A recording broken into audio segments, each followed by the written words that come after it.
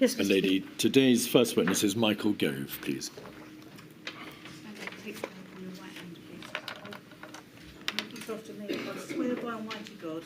I swear by Almighty God that the evidence I shall give shall be the truth, the whole truth, and nothing but the truth.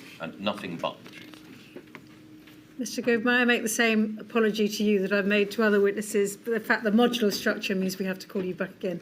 I'm sorry about the demands we're making on your time. I quite understand, my lady. Could you commence your evidence, please, by giving us your full name? Michael Andrew Gove. Mr. Gove, thank you for your provision of a further witness statement in these proceedings. Your statement of the 1st of September 2023 for the purposes of this module. I want to start, please, your evidence by asking you some questions about your past ministerial role. You were Chancellor of the Duchy of Lancaster between the 24th of July 2019 and the 15th of September 2021, is that correct? Yes. But you also held the post of Minister for the Cabinet Office between the 13th of February 2020 and the 15th of September 2021. Why did you fill both posts? Why were you fulfilling both those positions? When I was first appointed as Chancellor of the Duchy of Lancaster, the Prime Minister made it clear that my role at that time was to lead on preparations for Brexit, and in particular for preparations for a potential no-deal scenario. It had been the case, I believed, and the Prime Minister certainly believed, that preparations for Brexit had not been made in the way that they should have been, and that was my sole focus during the time that I was Chancellor of the Duchy of Lancaster, CDL, alone. After the general election, the Prime Minister believed that government should be reconfigured, and he wanted to give me a slightly broader role, now, of course, that he enjoyed a majority and that a Brexit deal had been secured in outline, and that broader role was to encompass looking at how the Cabinet Office might improve coordination of government policy, particularly, but not exclusively, with the devolved administrations. Was your appointment as Minister for the Cabinet Office connected in any way with the dawning realisation of the crisis, the coronavirus crisis, which of course was beginning to make itself apparent? I don't believe so. You therefore held two ministerial posts broadly connected with the workings of the Cabinet Office. And did that mean that you were broadly responsible and you held the ministerial responsibility for dealing with matters such as civil contingencies, the resilience of government with the response to civil emergencies? Was that all broadly within your brief? Yes, but I had observed before taking on this role and realised very quickly upon taking on this role that the way in which the Cabinet Office was configured was not, to my mind, appropriate for the type of pandemic that we faced and indeed the type of crisis that requires an effective whole-of-government response. I'm going to ask you some questions about the Cabinet Office in a moment.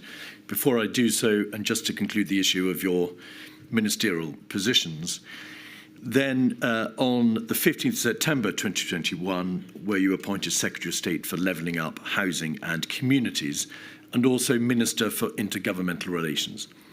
Why were you appointed to both those positions? The Prime Minister recognised that levelling up was a principal focus of domestic policy that had not, in his view, at that time, had the focus and drive devoted to it required. So he strengthened the department, which I took over previously, MHCLG, the Ministry for Housing, Communities and Local Government. We had an additional permanent secretary who was appointed on a temporary basis. I know it may seem odd to have a temporary permanent secretary, but Andy Haldane joined us in order to drive that activity. But intergovernmental relations, which had been exercised from the Cabinet Office, was added, and I think the Prime Minister believed that it was a complement to the work of levelling up across the whole United Kingdom to have a minister responsible for coordination with the devolved administrations. And what was the genesis of that ministerial position, Minister for Intergovernmental Relations. Had there been a review, in fact, before that time, into United Kingdom government union capability? Absolutely. Conducted by Lord Dunlop, Andrew Dunlop, originally commissioned when Theresa May was Prime Minister, and of course the experience during COVID reinforced the need for us to have a more coherent approach towards sharing information and coordinating policy across the whole United Kingdom. In broad terms, did your appointment as Secretary of State for Levelling Up and as Minister for Intergovernmental Relations mean that you were less involved in decision-making relating to COVID from that date of appointment, 15th September 2021? Yes. All right. Coming back to the Cabinet Office, the inquiry has heard evidence, and particularly in the context of Module 1, to the effect that the Cabinet Office performs a vital role at the heart of government in liaising between other government departments, synthesising the response of government, in broking, if you like, the affairs of government between its various multifaceted parts. There has been an abundance of evidence in this module, Mr. Gove, to the effect that over and above perhaps a degree of expected chaos or confusion in the face of an unprecedented crisis, the Cabinet Office was largely dysfunctional, and that is a word that's been used by Mr. Cummings, by Mark Sedwell, the former Cabinet Secretary, the former Deputy Cabinet Secretary, Helen McNamara, and others. How, as you see it, and you'd been a Minister of the Cabinet Office for some time, how was that position allowed to develop? For a variety of reasons. I think the first thing is that the inherent structure of the Cabinet Office was flawed. Normally, the lead minister, the Secretary of State, is responsible for everything that happens in his department, and of course, or her department, and answerable to the House of Commons, accountable for what happens there. But the Cabinet Office is different. There is much within the Cabinet Office that is not within the purview and not within the control of whoever happens to be the lead Cabinet Office Minister, Chancellor, Duchy of Lancaster, Minister for the Cabinet Office, or whatever. So there are significant parts of the Cabinet Office that answer to the Cabinet Secretary or to the Prime Minister rather than to the lead Minister for the Cabinet Office. And as Helen McNamara, I think, points out in her evidence, in paragraph 22 of her evidence, she says that in July 2019, she had been given clear instructions by the Prime Minister's team that following the de facto Deputy Prime Minister model, which some attribute the role of CDL into being, was not the intention behind appointing Mr. Gove into the Cabinet Office. My teams and I should be clear that our ministerial accountability, flowed through the Prime Minister only. And I think actually, even though Helen was talking about the particular circumstances under which I was appointed, it was a feature of the way in which the Cabinet Office worked, that various secretariats there, the National Security Secretariat and so on, worked to the Prime Minister. Ministerially, to whom should the inquiry look in terms of accountability for the state into which the Cabinet Office descended prior to the onset of the coronavirus pandemic? Well, I would take two steps back. I think my point would be that the Cabinet Office, in and of itself, over many years, has operated in a way which is not as effective as it should be for the effective delivery of government policy, both business as usual and also in response to crises. In the first module, we touched on the lead department model for responding to crises. And there is much merit in that for many of the crises that government faces. An animal health emergency or a flooding emergency are best handled using the expertise that DEFRA, for example, has. But when we're dealing with a whole system crisis of the kind that COVID clearly was, then the lead departmental model is not adequate for that. We had an approach, the Cabinet Office had an approach, which I fear ceded too much responsibility to lead government departments and did not mean the assumption of sufficient responsibility at the centre. And we can see that in the way in which the Civil Contingencies Secretariat believed that it was supposed to respond. It was not occupying, I believe, their space, and it did not exercise the authority that it should have done across government, partly because of the lead department model. And that is a structural issue of government that had not been addressed, and which I believe this inquiry is seeking to address. Can I return to the structural position in a moment? My question was in fact directed at the nature of the Cabinet Office itself, rather than structural issues which may have arisen between itself and other government departments, in particular the response of government in the face of a whole government crisis. The Cabinet Office itself has been described as dysfunctional, bloated, too many senior levels, too many Director Generals, a degree of duplication and confusion, a huge number of communications engagement staff, and so on. That is a facet of the Cabinet Office itself, not any other lead government department. Why do you think that the Cabinet Office came to be in such a state? Well, again, the Cabinet Office acquired additional responsibilities before and during my time there. There was a tendency, there has been a tendency, amongst successive prime ministers to shove into the Cabinet Office responsibilities that do not appear to fit conveniently or easily elsewhere. At different times, different prime ministers have used the Cabinet Office, for example, to lead on drugs policy or on policy towards charities and the third sector. So it becomes a sort of Mary Poppins bag into which different prime ministers will shove things that they believe require to be dealt with by the government's nanny, as it were. And it's also the case that the Cabinet Office, under previous ministers, had acquired responsibility, which I believe is right, for ensuring that various cross-government functions, procurement, communications and buildings and so on, were administered more effectively. And on many of those occasions, as the Cabinet Office grew, as its responsibilities grew, what we did not have was the drains-up exercise to look and to focus on what exactly should be done through the Cabinet Office and what should be done through other government departments and what should be done in Number 10. And when I assumed responsibility for the whole of the Cabinet Office in the middle of February and in early March, I believed that we needed to change the way in which it operated. And I made my views clear to the Prime Minister, to the Cabinet Secretary, and to those working for the Prime Minister that we needed to reform the way in which the Cabinet Office operated. Again, Mr. Gove, you've referred to the areas for which the Cabinet Office became responsible and to the structural system around it.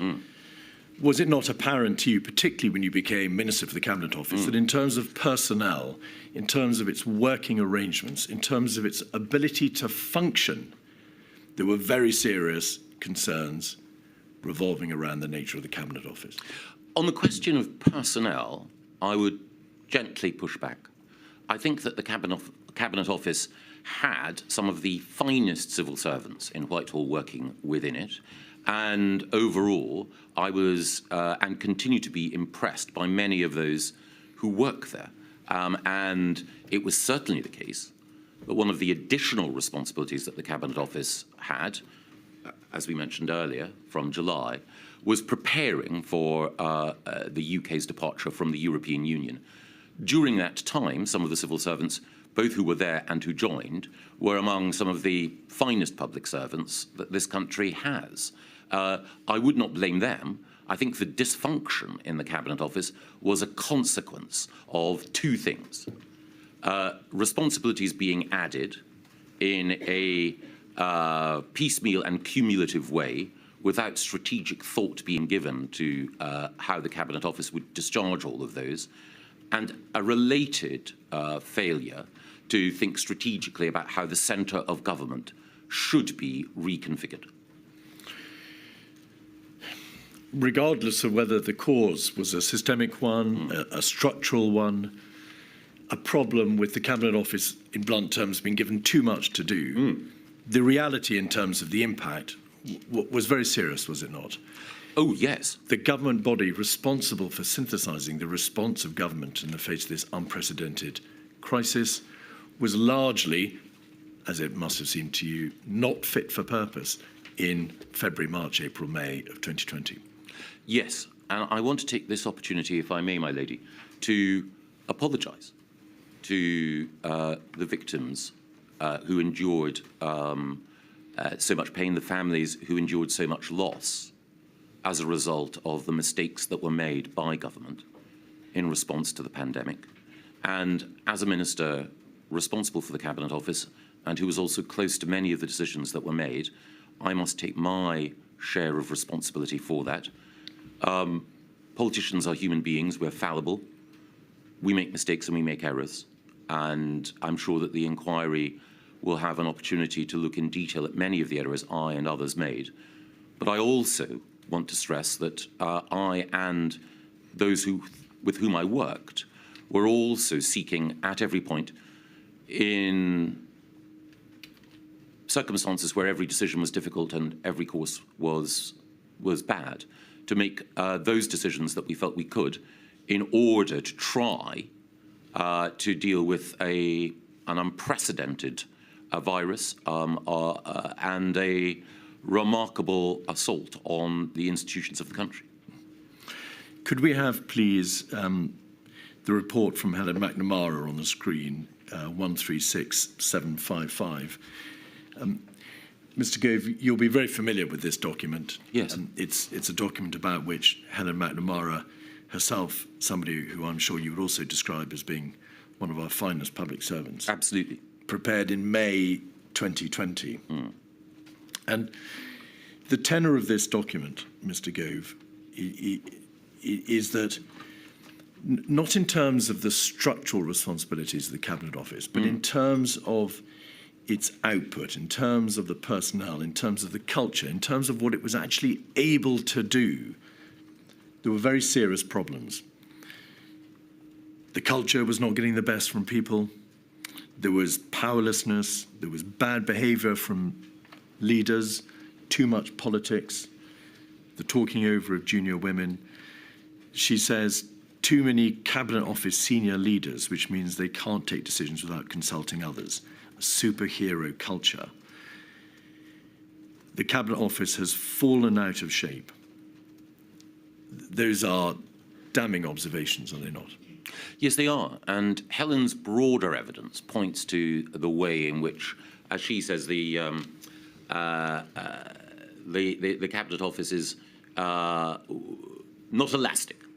It was moved into a particular shape as a result of some of the successive responsibilities that I mentioned earlier. And so the overall structure of the Cabinet Office was not such that it could perform as it should, as any government department should, when faced with a crisis. Some of the behaviour that Helen quite rightly points out and calls out is, I think, a regrettable feature of one of our failures to effectively and at an early stage change the way in which the Cabinet Office worked. And as I mentioned earlier, there were a variety of changes that I wished to make, including some that I did make to personnel, which were intended to address some, though not all, of the concerns that Helen rightly raises. Right at the bottom of that first page, there are these words: sense that Cabinet Office has lost its way in making the Whitehall machine work for number 10, and then over the page,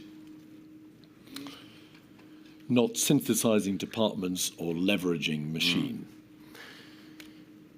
That is a fairly broad observation, of course, but it may be thought to be an obvious one. If it had appeared to Helen McNamara that in this very general sense the Cabinet Office was failing in its primary role of leveraging the government machine, that must have been apparent to you from being Chancellor of the Duchy of Lancaster, which of course is a related Cabinet Office ministerial role, and certainly from February 2020 when you became Cabinet Minister for the Cabinet Office. Yes. What did you do yourself in February, March, April to address the concerns which you appear to have shared? Well, the first thing is that when I was Chancellor of the Duchy of Lancaster solely, as I mentioned earlier, my focus was on Brexit preparations. And again, we discussed in the inquiry the extent to which I believe that those helped us to prepare for some of the challenges of COVID.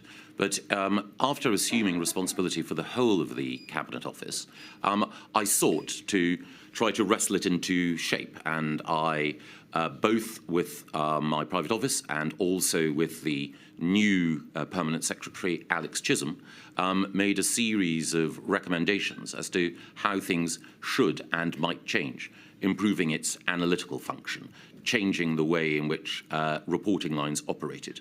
But if I may, one of the things that I found while I was there, and even as the situation with COVID was looming on the horizon, was that I discovered during the course of those early weeks that there were parts of the Cabinet Office and ways in which the Cabinet Office operated that were shielded almost from my scrutiny and intervention. A case in point occurred when on the 3rd of March, I believe, I had to answer an urgent question about the resignation of Philip Rutnam as Permanent Secretary at the Home Office and the consequences for the position of the then Home Secretary, Dame Priti Patel. I was preparing as the Minister accountable to go into the House of Commons to answer the question when, shortly before I went in, I was told, and didn't know beforehand, that there was an inquiry going on as to whether or not the then Home Secretary had breached the ministerial code. That inquiry was supervised by the Propriety and Ethics team within the Cabinet Office, who do a peerless job, but I wasn't aware of that at all. So a key element in the Cabinet Office, a key team, was shielded from my scrutiny and my ability to both know what was going on and then ask questions about its effectiveness. At various different times in the run-up to that UQ and afterwards, I sought, by talking to Number 10 and making clear my frustrations, that we needed to fundamentally alter how the Cabinet Office worked. And indeed, I expressed my views, including to Dominic Cummings, sometimes in very direct terms, about the need for change and reform in the way in which the Cabinet Office operated. And Mr. Gove, we will look in due course at some of the, well, many of the suggestions that you made in relation to reform of the Cabinet Office structure. But again, why did this revelatory understanding about the state of the Cabinet Office not occur whilst you were Chancellor of the Duchy of Lancaster, that is to say, between July of 2019 and February of 2020? It must have become apparent to you, while you discharged that important ministerial responsibility, that the government department for which you were at least indirectly responsible was failing. Well, the first thing is that my responsibility as CDL was to make sure that the inadequate preparations that we had made for our departure from the European Union were ramped up. And that was the principal focus of my work. It meant enlisting additional people from outside the Cabinet Office to come in. Already I was aware that in one area, a central area of government responsibility, government was not configured as it should be. I was, during that time, increasingly aware of some of the inherent dysfunction within the Cabinet Office, but it was only when I assumed full responsibility as MCO that it became clear to me quite how dysfunctional the structure of the organisation was. And as I mentioned earlier, there were parts of the Cabinet Office that, and perhaps rightly, considered themselves not to be responsible to or accountable to me, or indeed anyone who was CDL or MCO. And I used to refer to parts of the Cabinet Office as the dark side of the moon, because they were obscured from my gaze. if you were increasingly aware, as you say you were, why did you take no steps prior to March 2020 to address the problem? I was appointed to be MCO, I think, on the 13th of February. And I think within weeks, I was making clear to Number 10 and others. I mean, I apologise. Between July 19, when you were Chancellor of the Duchy of Lancaster, and March 2020, when you had your feet under the table of that new ministerial responsibility. Again, it's a nature of a feature, and in the nature of cabinet government, that you can make observations to the Prime Minister and to others about the weaknesses that you discern in other parts of government, but there are delineations of responsibility. So, did you, and I apologise for interrupting, did you make those observations between July 19 and February 2020? I made some observations informally about some features of how the government machine was operating, but at that time, I was prioritising what I considered to be the role and mission that the Prime Minister had given me, and which I believed was absolutely critical. So, as I arrived as Minister for the Cabinet Office, alongside being Chancellor of the Duchy of Lancaster, I had concerns, but I wanted to familiarise myself with the shape and structure in greater detail before then making recommendations for change. Normally, in previous cabinet roles, when I've arrived in departments and I believed that there needed to be change, I've taken a couple of months before instituting what some of those changes are, because I wanted to make sure that I properly understood why things are the way they are, before then arguing for change. When I arrived at the Cabinet Office, it was rather quicker. There is a principle in politics, the principle of Chesterton's fence. Sometimes the existence of a particular institution or protocol seems irrational, but before you remove it, you need to understand why it might have been put there. And that applies in other government departments. Don't immediately rush to change things before understanding why they were there. Well, but as you say, while I was Chancellor of the Duchy of Lancaster, I became increasingly aware of the need for change. And then, as Minister for the Cabinet Office, I sought quickly to familiarise myself with those aspects of the operation of the Cabinet Office that I had not been directly responsible for beforehand, and became even more seized of the need for changing how it worked. You're not suggesting, of course, that dysfunctionality, if revealed in the heart of a government department, is something that should not be addressed? No.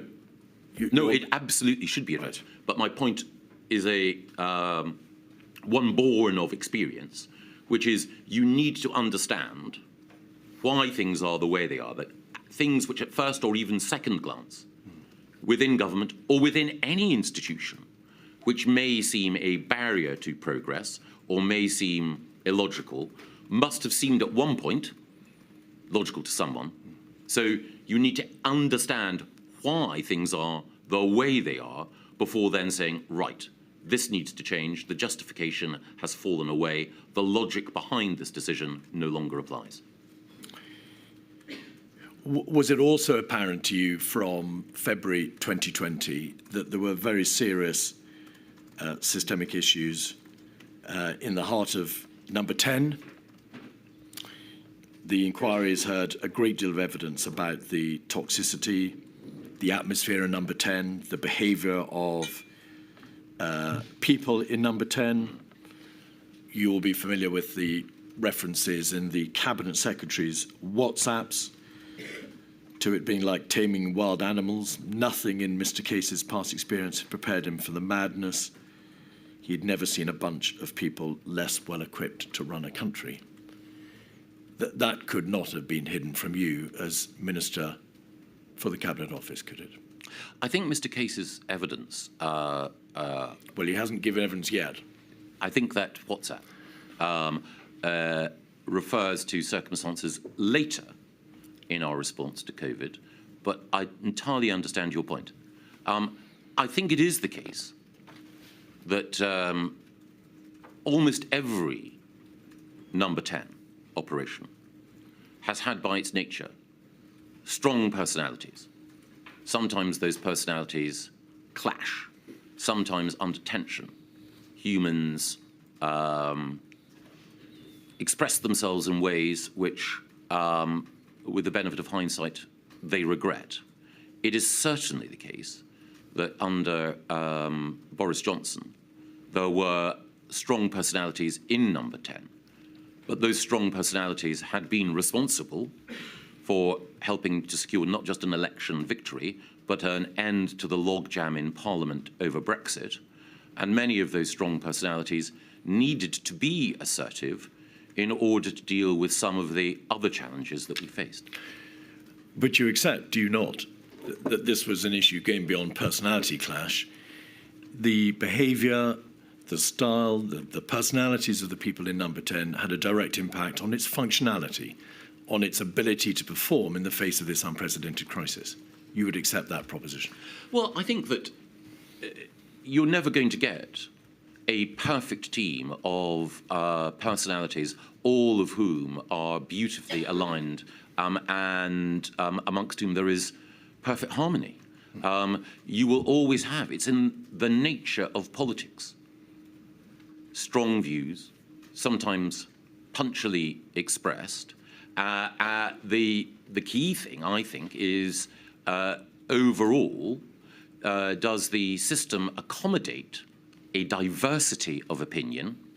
And then, once a resolution is reached, does it implement that policy quickly and effectively? And I think that you know, the nature of politics, the nature of decision-making in any organisation under pressure means that people do sometimes need to be, you know, a little bit direct.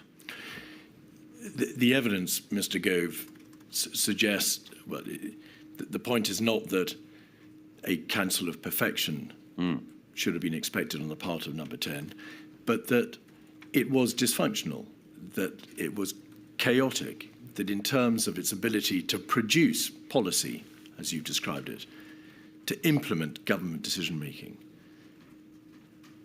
it was, to use the words of Mr. Cummings himself, dysfunctional.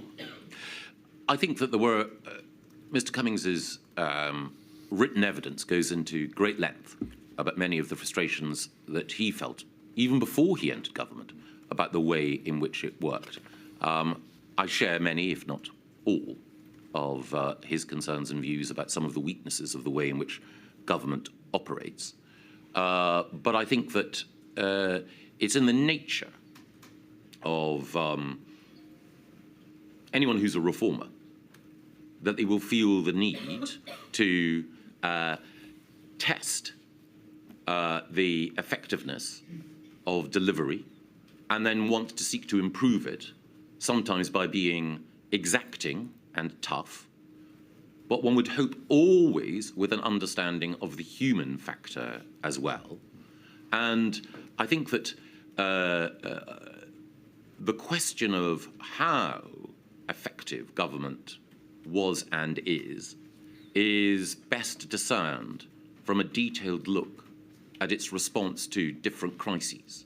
And again, I would not want to preempt the committee's conclusions at all, but I think I would argue that the government of Boris Johnson, when it came to preparation for Brexit, executed that well. When it came to the vaccine rollout, executed that well. But there are other areas which I know the inquiry will look at where it would be quite wrong to award ourselves high marks. Well, I'm going to press you on that, Mr. Gove. In terms of the government's overall response in those early months to the crisis and deliberately not addressing the issue of vaccines, the government response was deficient. There was a chaotic and dysfunctional element inside Number 10, inside the Cabinet Office, and the government, whether you put it in terms of, using your words, in terms of output or delivery, was significantly off the mark, was it not? I think it was the case that there were specific failings, and we can go on to list them. But I would add two things.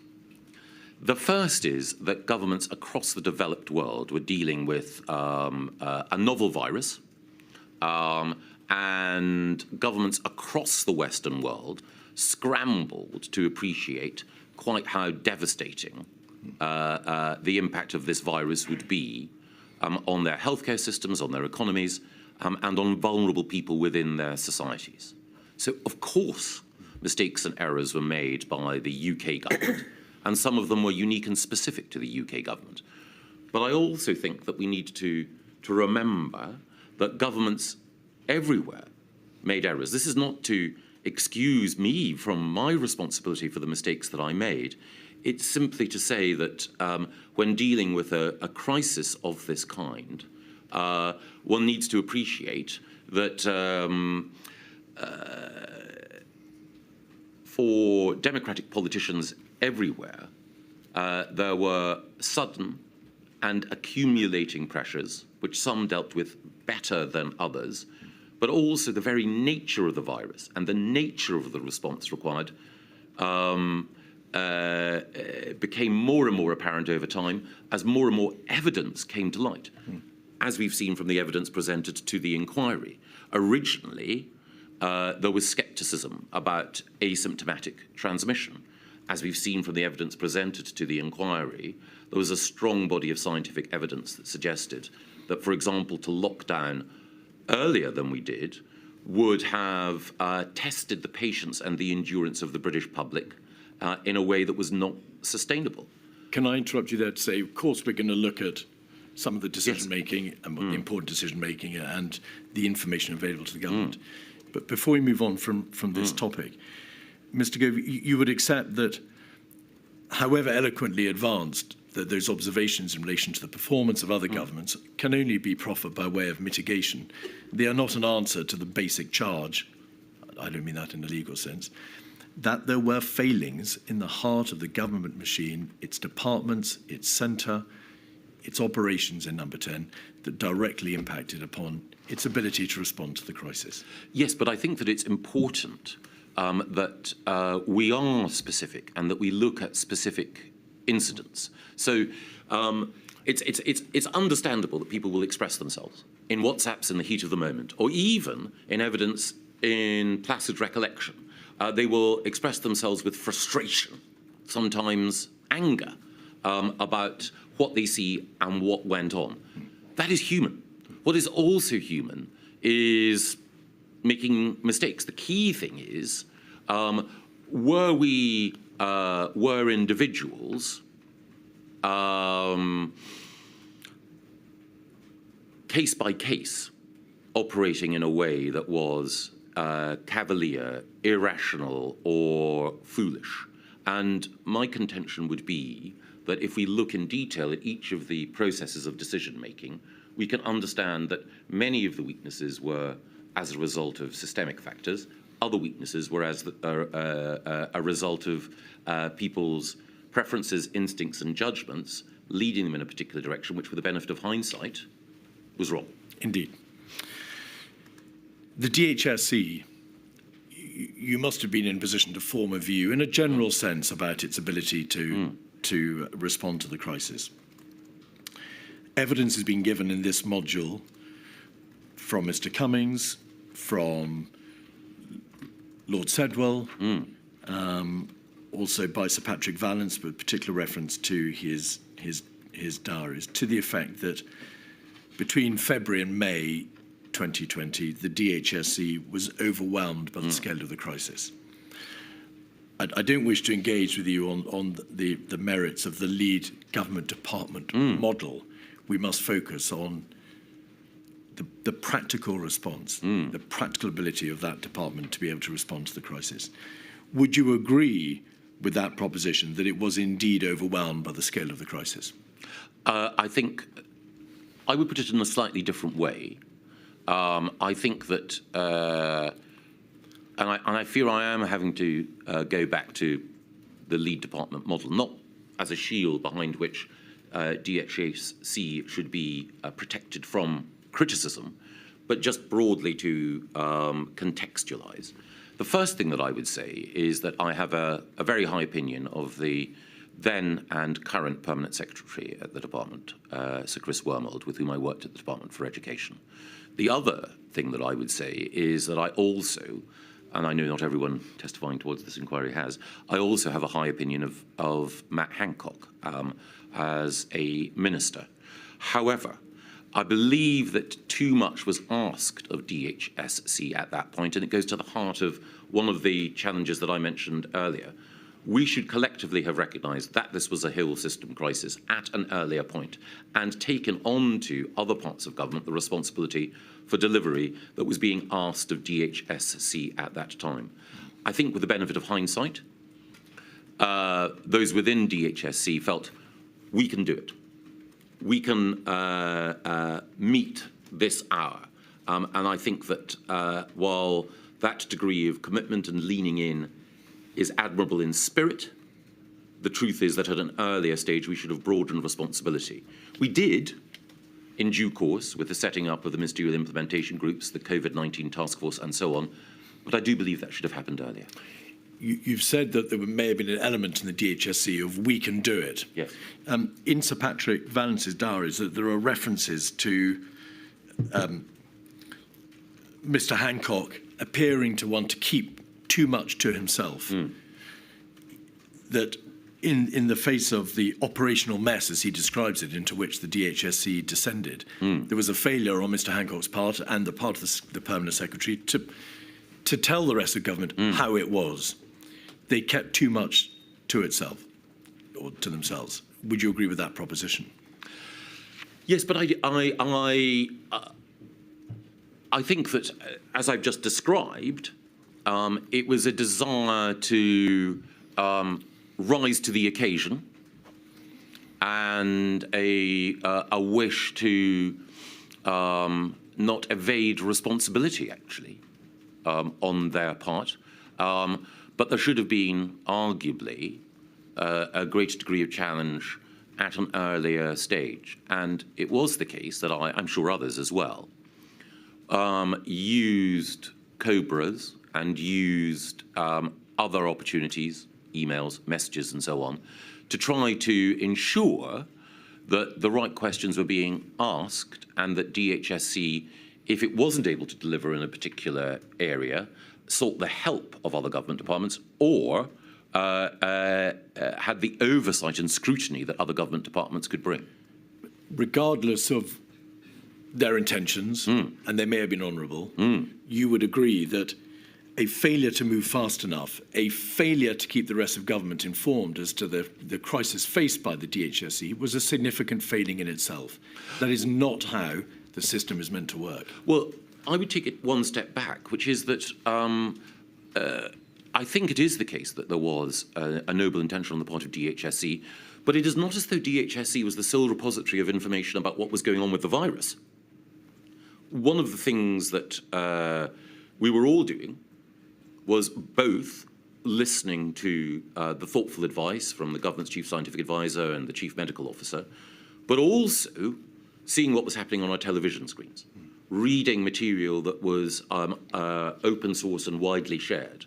So we could form a judgment about whether or not the whole government response and the DHSC response was appropriate. So again, we could make a judgment about the need for ventilators, seeing what was happening both in the Far East and in Italy.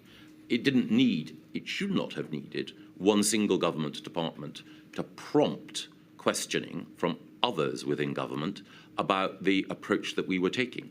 And indeed, as I think my evidence points out, I benefited from reading outside government briefings in order to be able to bring to bear the sorts of questions which I believed it was necessary to ask.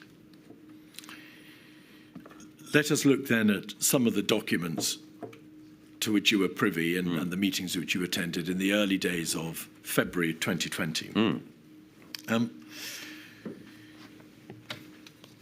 Just by way of introduction to this topic and to explore your understanding as to what, in general terms, what general state the United Kingdom was in. Professor Sir Chris Whitty has stated that he was under no illusions that the United Kingdom was well set up to meet the challenges of a major pandemic, because he knew that investment in healthcare had been suboptimal.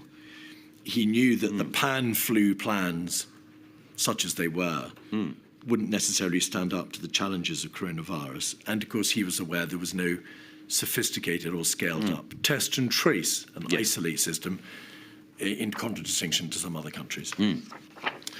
In general terms, Mr. Gove, in early February, were you aware of those concerns?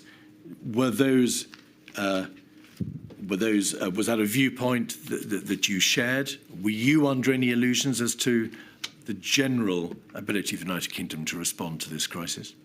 I think it was only later in February that I began to feel a sense of concern about how well prepared as a country we were.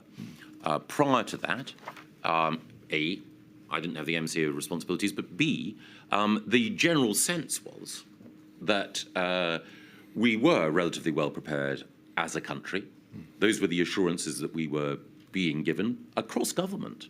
And I broadly took those on trust. I think there were some ways in which the government, as a result of exercises and steps that we'd taken beforehand, was, in a position to deal with aspects of the crisis, other areas where we were clearly weaker. But no, I didn't have the prescience to see in early February that we were not well prepared. I think it was only later in February and early in March that my concerns about our response mounted. Of course, there was no real change in relation to those deficiencies. No. The healthcare system was what it was. The pan-flu plans had been prepared in 2011 and had not been significantly altered. And there was no sophisticated, scaled-up TTI system. So to that extent, Mr. Gove, why were you not made aware of those salient features, those pre-existing aspects of the government's ability to respond? I think because, again, I trusted, and I think others within government would have trusted the Department of Health and those with whom it worked in that area. Even after I took on MCO responsibilities, which was, as we discussed, in the middle of February, I could not immediately, I think, have scrutinised every single contingency plan across government and tested it with the rigour that might have been deserved. Of course. And of course, we were in the middle of an evolving crisis, and as I mentioned earlier, and as is well known, while the plan for pandemic flu that had been developed was, had many strengths and virtues, it was in the nature of the virus that we faced that it presented a different set of challenges from those that pandemic flu. Indeed.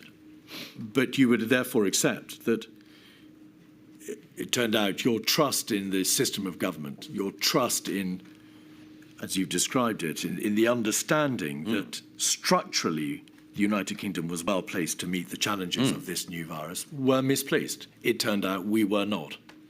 We were not as well prepared as we should have been, ideally. I think that is true. Again, it's in the nature of the fact that the virus was novel. And indeed, I think, though this probably goes beyond the remit of the inquiry, there is a significant body of judgment that believes that the virus itself was man-made, and that presents a set of challenges as well. Forms no part of the terms of reference in this inquiry, Mr. Gove, to address that somewhat divisive issue. So we're not going to go there. But I think it is important to recognise that the virus presented a series of new challenges that required both the science to adjust, and science by definition adjusts on the basis of accumulating evidence both about the operation of the virus and its effect on particular elements within the population. Well, we'll come to that quite separate issue in a moment. There was a cabinet meeting on the 6th of February, 56137, you were an attendee. We can see your name in the left-hand column on the first page. On page 6, there was a reference to a tabletop exercise.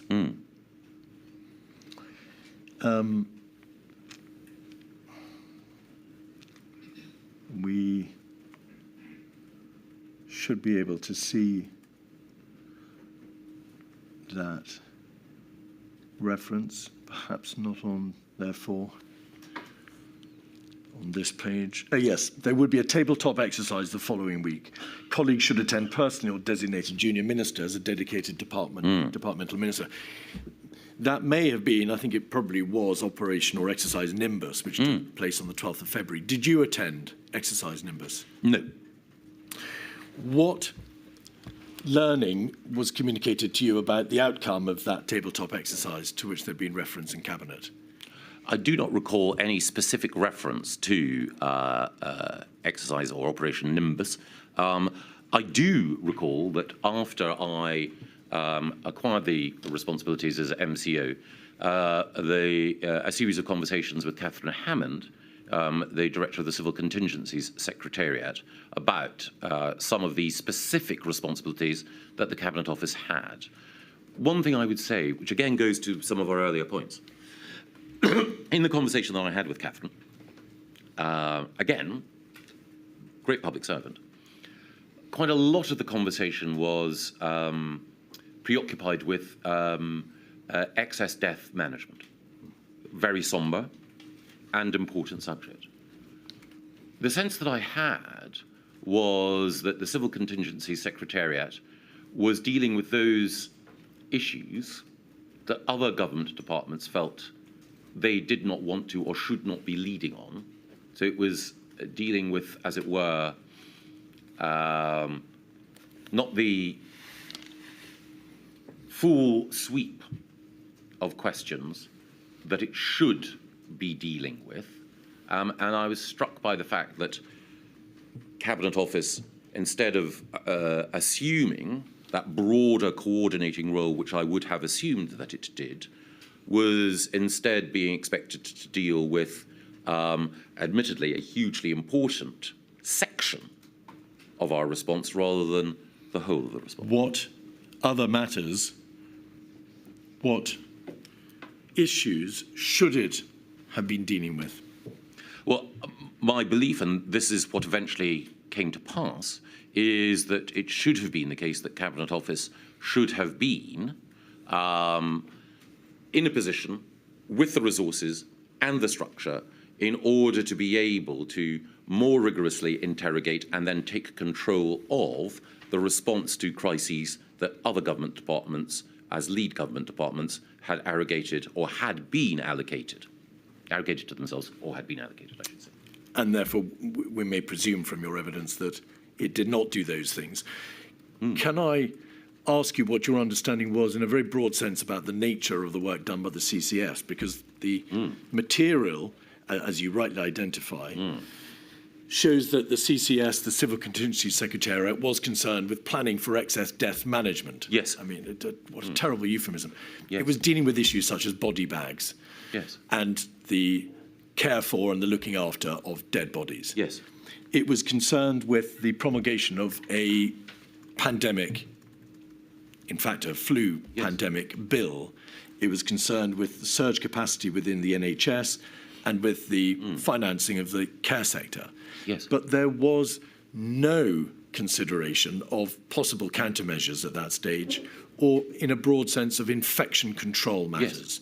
Yes. Is that the area to which you're referring when you say there were areas it didn't address? A part of it, but it's even more a prior question, which is if you have a lead government department and the Secretary of State for that lead government department chairing COBRA, he's asking of other government departments for a variety of things. So if I were Secretary of State for Health and it were a pandemic, or if you were... Could you just slow down a little bit, Mr. Gove? You're racing away now. Give me. If either of us, if my lady were Secretary of State for Health and chairing COBRA, any of us would ask of other government departments, what are you doing? So one would ask of the Education Minister, are we certain that policy X is being followed in schools? One would ask of the Defence Secretary, is it possible that we can deploy the military in this occasion? But the Health Secretary, him or herself, is not being questioned or held to account in that process. And I believe that that's the wrong model, that the Health Secretary or the Home Secretary, if it's a terrorist outrage, or the Environment Secretary, if it is a animal or plant disease outbreak, should not be the person chairing COBRA, but the person reporting to COBRA. And it should be a Cabinet Office Minister or the Prime Minister who acts as the chair, interrogating all government departments, seeking to ensure that ancillary departments support the lead department, but also questioning the lead department on its responsibilities and management. Was there a specific issue in this regard in relation to the Health Ministerial Implementation Group? Because Mr. Hancock chaired that MIG and therefore was to some extent, in the way you described, marking his own homework. Yes, and I would say is a structural weakness because, as I mentioned earlier, I have a high opinion of Mr. Hancock and believe that many of the decisions that he made were right and displayed foresight and wisdom. You've acknowledged that when you discuss these issues with the Civil Contingency Secretariat, Yes. and we must presume from the fact that you said you approached them and you spoke to them that you were engaged in this issue, it was something that you were looking at. Was it apparent to you that there was no real debate about infection control being carried out within the CCS, that it was focusing on, and I don't mean this disrespectfully, ancillary issues such as the management of dead bodies, legislative proposals for dealing with public order in the face of a flu or coronavirus pandemic, and admittedly, surge capacity within the NHS. In central government terms, there was no real consideration of how do we stop this virus from spreading, of what infection control measures need to be thought about and then put into place. What was your reaction? Yes, I would not want to overstate either my knowledge or my prescience. All that I felt when I was talking to Catherine is, A, as you say, the whole issue of excess death management is sombre, chilling, scary. Also, why is this assuming so much of the Civil Contingency Secretariat's time and time in this conversation when there are so many other aspects of dealing with this emerging pandemic that require to be addressed? What I could not say, because I did not know enough, is who's dealing with X, who's dealing with Y, who's dealing with Z, because appreciating the need for infection control, non-pharmaceutical interventions, therapeutics and so on, was something that I only became more acquainted with as the crisis developed. In this cabinet meeting, you will see 2 or 3 lines above the reference to tabletop exercise. The words, the central point to make was that the government had a plan to deal with this illness, and this was guided by science. Yes. I don't intend to ask you any questions about the doctrine of following the science, but what was the plan, as far as you understood it, that the government had in place to deal with the illness? What plan? You must have asked yourself. Yes, and the plan, and this was, again, emphasised in COBRA, was a plan to delay and contain the spread of the disease. The disease, however, overwhelmed that plan, Yes. to put it mildly. How delay, how contain, Mr. Gove? What was the plan for delaying, for practically stopping the spread of the virus into the United Kingdom and then containing it thereafter to the extent that containment, delaying it thereafter to the extent containment was lost? What were the nuts and bolts of that plan, as far as you understood it to be? That we should use testing and contact tracing in order to monitor the spread of the disease and that seek to isolate those who were infected. You understood, of course, that that system dealt only with index cases, a relatively small number of travellers who had come into the United Kingdom, and that there was, beyond the first few hundred, absolutely no system for testing, tracing and isolating. Quite.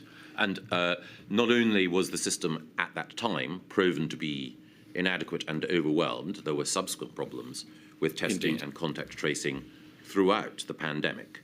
I would only add, however, that the initial evidence that ministers were presented with was that there was a low likelihood of asymptomatic transmission, and obviously we subsequently discovered, we all discovered that was not the case. That is to do with the overarching understanding of the characteristics of the virus, but focusing on what the Cabinet was told by the CMO about the nature of the plan. This was plainly a matter of the gravest concern, and you were being assured, don't worry, we've got a plan. Yes. And I want to ask you, what was your understanding of the mechanics of that plan beyond, well, we're going to contain it and delay it? That principally, but also that we had, as Chief Medical Officer, one of Britain's foremost epidemiologists, that we had a robust system within the NHS of providing surge capacity at certain moments, and that we had stocks of some of the drugs that might prove efficacious and of PPE. Of course, it was in the nature of our preparation that our preparation was for a flu pandemic, and that the PPE and drugs that we had were aligned with that type of pandemic, not the coronavirus pandemic, as it turned out. Even at that stage, Mr. Gove, it was known to everybody there was no antiviral or no therapeutic for this coronavirus. So that could have been of little solace. In terms of how it was envisaged that if the virus spread beyond the handful of travellers and index cases, infection control measures could be put into place, what debate was there? That debate only intensified or really took place later. I'm so sorry to interrupt. There was no debate about the nature, the existence of infection control measures at this stage in early February. Well, there was an observation or a series of observations about what was being done in East Asian countries, and particularly in China. And again, a central question that I know many of us will be asked to address is the wisdom or efficacy of lockdown. But I think, as the CMO, CSA and others have said, lockdown was an unprecedented departure for a country like the United Kingdom with its traditions of liberty. Normally, it would be the case that those who were infected, and visibly so, would be isolated, not an entire population being locked down. It was a very, very significant step, I believe, right and justified given the nature of the virus, but nevertheless a momentous one. And again, we were looking at emerging evidence at that time. And again, I would stress that the burden of the advice that we were being given in early March was that thinking about locking down the population was not just a momentous step and a significant departure from what had gone before, but a policy that would have to be introduced with care, because we could not expect the UK population to endure those restrictions for too long. We will return, of course, to the issue of lockdown. But for present purposes, it wasn't, of course, a decision that was made until the 23rd of March. Indeed. And not debated, in fact, at a serious and high level until probably 2 weekends before, the weekend of the 14th, 15th of March. You accept, therefore, Mr. Gove, that whilst debating the spread of a new coronal viral outbreak, acknowledging, as you have done already, that there was a dawning realization that there were no practical measures that could stop its spread, no TTI, sophisticated TTI system. That the virus, once it got out of China, would be impossible to be limited, to be kept away from our shores. There was no debate about infection control. Prosaically, how do we stop the virus from spreading throughout this land? I would say two things. I'm sure there was debate going on in SAGE, in other government advisory committees, amongst medical experts, epidemiologists, and public health experts. I'm sure that debate was going on. I could only rely on the advice that was given to government ministers, broadly, and also to what you or I or anyone could read through open source information. And at the time, in public debate, there were not many voices who were urging the type of action that we subsequently embraced.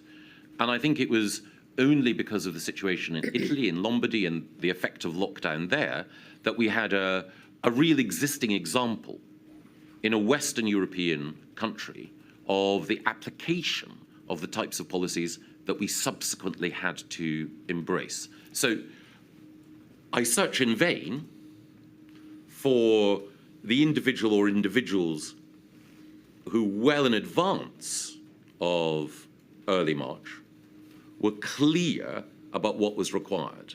I think I mentioned in my evidence that the former cabinet minister, Rory Stewart, invoked the example of dealing with Ebola in calling for very firm measures.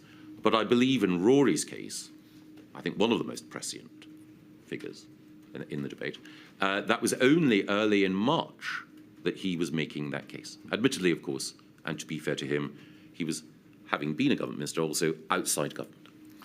You've referred, of course, to the outbreak in northern Italy. To get our chronological bearings, the first lockdown was imposed in northern Italy in 10 municipalities on the 21st of February. So we'll come back to this sometime before the comparable decision was taken here.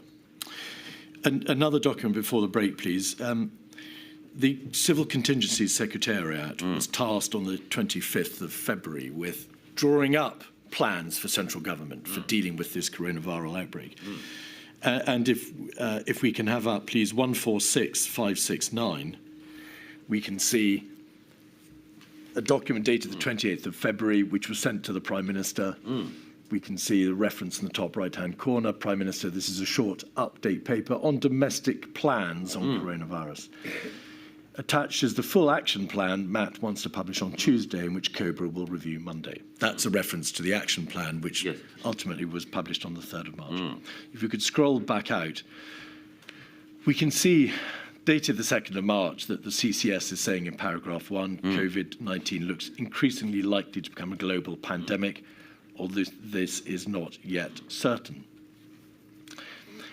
I'm not going to debate with you, Mr. Gove, when it became understood that there would be a global pandemic, but that was the position taken by the CCS.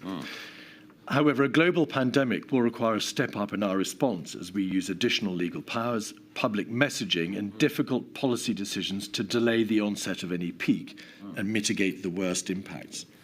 If we could scroll back out, we can see then in paragraph 3, preparations are well underway. COBRA is meeting regularly, and our best scientists are advising on when this step up will be needed. We need to share more of our planning. And then to get your bearings, if we could scroll back out on page 2 at 7, 8, and 9, we can see strategic and tactical aims set out. Protect lives, contain the infection, delay the peak. We need to strike a balance between taking precautionary steps and overreacting. So, 2 questions, please. Were you privy to this document? Was this sent to you? Well, I appear to be on the CC list, but You do. I am not certain. I would have to check with my office that I actually received this document in this form. There was another variant of this document, of course, one without the note on the top, the Yes. handwritten note, which is why I've taken you to it. Yes. But do the best that you can then. There are repeated references to the preparation that would need to be done. A clear plan of activity will be required. And to the strategic and tactical aims. At this time, at the end of February, which is over a week after the lockdowns have been imposed in Italy, were you struck by the absence of detailed infection control plans, the practical measures which ultimately, of course, were imposed? Did it strike you that their omission from this core document from the Civil Contingency Secretariat was significant? I think it was only a week after that, the week commencing the 9th or 10th of March, that my concerns began to mount significantly. There's a reference to overreaction in paragraph 9. As cases spread across the world, the risk of overreacting is reducing. There was a meeting with the Prime Minister, which again you may not have attended, on that day, the 28th of February, and his private secretary's notebook refers to the fact that the Prime Minister stated the biggest damage would be done by overreaction. Yes. What was your view at this stage, around about the end of February, on the danger of overreacting? I recognised the case. I do not believe that it was at the end of February. I believe that it was just a little bit later. As I say, on the week beginning the 9th or 10th of March, that I became convinced that the danger was underreacting, not overreacting. But I think that the Prime Minister's view that on past occasions we had seen,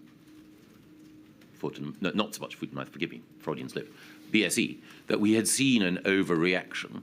I think his natural concern was that if we paralysed the economy,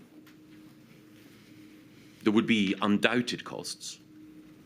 There were undoubted costs. And before taking such a grave step, we needed to be absolutely certain that it was justified. As I say, at the time, at this precise point, around the very end of February, I was inclined to give substantial weight to the Prime Minister's concerns. It was only in the succeeding days that I became more and more convinced, actually, that action was required.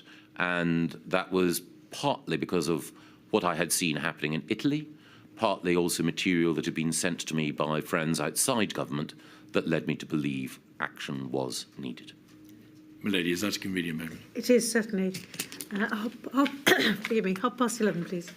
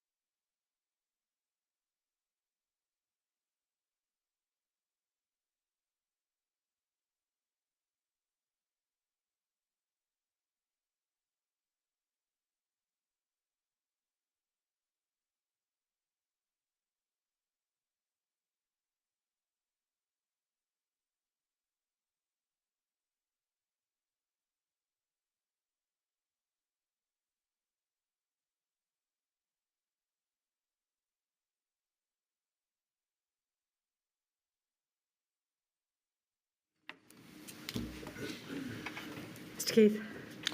Mr. Gove, during the course of the morning, I was asking you some questions about dysfunctionality at the heart of central government, in particular in some of its government departments. And I asked you, I said, I'm going to press you in relation to the areas in which you said it would be wrong to award yourself and the government high marks. And you said, I think it was the case that there were specific failings, and we can go on to list them. Rather rudely, I didn't ask you to list them. Could you list them, please? I don't think I can exhaustively.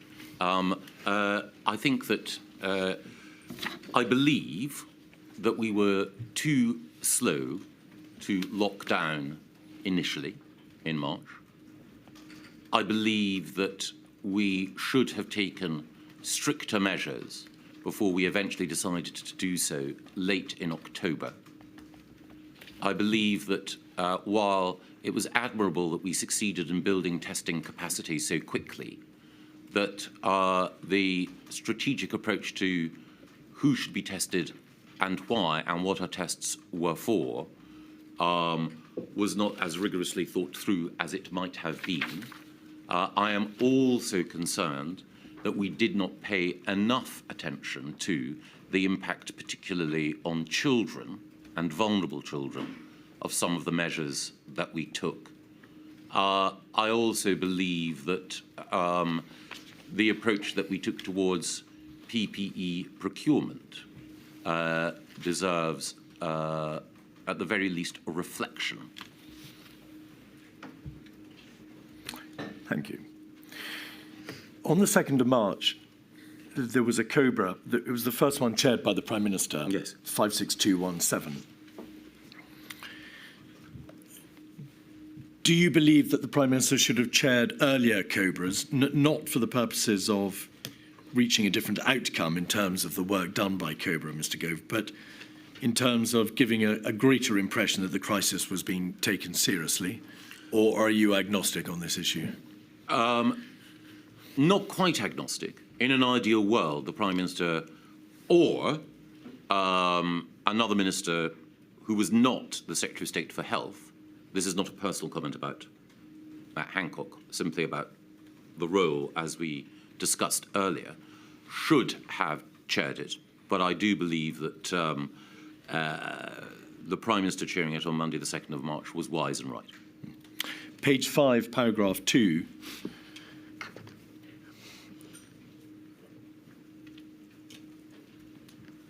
The Chair invited the Government Chief Medical Officer and the Government Chief Scientific Advisor to provide a situation update. The CMO said that contact tracing for the source of infection for the last 2 cases in the United Kingdom had not been successful, and that in both France and Germany there was now sustained community transmission. So this is the 2nd of March. It's about a week or 10 days after lockdown has been imposed for the first time in the 10 municipalities in Italy. There have been cases within the United Kingdom since the beginning of January, the 30th and the 31st of January, in fact. And the COBRA, the primary crisis response body for the United Kingdom, is being told contact tracing for the source of infection for the last 2 cases has not been successful, and there is sustained community transmission in France and Germany. Did you, experienced Cabinet Office Minister as you were, understand that in effect containment had been lost, that the virus was here and was spreading? Yes. There was an action plan published the following day. You've referred to it later, referred to it earlier. INQ 57508, the Coronavirus Action Plan. This was, and we'll come to this in a different context later in the course of your evidence, a document, a publication to which all the devolved nations had contributed. At page 10 on paragraph 3.9, there is set out the broad strategic approach to the United Kingdom government. Contain, detect early cases, follow up close contacts and prevent the disease taking hold in this country for as long as is reasonably possible. If it does take hold, slow the spread in the country. Did COBRA, which was cited, of course, on the publication of this action plan, consider the degree to which containment had already been lost, that the virus was in the United Kingdom and it was spreading, there was sustained community transmission, and therefore that a strategy based in part upon containment was a failed strategy? I think it's fair to say that there was a dawning realization that the spread of the disease would mean that moving from contain to delay was becoming more and more imperative. Certainly on my part, and I'm sure on others. Did anybody think to ask themselves, but what is the point of publishing our sole strategic document on a basis which may simply not turn out to be correct? I think it was the case at that time that there was a growing realization, but it was not universal. This was a document, of course, agreed by all four governments, into which a degree of close working had gone. And this was the plan overall, as had been drawn up in the weeks and days beforehand. So I think it's fair to say that in laying out how the government sought and planned to approach the pandemic, that it was right to show our working, as it were. On page 4 of paragraph 1.1, there is a reference to the United Kingdom being well prepared to respond in a way that offers substantial protection to the public. That turned out not to be the case, did it? Certainly we were not well enough prepared, no. Going back to the COBRA document the day before, the meeting of COBRA 56217, on page 5, paragraph 3,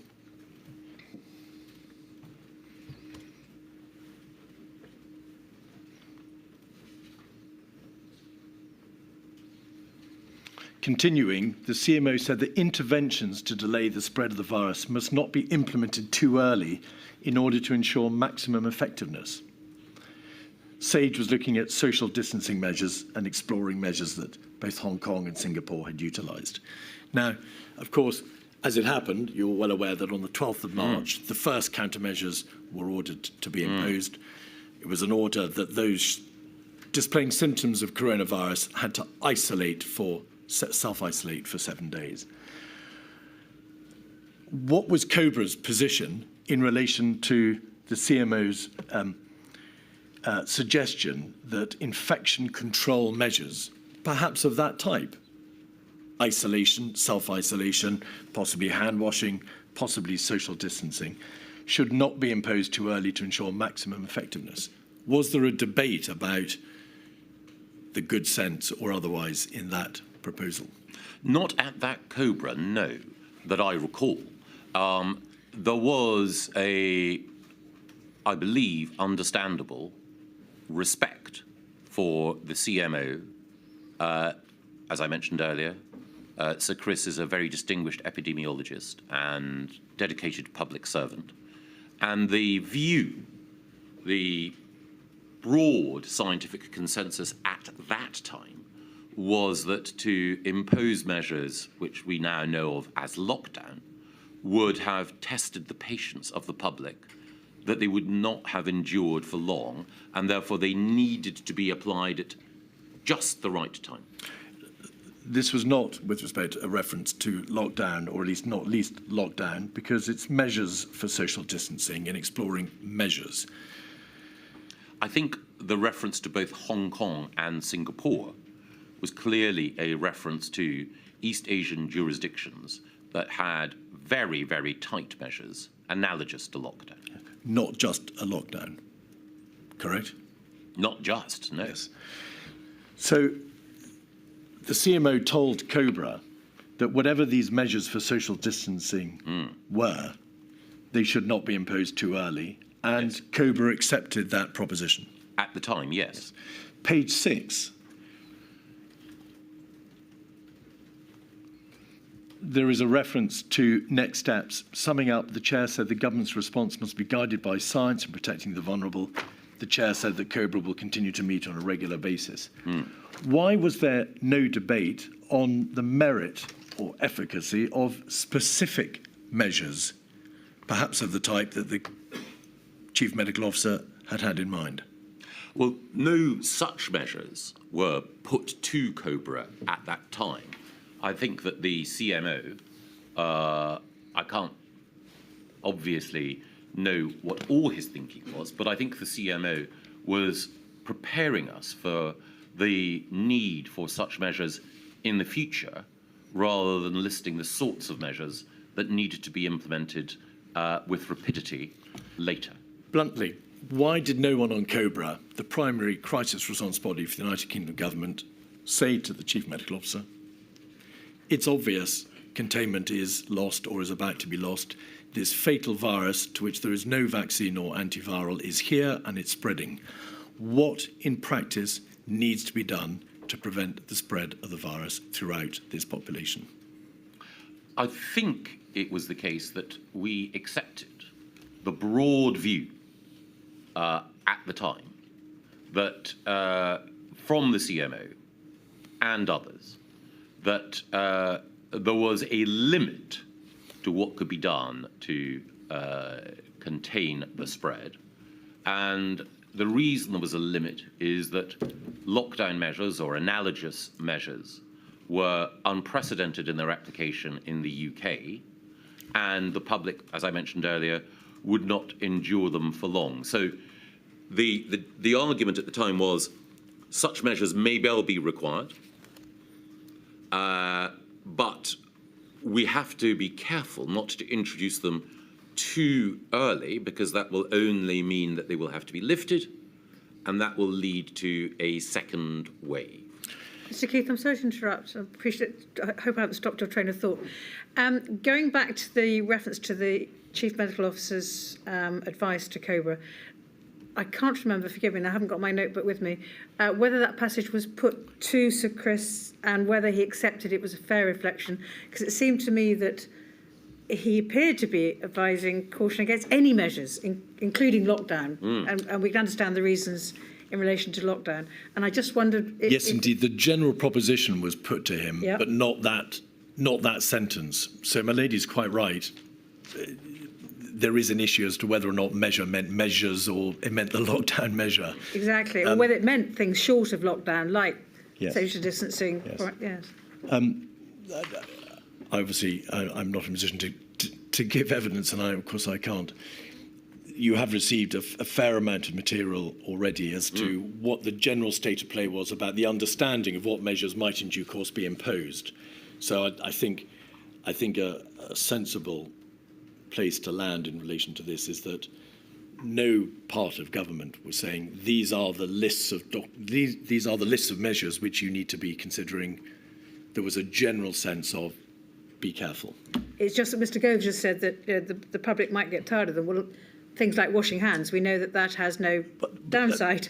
And so I just wondered whether... Indeed. Can you remember, Mr. Gove, did the CMO cover the broad spectrum of measures, or was your impression he was talking about measures as draconian as lockdown? I think that he was preparing us for the possibility that there might need to be draconian measures, hence the reference to Hong Kong and Singapore. But at that stage, the broad advice was, as my lady says, to wash one's hands. To jump ahead slightly, and it may not be helpful, I believe that Cabinet met the following Tuesday, on the 10th of March.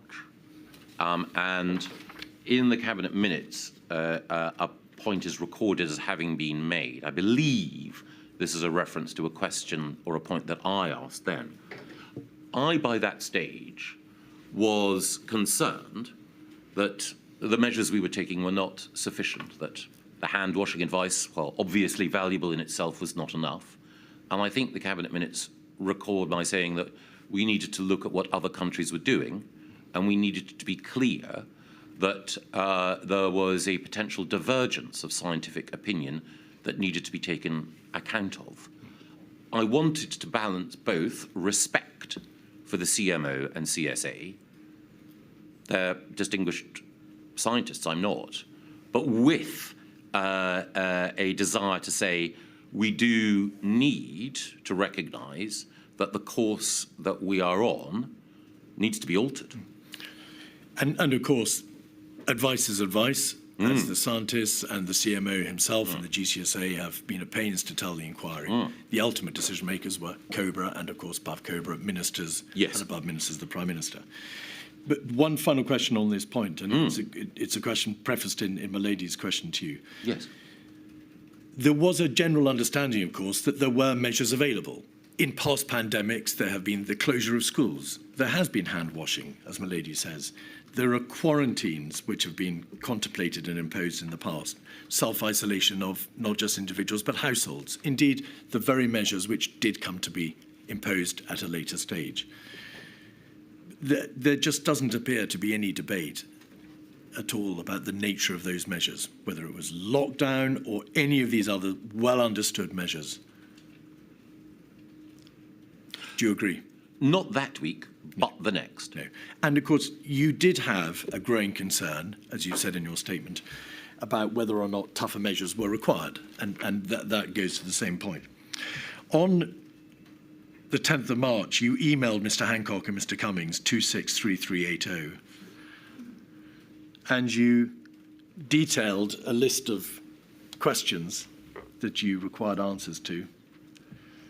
Just following up from COBRA yesterday, I think the DHSC team are doing a great job, but I want to follow up on some of what was being discussed yesterday.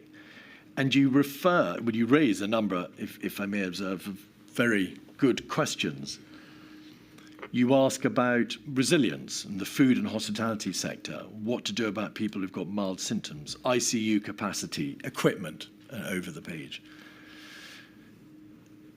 Education, 111 calls, hospital organisations, screening, temperature screening, ditto on public outing. I'm all for schools staying open.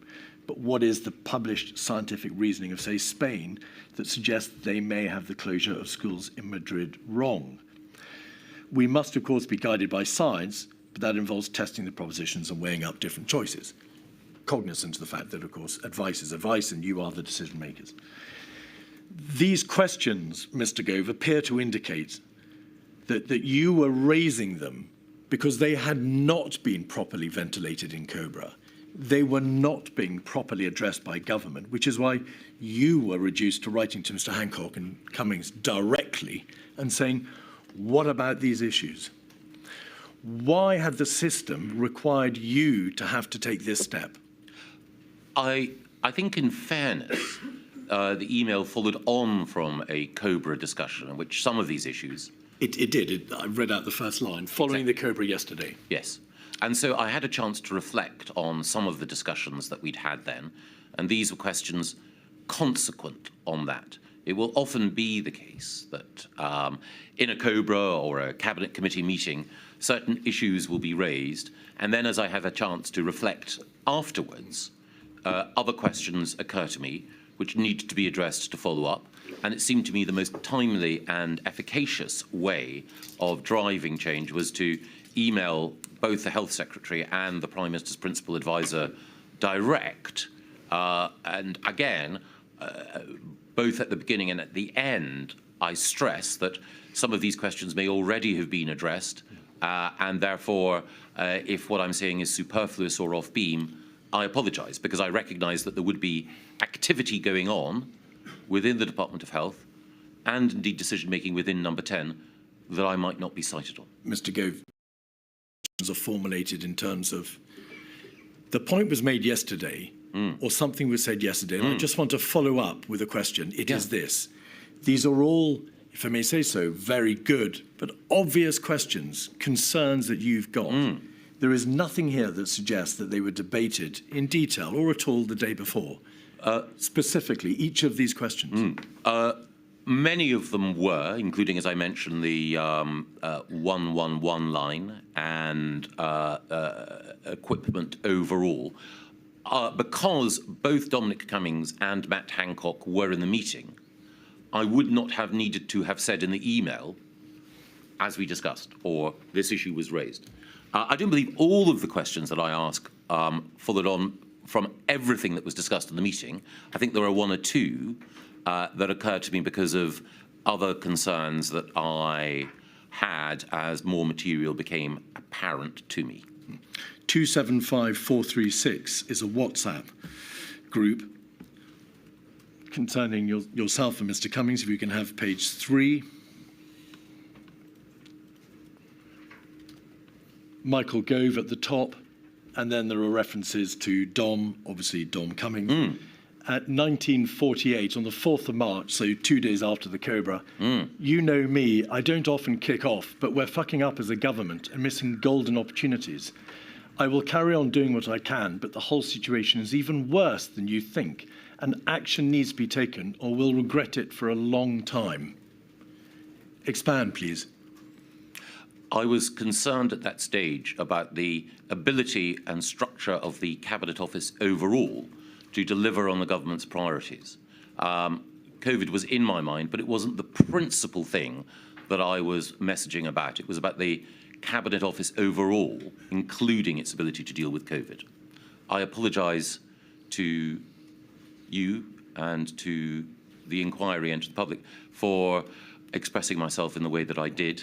I'm sure that you'll understand that this sort of thing happens between Well, speaking for my part, no apology is required. But the point is, Mr. Gove, you are obviously concerned about the general position of the government. And yes. On the 4th of March, what yes. was the most pressing concern of government?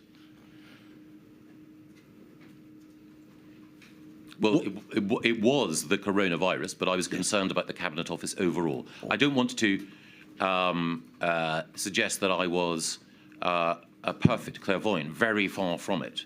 But it was the case, and I think I also emailed Mr. Cummings around this time as well to point out some of what I believed were the defects in the way in which the Cabinet Office operated. And I made the point then that the situation with coronavirus would only further expose the weaknesses in how the structure of government was set up. On 11/03/2020, 1853/45, Mr. Cummings refers to the Cabinet Office in terms in which he has, in fact, repeatedly referred to it. But he says this: they told us they had plan. And you say, indeed. What plan? A plan for what, Mr. Gove? I believe that Dom was referring then to a plan for the pandemic. Right.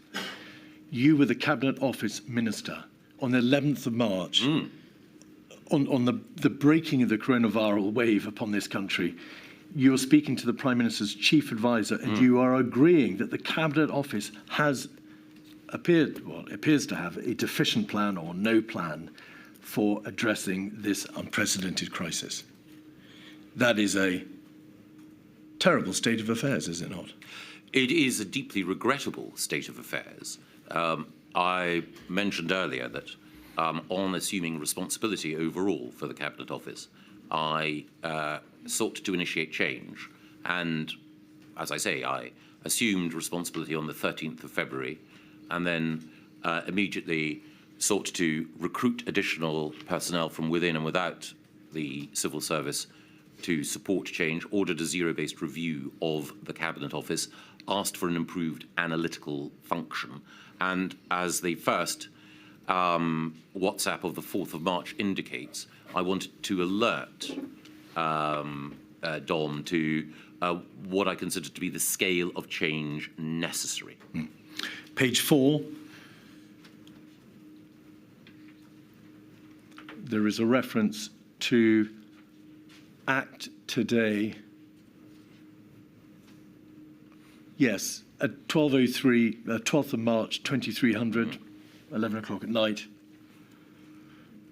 I've now lost, yes, at the bottom of the page. If you could scroll back out, please. There we are. Michael Gove, you send to Mr. Cummings a link for what appears to be an article or an op-ed or piece of information entitled "Act Today or People Will Die." Yes. You were under no illusions about the seriousness of the government's position, were you? No. You were concerned that were not more stringent steps to be taken and were the government not to act more speedily, people would die. Yes. All right. And in particular, The reference to that article by Thomas Pueyo the article had been sent to me by friends who worked outside government. You mentioned that earlier, that you had been provided with information from outside government. But was this material that friends had sent you in relation to a possible response to the coronavirus crisis, or related to steps that the government believe should be taking? Thomas Pueyo's article was intended to act as a wake-up call to governments across the West. And so it wasn't specific to the UK, but the arguments that he made about coronavirus weighed with me. I'd read other material beforehand that had provoked concern, but this seemed to me to be the best, clearest, and most urgent expression of the need to act of anything that I had read, and I wanted to make sure that it was shared across government so that people could see essentially the reasoning that had reinforced my conviction that we needed to act. This is not a hindsight debate, is it? Your friends and your colleagues outside government were sending you material, imploring the government, or imploring you to act. They were doing so on the basis of information material which was available to them, and no doubt in large part publicly available. Is that correct? Yes, and I deliberately sought information from friends outside government whose opinion I trusted, because I wanted to make sure that I had alternative sources of information to test the views that were being expressed by government colleagues and others. Yes. Evidence has been given to the inquiry to the effect that there was, over the weekend of Saturday the 14th and the 15th of March, a change in strategy. Yes. Regardless of whether it was a real change in strategy or whether it was a scaling up of an existing strategy, and whether or not there is a distinct conceptual difference between mitigating the impact of a virus and suppressing it. What, in your view, was the driver for that change in approach, that dawning realization over that weekend? Was it the information from SAGE in relation to the workings of and the work done by Imperial College and the London School of Hygiene and Tropical Medicine? Was it the CMO? Was it Mr. Cummings and Mark and Ben Warner and Helen McNamara and Imran Shafi, who had met to discuss the crisis and their understanding of the emergency? What was the push? Where was it coming from? Well, I think the fact that you cite so many examples shows that there was a convergence of thinking in different institutions from different individuals about the need to act. I was not aware of Neil Ferguson's work until after that weekend. In fact, I don't think it was shared publicly until after that weekend. A great deal of weight has been placed on Professor Ferguson's work as influencing government decision-making. I think it's fair to say that I and others had come to these conclusions before that. What weighed with me were the numbers. Why was the drive such that it was, or the dawning realization on the part of the various parts of government and the people within it, not coming from the DHSC, the Department of Health, the lead government department responsible for health? I do believe that weekend, as I recall, the Secretary of State for Health was also, like me, keen on the exercise of greater caution when it came to dealing with the virus, and was, like me, I believe, an advocate for very uncomfortable restrictions on civil liberty in order to deal with the health emergency. The Secretary of State himself engaged in what became, of course, the lockdown debate and the need for more stringent measures.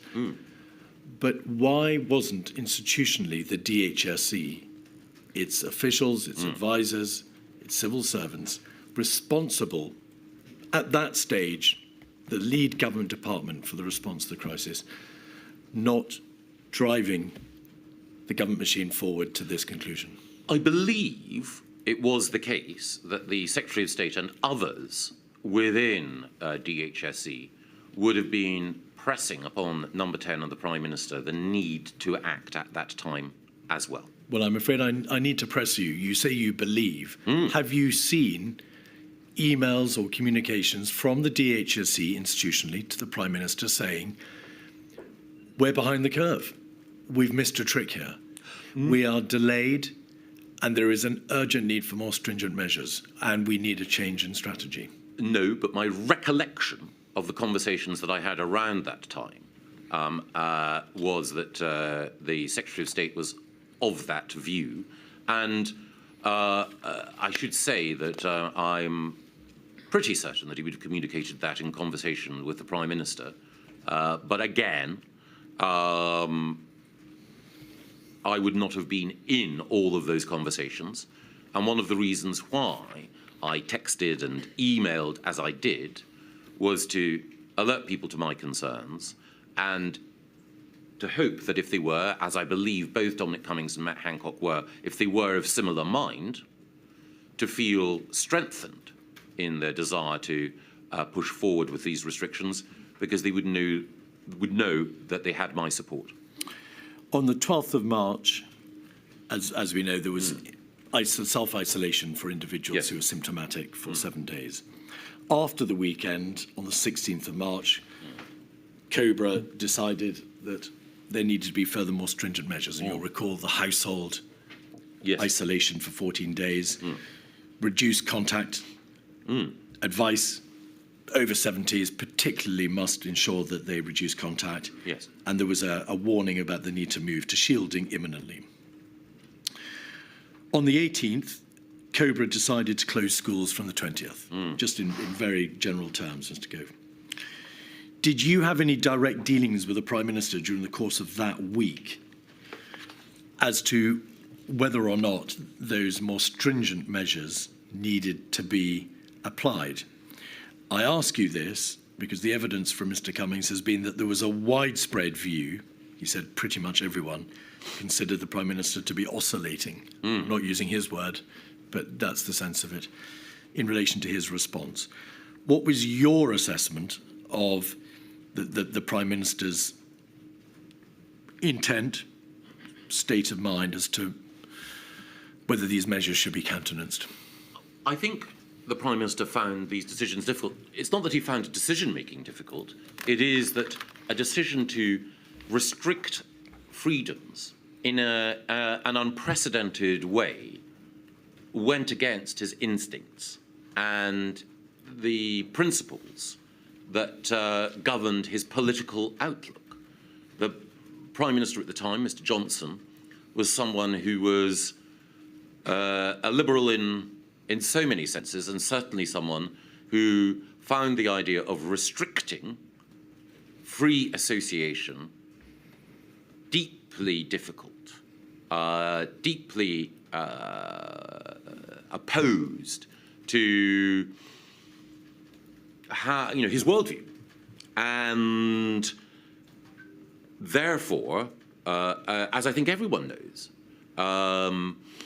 to contemplate such a big measure with the inevitable costs was a decision of huge weight. I believe that the evidence was clear that such a decision was unavoidable. Again, I'm sorry to interrupt. You say decision. You appear to be relating your answer, therefore, to the lockdown decision. I'm asking about the stringency of the measures during the course of that week. I think that almost every restriction of liberty, including the closure of schools, was one that the Prime Minister would instinctively have felt unhappy with. I don't think any of these decisions were taken lightly. In terms of the Prime Minister's decision-making style, the oscillation referred to, it's in the nature of the way that Boris Johnson worked that he wanted to see thesis, antithesis. That he preferred gladiatorial decision-making rather than inquisitorial. He wanted to see the two cases, or the three cases, rehearsed in front of him, or even rehearsed in his own mind. And I know that he would sometimes run argument A, and articulate it himself, and then run argument B and articulate it himself in order to weigh in his mind which was the stronger argument. Now, for some people, that style of decision-making or that way of running meetings was difficult to take. But I'd known the Prime Minister for some time and appreciated this was the way he needed to process information in order to get to an outcome. And every political leader, every distinctive political leader, will have their own way of operating that needs a certain amount of space and respect, even if you disagree with their conclusions. This was a public health emergency at its core. By that week, the evidence, or rather the advice from SAGE, from the CMO, the GCSA, from the DHSC, from Cabinet Office, from Number 10, was, to use your word, unanimous. There was no real argument as to whether, for good and obvious public health reasons, these measures had to be contemplated. They were matters of life and death. So there wasn't really a thesis and antithesis position here, Mr. Gove. All the public health advice on a public health crisis was pointing in one direction. So on what basis could the Prime Minister push back and say, well, I've got material which does point the other way? There was no public health material pointing the other way. What's that? Well, the first thing is that the just a few weeks beforehand. No, I'm not beforehand. I'm not talking about that week. Oh no, quite. But in order, as your evidence shows, I was in a different position at that time to the Prime Minister. However, in fairness to him, just a few weeks beforehand, the point had been made that to impose these measures was too early. Yes, was problematic. And I think he is the ultimate decision maker, and therefore I think any Prime Minister, is entitled to test propositions and to think, is the restriction of liberty and the economic damage consequent upon lockdown worth inflicting on people in order to prevent the spread of this virus? I believe that the evidence was clear, but I think it only fair to the ultimate decision maker that they have a chance to reflect on the momentous nature of the decision and to consider arguments against it. I need to suggest to you, because of the material which has been received and the evidence which has been given, that it wasn't just a question of testing the opposing argument. The material was, as I've suggested to you, and of course it's a matter for you, all one way in public health terms. The suggestion has been made that he didn't just test the opposing arguments. He was incapable of making a decision, or at least not sticking to a decision that he had already made. Is that a fair suggestion, would you say, in light of your experience and your closeness to the government machine at that time? No. On this occasion, I believe that it was a reluctance to embrace a decision rather than an inability to stick to one. Because again, as we discussed, the Prime Minister had a view that overreaction was often a greater danger. He also had a principled attachment to maximising individual liberty. Therefore, it was difficult for him, both from the point of view of his outlook on how to handle crises and the set of principles by which he guided his political life, it was difficult for him to contemplate something like this, especially when we had been told, as I say, just weeks beforehand, that these were measures that should only be applied for a limited period and at the right time.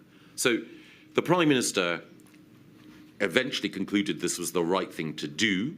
I believe that that ultimate decision was right, and I believe that he made the case for it in public well. If it took him a little longer to come to that conclusion than others, we can consider the impact of that, but I don't think it was the case that he was oscillating. I think it was the case that he was weighing things before coming reluctantly but firmly to a conclusion. And this, may we presume, doesn't derogate from your earlier evidence, the effect that the government machine as a whole may nevertheless have acted too slowly.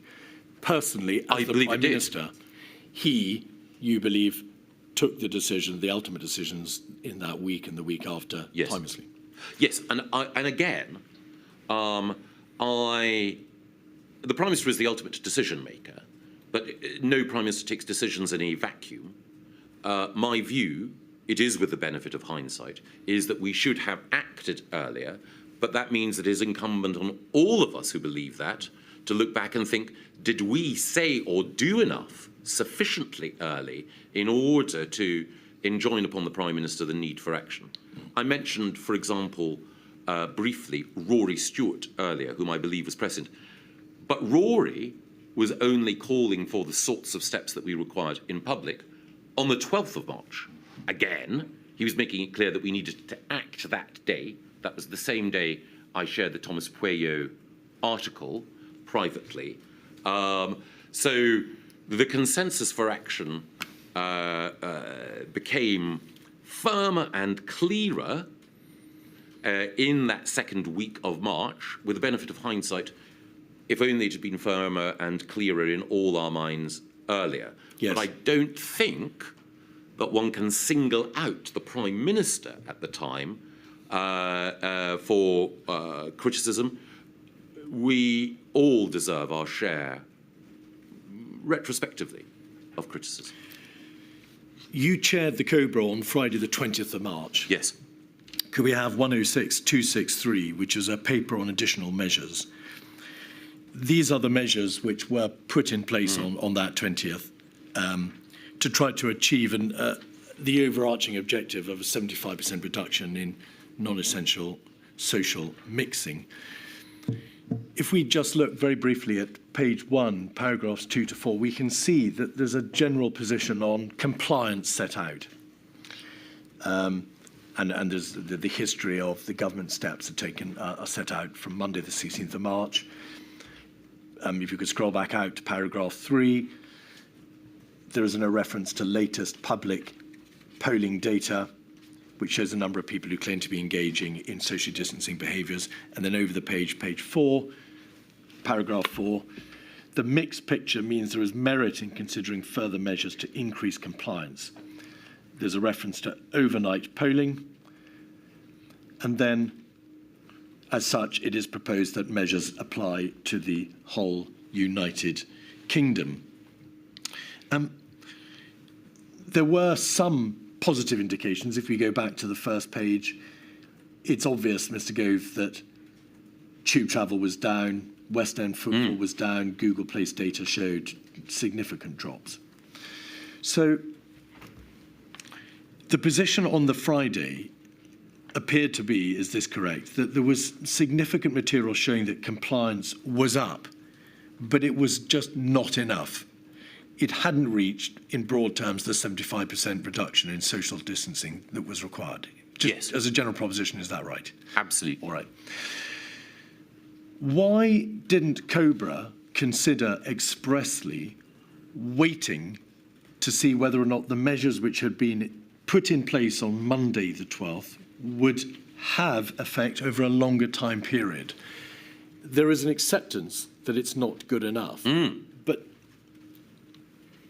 why could COBRA not have waited? And by extension, by analogy, why could not the ultimate decision on Monday the 23rd have been delayed a bit more to see whether or not these compliance figures would continue to go in the right direction and reach the right levels? Because the virus was spreading exponentially, and the risk was that the NHS would be overwhelmed. We'll come to look at the NHS in a moment, but was there debate on the Friday about the hard data presented in relation to the impact on the NHS, hard data relating to the likely mortality rates that would continue to go up if the measures were not imposed, and on the need or the possibility of waiting further? The inquiry well understands exponential growth and evidence has been given by Professor Sir Chris Whitty as to what it means in practice. Yes. Unless you get on top of exponential growth, it will continue, and it will continue relentlessly until the country is completely overwhelmed, and the death mortality rates are absolutely intolerable. But it is a curve. It is a degree. Why was there not more debate about the alternative of waiting to see whether or not this would work? Because those of us who were taking decisions understood where we were in terms of the growth of the virus. The whole point about exponential growth is, as we know, is the famous analogy of a grain of rice on the first corner of a chessboard. By the time that you get to the final other corner of the chessboard, then you are talking in terms and in numbers literally unimaginable. So therefore, as you move from 1 to 2 to 4 to 8 to 16 and so on, if you leave it for another day or another week, the numbers are so significant and so huge that you know that you have left it too late. And as Chris Whitty and Dame Angela McLean made clear, the measures that you take have a time lag before they begin to take effect. So you have the curve going up and up and up, and the measures not beginning to take effect for some time. So therefore, you do need to hit the curve at the earliest possible point when you know that growth is exponential. You all knew that there was exponential growth. That is the nature of this virus. Once control has been lost, it will spread inevitably exponentially. And you knew that on the 12th of March when the first measures were imposed, and on the 16th of March, and then on the 20th of March. Yes. But notwithstanding your understanding of the risks of exponential growth, you were still prepared as a government to try those measures. You didn't say on the 12th and the 16th, well, the central feature of exponential growth is it's going to be terrible and it will overwhelm us unless we have a lockdown. You were prepared to countenance measures short of a lockdown. Why didn't you give longer for those measures to work on the premise that on the 12th and the 16th of March, you knew you were dealing with an exponential crisis already? I think it was the case that both in the communications that I had with people on the 12th and also, as I think Imran Shafi's notes of the meetings that occurred that weekend show, I was pressing at the time for the most vigorous action as early as we possibly could. Can I interrupt you there? Are you saying, therefore, that you would have countenanced and you believed that it was appropriate to impose a lockdown perhaps on the 16th or the 20th of March? Oh, yes. Right. And what about the week before? Well, I came to the conclusion during the week, as I mentioned, of the 9th, 10th March, that it was necessary. And as I say, the Thomas Pueyo article, I think, crystallized that imperative in my mind more than perhaps anything. Do you call in the COBRA meetings that you chaired and attended in the week of the 16th of March for a lockdown to be imposed that day? I don't believe that I did, but I do believe that my communications to other decision makers shows the position that I took, but I would not have wanted to, given that the nature, certainly when I chaired COBRA, was to act as a chair rather than an instigator or an advocate. My instinct would have been, and at that point, to seek consensus and to give effect to collective government policy. Mr. Gove, sorry to interrupt. You've obviously referred to the article that had some influence on you by the sounds of it. Did you have access to other material from, for example, scientists who advised against a lockdown? Did you get that kind of material to consider? Later on, yes. I paid attention to the arguments put forward by people like Carl Hennigan and the authors of the Great Barrington Declaration and others. I think that obviously their point of view I respect, but the propositions that they put forward I think were just undeliverable. The idea that we could shield the elderly and allow young people free rein I think, given the nature of multi-generational households and so on, they would not have been effective in mitigating the virus. The second thing is that quite a lot of people have understandably said Sweden managed these things better. But again, the public, sorry, forgive me, many of those who advocate that we should have gone down the Swedish route misunderstand what Sweden did. Sweden was able to reduce social mixing by a greater degree of reliance on wide societal acceptance of those restrictions. We, as this Cobra paper points out, were seeking societal, compliance with those measures, but we knew that would not be enough and it was too late. And indeed, as I think the evidence of the inquiry points out, Anders Tegnell himself, when he was invited to speak to the Prime Minister, said, you should act. So again, people, I understand how this happens, having been a journalist. People in the media will sometimes paint a picture of what's happening in order to create a greater sense of drama or divergence. So Sweden, libertarian nirvana, Britain, lockdown dystopia. Actually, the approach taken by both countries is more similar than many would like to admit. Another point as well, if I may, people also sometimes make the argument that there was a tension between the economy and health. Now, obviously, lockdown creates problems for the economy. But, as I subsequently wrote in an article in the Times to explain our reasoning, if we had allowed the pandemic to develop without taking the steps that we did, the NHS would have been overwhelmed, and that would have meant an impact on economic activity far greater than that we had to endure. So when people talk about the trade-off between the economy and health, when you have the virus, you need to respond in a way that protects both the health service and the health of the nation and the economy. Can I ask you, just for the few remaining questions on this subject, to focus on that week of the 16th of March? Of course. You said when you chaired Cobra, your position was that you should act as a chair rather than as an instigator or an advocate. You wanted to seek consensus. The material, Mr. Gove, shows quite clearly that over the weekend of Saturday, the 14th of March, and also latterly in October, November, and then again in December, you made no bones at all about the need for the particular measure under consideration, ultimately lockdowns 2 and 3. You made your position on what should be done perfectly plain. Having acknowledged that your own view was that a lockdown was required to be imposed in the week of the 16th of March, why did you, in these Cobra meetings, one of which you chaired, not say, I, Michael Gove, believe the only way forward, the only sensible route is a lockdown now to save lives? I believed that I had communicated my views clearly in every forum where I could.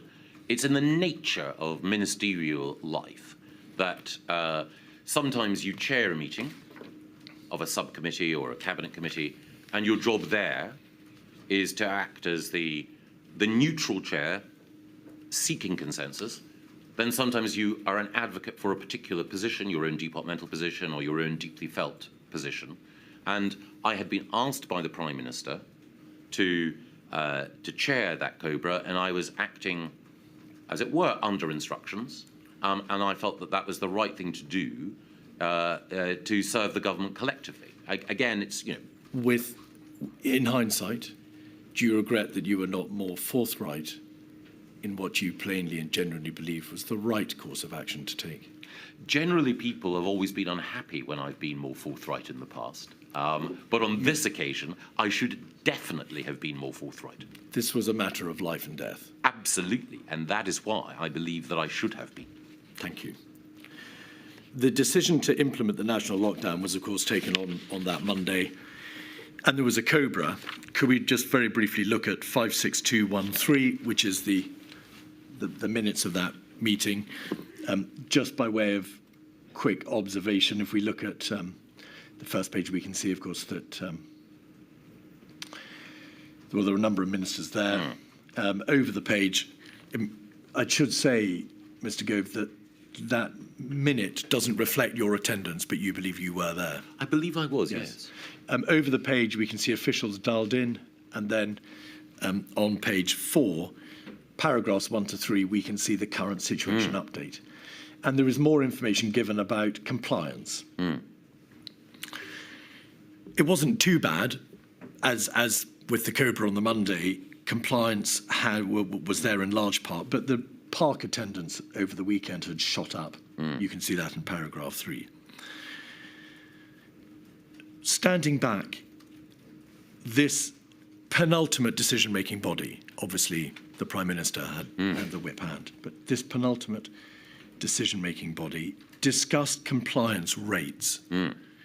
But there was very little by way of debate over the economic and societal harm that would be necessarily done if these measures were to be imposed, over the terrible balancing exercise inherent in that decision.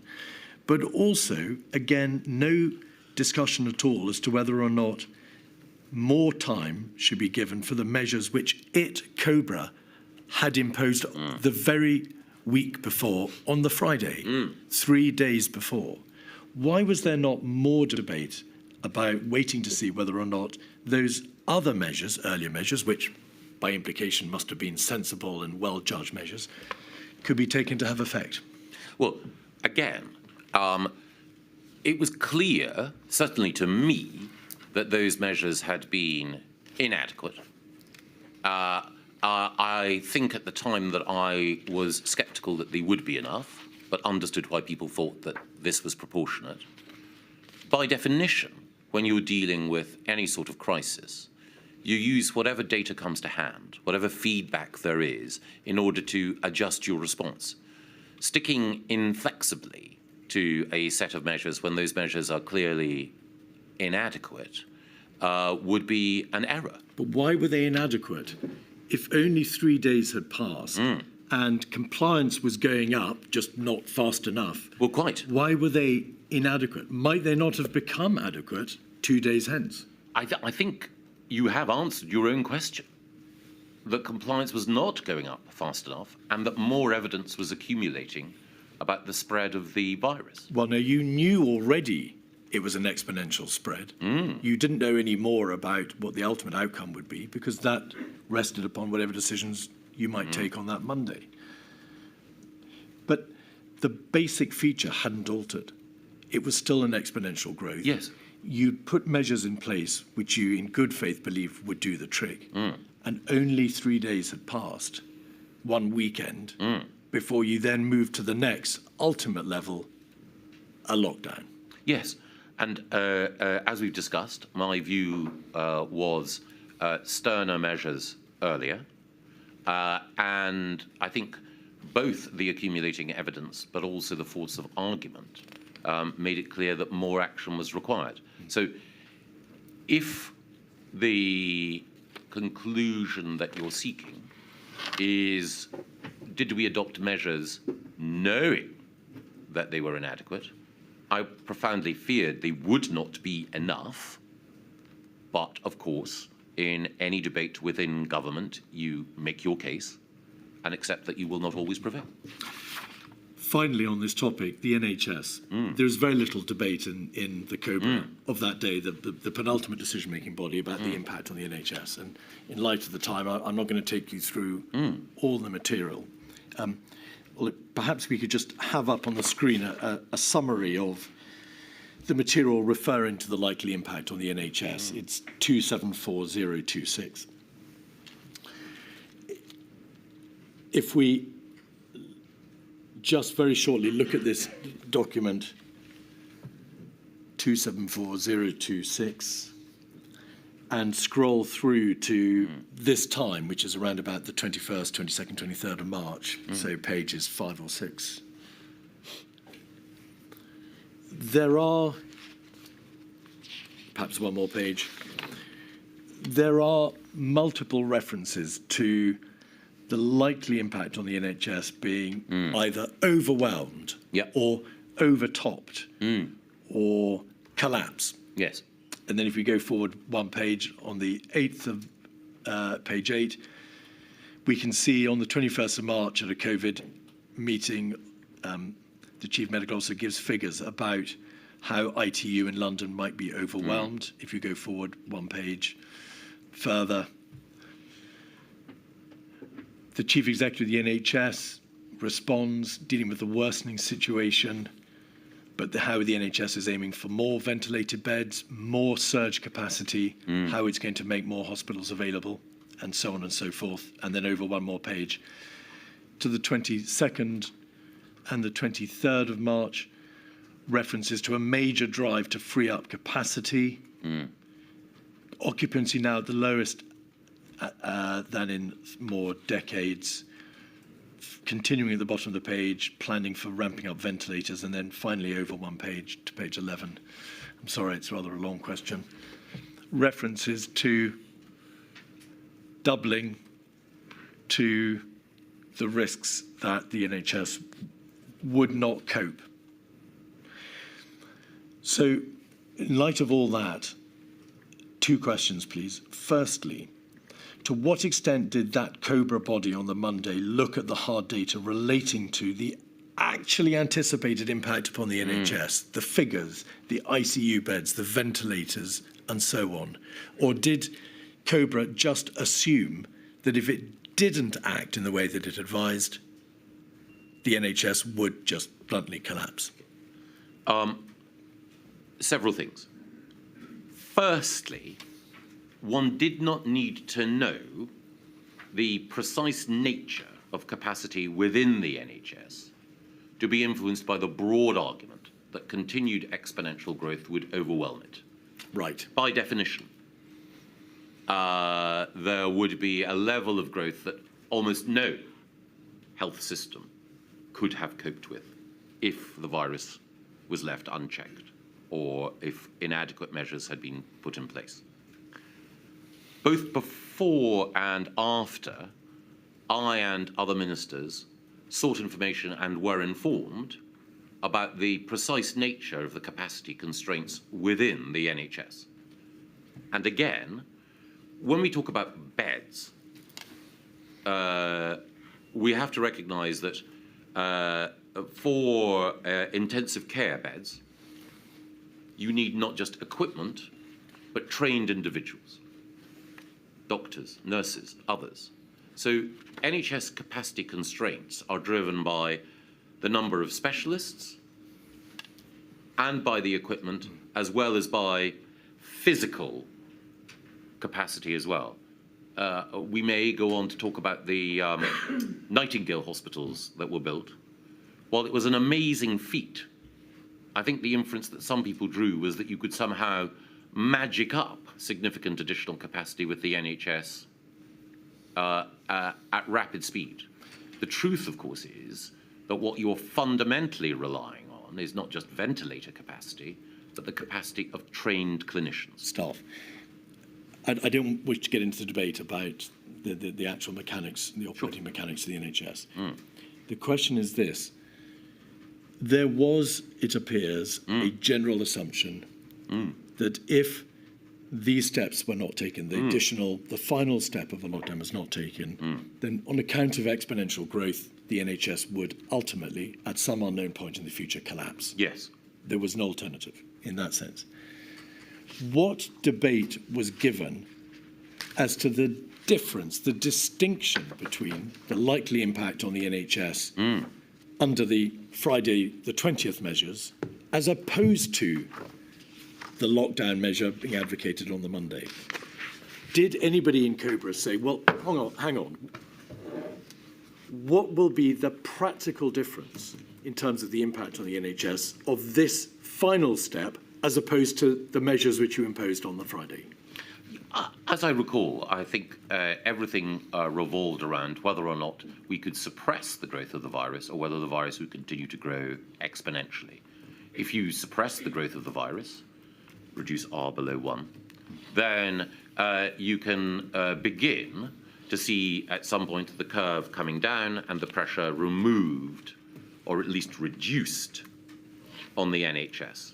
If it goes up, i.e. if you're not managing to take R down below 1, then sooner or later, the NHS will be overwhelmed until you get it back below 1. And so are you saying then that what COBRA concluded was that only this final ultimate step would suffice to bring the R rate below 1, that you couldn't Yes. gamble that the earlier measure on the Friday would be sufficient? Yes. You had to take that final step because only that would give you the sufficient degree of sureness that you were doing everything you could to bring R below 1. Exactly. Right. Can we now then turn, please, to an entirely different subject, which is the structures within government for responding to the crisis, because you became chair of what was then known as COVID-0. And also, I want to look at the degree to which you liaise with the devolved administrations, which is another extremely important issue. I'm just going to try to summarise the position structurally, and if you just indicate whether or not you agree, and then we can move on swiftly to the nub of the issue. COBRA, the devolved administration health ministers attended initial COBRA meetings. Then, of course, the first ministers attended, Mr. Drakeford from the 18th of February, the remainder from the 2nd of March. Is that correct? You attended 16 COBRAs between March 20 and February 22. You sent a note to the Prime Minister on the 30th of November 2020 highlighting the shortcomings of the COBRA machinery. I think you've been forced out of COBRA because the video technology didn't work. Yes. Just this simple question, please. Had there been any changes to the machinery within COBRA, within the corridor and the rooms, or the rooms particularly in the Cabinet Office, between March, when the crisis crashed upon this country, and November, when you wrote that note to the Prime Minister about the shortcomings in the machinery? Had there been changes? Had the room been updated at all? I think there were some changes, and I thought I'd have to check. COBRA can refer both, please forgive me, to one single physical room, but also to the act of convening people. And I'm not sure how much I can say, actually. But there is more than one COBRA room. Yeah, the inquiry understands that. Were there significant changes to the machinery, the data links, the video Insufficient. and so on? No, were there changes between March and November? I believe there were, but they were clearly insufficient. Right. You took part in what was called the Quad. That was a group of ministers comprising the Prime Minister, the Chancellor of the Exchequer, Mr. Hancock and yourself in the early part of the crisis. From March, there was instituted the 9:15 meetings in Downing Street, which were chaired by the Prime Minister. Is that correct? Yes. They took place between the 17th of March and the 15th of May. You note in your statement that those meetings were important, but there was a limit on what they could do because of the exigencies of time, the need to update the Prime Minister, deal with the daily events of government and so on. Then you chaired what was known as the General Public Services Ministerial Implementation Group, the GPS MIG. And that was convened between March and May, correct? Yes. You raised in emails to other ministers and to the Cabinet, Mark Sedwell in the Cabinet Office, your concerns about whether or not the right governance structures were in place. And in part, as a result of your raising of those concerns about the MIGs, in May, the MIGs were done away with, and there was then a system known as COVID-S and COVID-0. Is that correct? Yes. Did you have, in March 2020, email correspondence with an advisor in Downing Street called Munira Mirza, who I think was in charge of the policy team there, about the way in which the MIGs were operating, in particular the health MIG, which was being chaired by Mr. Hancock? I believe I did, yes. All right. But it matters not because in the end they were done away with. COVID-S and COVID-0, COVID-S was chaired by the Prime Minister. Yes. But he also chaired COVID-0 occasionally. Yes. But you were the main chair. And those meetings started in June, and COVID-0 went all the way through to February 2021. Yes. Would it be right to say that COVID-0, the body you chaired, convened over or around 150 times between May 2020 and September 21? I believe so, 145. And we've heard evidence that COVID-19 task force was the secretariat for COVID-0. Yes. Helen McNamara raises this issue in her witness statement. She says, if there is to be a criticism of COVID-0 and COVID-S, and Mr. Gove, the evidence quite plainly shows that COVID-S and COVID-0 operated at a much better level than their predecessors. Her concern would be that they were quite narrow, that the full cabinet is better at bringing in a wider perspective, a body that is more grounded in consequences and in the complexities of the world as it is. Would you agree with that if there is a deficiency, if there was a deficiency, they were quite narrowly comprised bodies? No. Why not? I think that for effective decision-making, when you're dealing with a crisis, the cabinet is currently constituted, and this is no reflection on individuals, simply on size, is unwieldy. So when dealing with crises, there have always tended to be inner cabinets, war cabinets, or similar. Now, one can argue that perhaps the wrong people are around the table, but I think that the cabinet for as a structure, given the need for rapid action, as I say, doesn't meet the need of the hour. And we saw that in, for example, the Falklands War, where decision-making needed to be taken in a nimble way by the Prime Minister, her then Foreign Secretary, Defence Secretary and Chancellor. Why do you say that in your witness statement that there was, in fact, a need to bring the wider cabinet into decision-making, and when it was done, it was occasionally too little, too late? Well, there are several points there. The first thing is that you do need to have, first of all, a strategy team, an inner cabinet of whatever composition. Then you need cabinet committees in order to give effect to operational decisions, hence COVID-0. I think it is the case that when you've worked up what those decisions are, you do need a broader cabinet discussion in order to ensure that there is appropriate buy-in, that there is political consent, that there is collective agreement. But all of these things are matters of judgment, and they exist across a continuum. So what I would say is the reason why we moved away from the MIG model is, as we alluded to earlier, there's a danger in having a department mark its own homework. Again, no reflection of any individual. COVID-0 allowed oversight across government of how each individual department was seeking to deliver towards the agreed goal. Just Cabinet's role, yes, overall, I think one can look back at and say there were certain moments when Cabinet should have been involved earlier in some of that decision-making, but sometimes there was an understandable need for speed. That's perfectly plain. There was nevertheless, though, there were occasions when Cabinet should have been more involved than it was. You accept that. Was it the case, as we can see, that in relation to the 23rd of March decision to impose mandatory stay-at-home orders, that was, of course, announced to the country on the Monday. Cabinet didn't sit until the Tuesday, 24th. In relation to the second lockdown, the decision was effectively debated and resolved at a COVID ministerial meeting, yes, rather than by Cabinet. And in relation to the third lockdown, the driver for that decision came from a collective decision from the United Kingdom Chief Medical Officers that the whole country had to go into level 5. Would you agree with those as statements of fact? Yes. Right.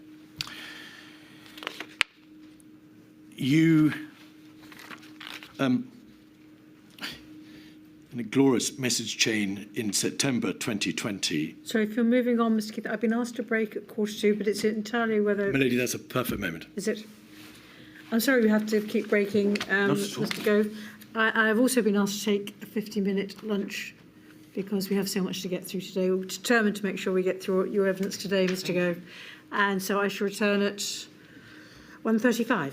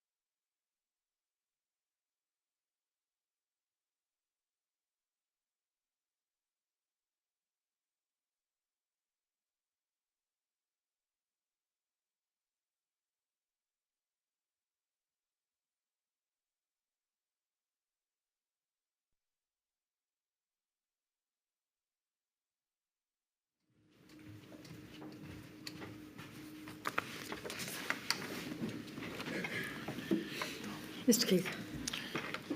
Could we have, please, 265763, which is a WhatsApp from yourself to Simon Case on the 7th of September at 15:21.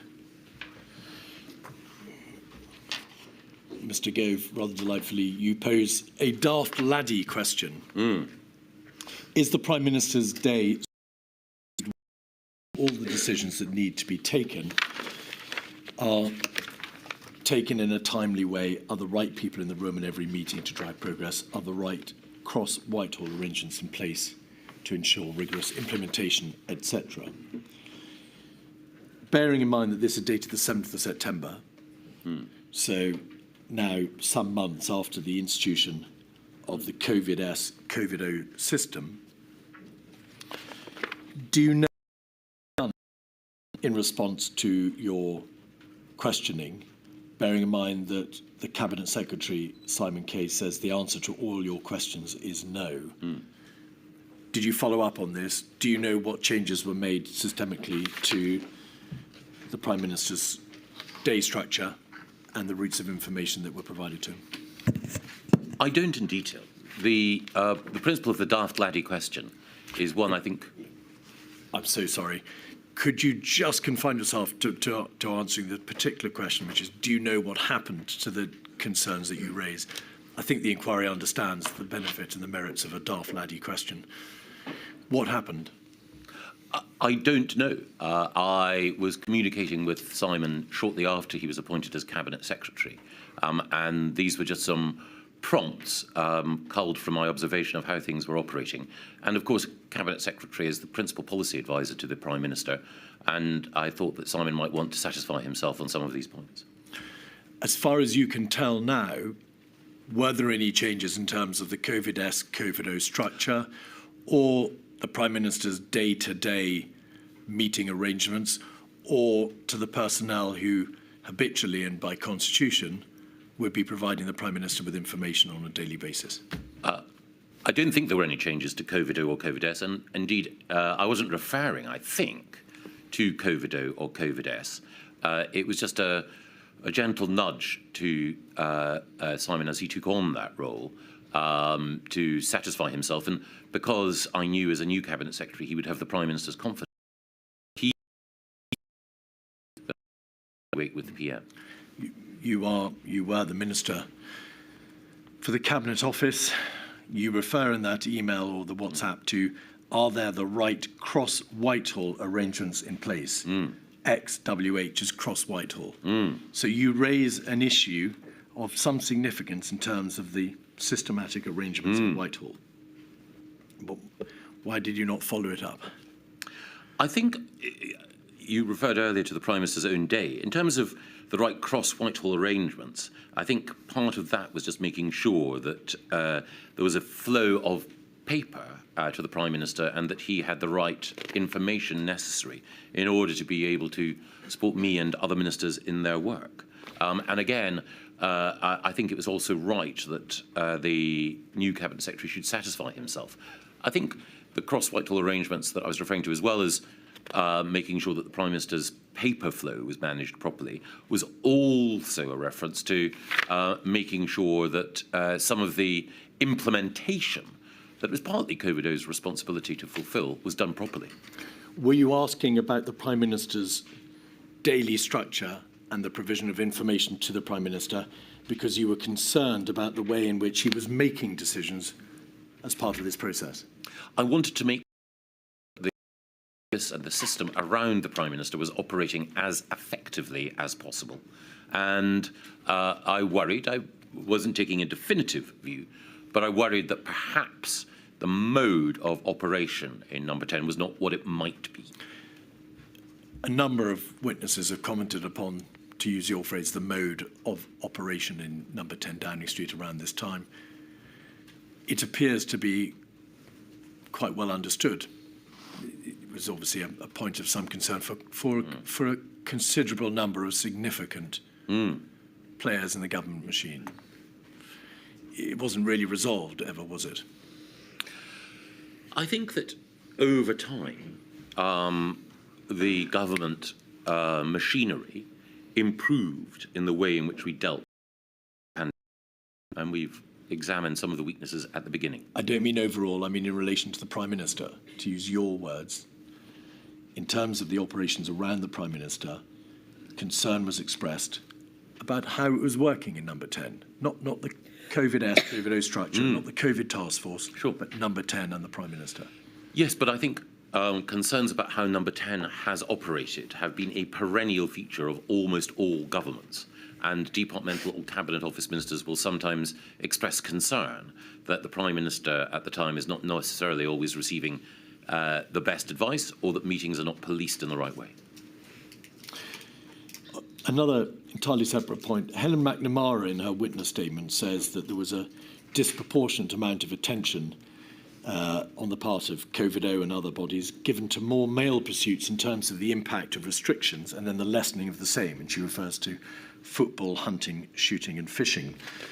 Could we have up on the screen, please, a WhatsApp from a WhatsApp group to which you were party as the Chancellor of Duchy of Lancaster, 275431.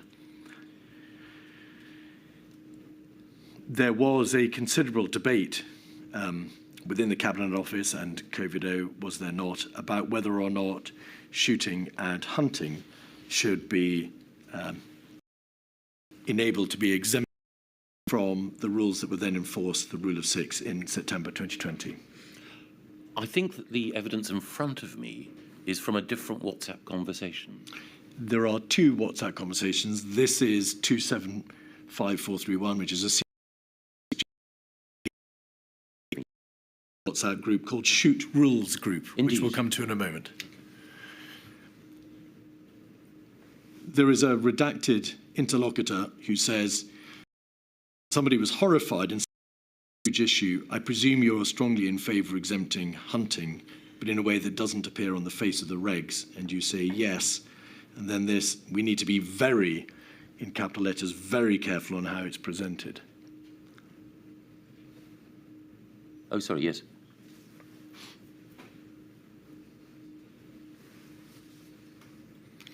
Before you answer, I'll show you the other WhatsApp group, 94541. This is called Shoot Rules Group.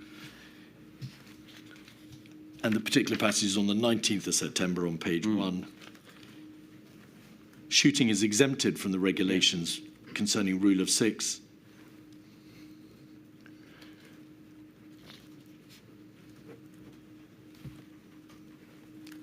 Regs made.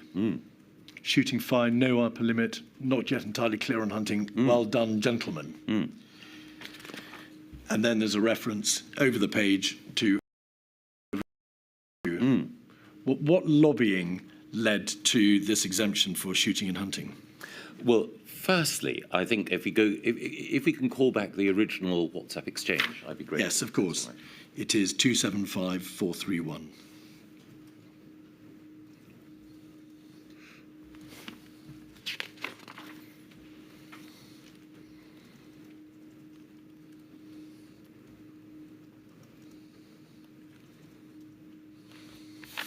And I think it's on the second page. It is.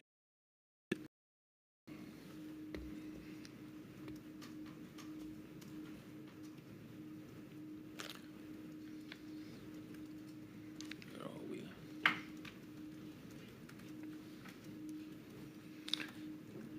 I haven't got it on the page in front of me. 1956-41. Exactly, I've got it now. Hi, Chancellor Exactly. of the Duchy of Lancaster, which is you. Okay. Firstly, it was the case that there were an enormous number of areas of restriction or exemption that we had to police throughout. And hunting, shooting, fishing, or other rural pursuits were a peripheral part of the consideration that was given.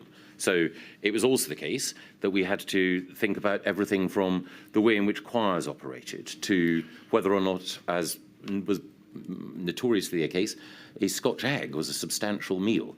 In attempting to draw the line in a way that gave people appropriate guidance, all sorts of activities crossed my radar. Of course. I'm so sorry to interrupt, Mr. Gove.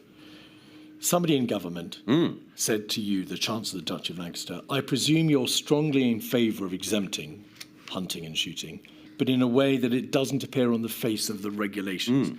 Is that a reference to the regulations which would have provided and did provide for exemption for hunting and shooting? Well, the clear thing there was to make sure that all outdoor sports were treated in a way that was fair and universal. So I didn't want to get into or stoke an argument over hunting. Quite you so. will note that I subsequently said, this is my own personal view, shooting is defensible economically and environmentally. Fox hunting, not so much. I think you can infer from that what my view of the respective activities might be. But overall, while individual organisations, the Countryside Alliance or others, might well lobby for their particular activity which they champion, my own view was that we wanted as much as possible to have sort of horizontal rules, so that whether or not it was rugby league or lacrosse or hunting or shooting, that the same sorts of rules to outdoor, and that those rules covered the full range and gamut of activities that might be taking place. Mr. Gove, somebody in your department suggests that an exemption be given in a way that doesn't appear on the face of the regulations, that a sleight of hand is applied. No. Instead of saying that's not appropriate, if there is going to be an exemption for shooting and hunting for perfectly proper reasons, the rural economy and so on and so forth, then it should be done openly. But you say yes. Well, the critical thing is that I was specifically clear that we should be thinking all types of outdoor activity, and that we should not, both for clarity overall, but also for public debate, not running through different types of sport and different types of activity. You will see from the later discussion on shooting that I make the point about the rule of six. What I was anxious to do at every point was to ensure there was consistency and fair treatment for different types of activity. Later on, I think in here, there's a reference to freedom of religion or belief. Again, when we were discussing religious practices and what restrictions should be placed on public worship, I wanted to make sure that we weren't getting into a discussion about different types of religious worship on the basis of different types of church or religion. I wanted to make sure that we had a defensible general regime.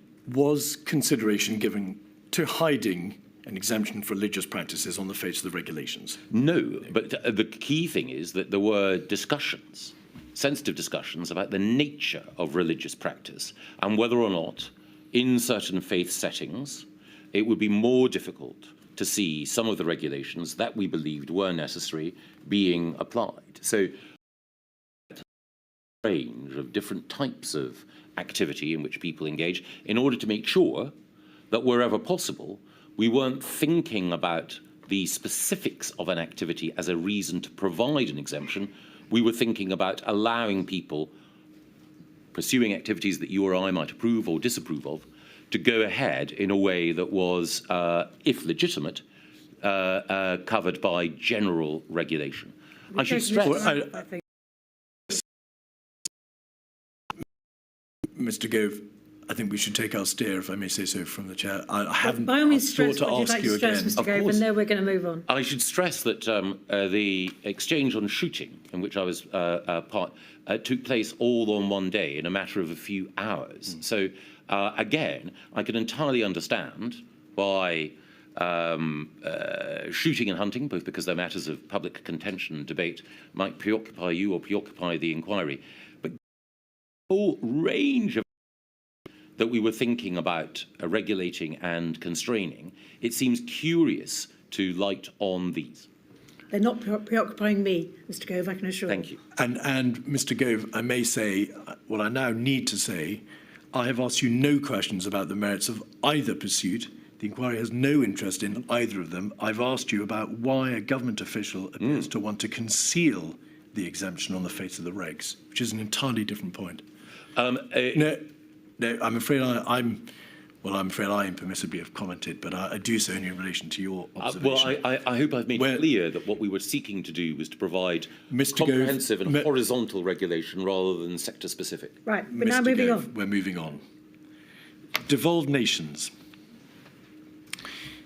I want to explore with you, please, some of the legal, technical and structural problems or issues that presented themselves to the government, and the UK government, in terms of liaising and dealing with the devolved administrations, who of course form a vital part of the United Kingdom. Coronavirus was essentially a public health emergency, and health is a devolved matter. And so was it that feature that gave rise to the debate about the extent of the devolved settlements and devolution? Health was a matter for the other nations of the United Kingdom, but it was the United Kingdom government in the driving seat in terms of responding to the crisis. Yes. That gave rise to ultimately quite a conceptual debate about the extent of devolution.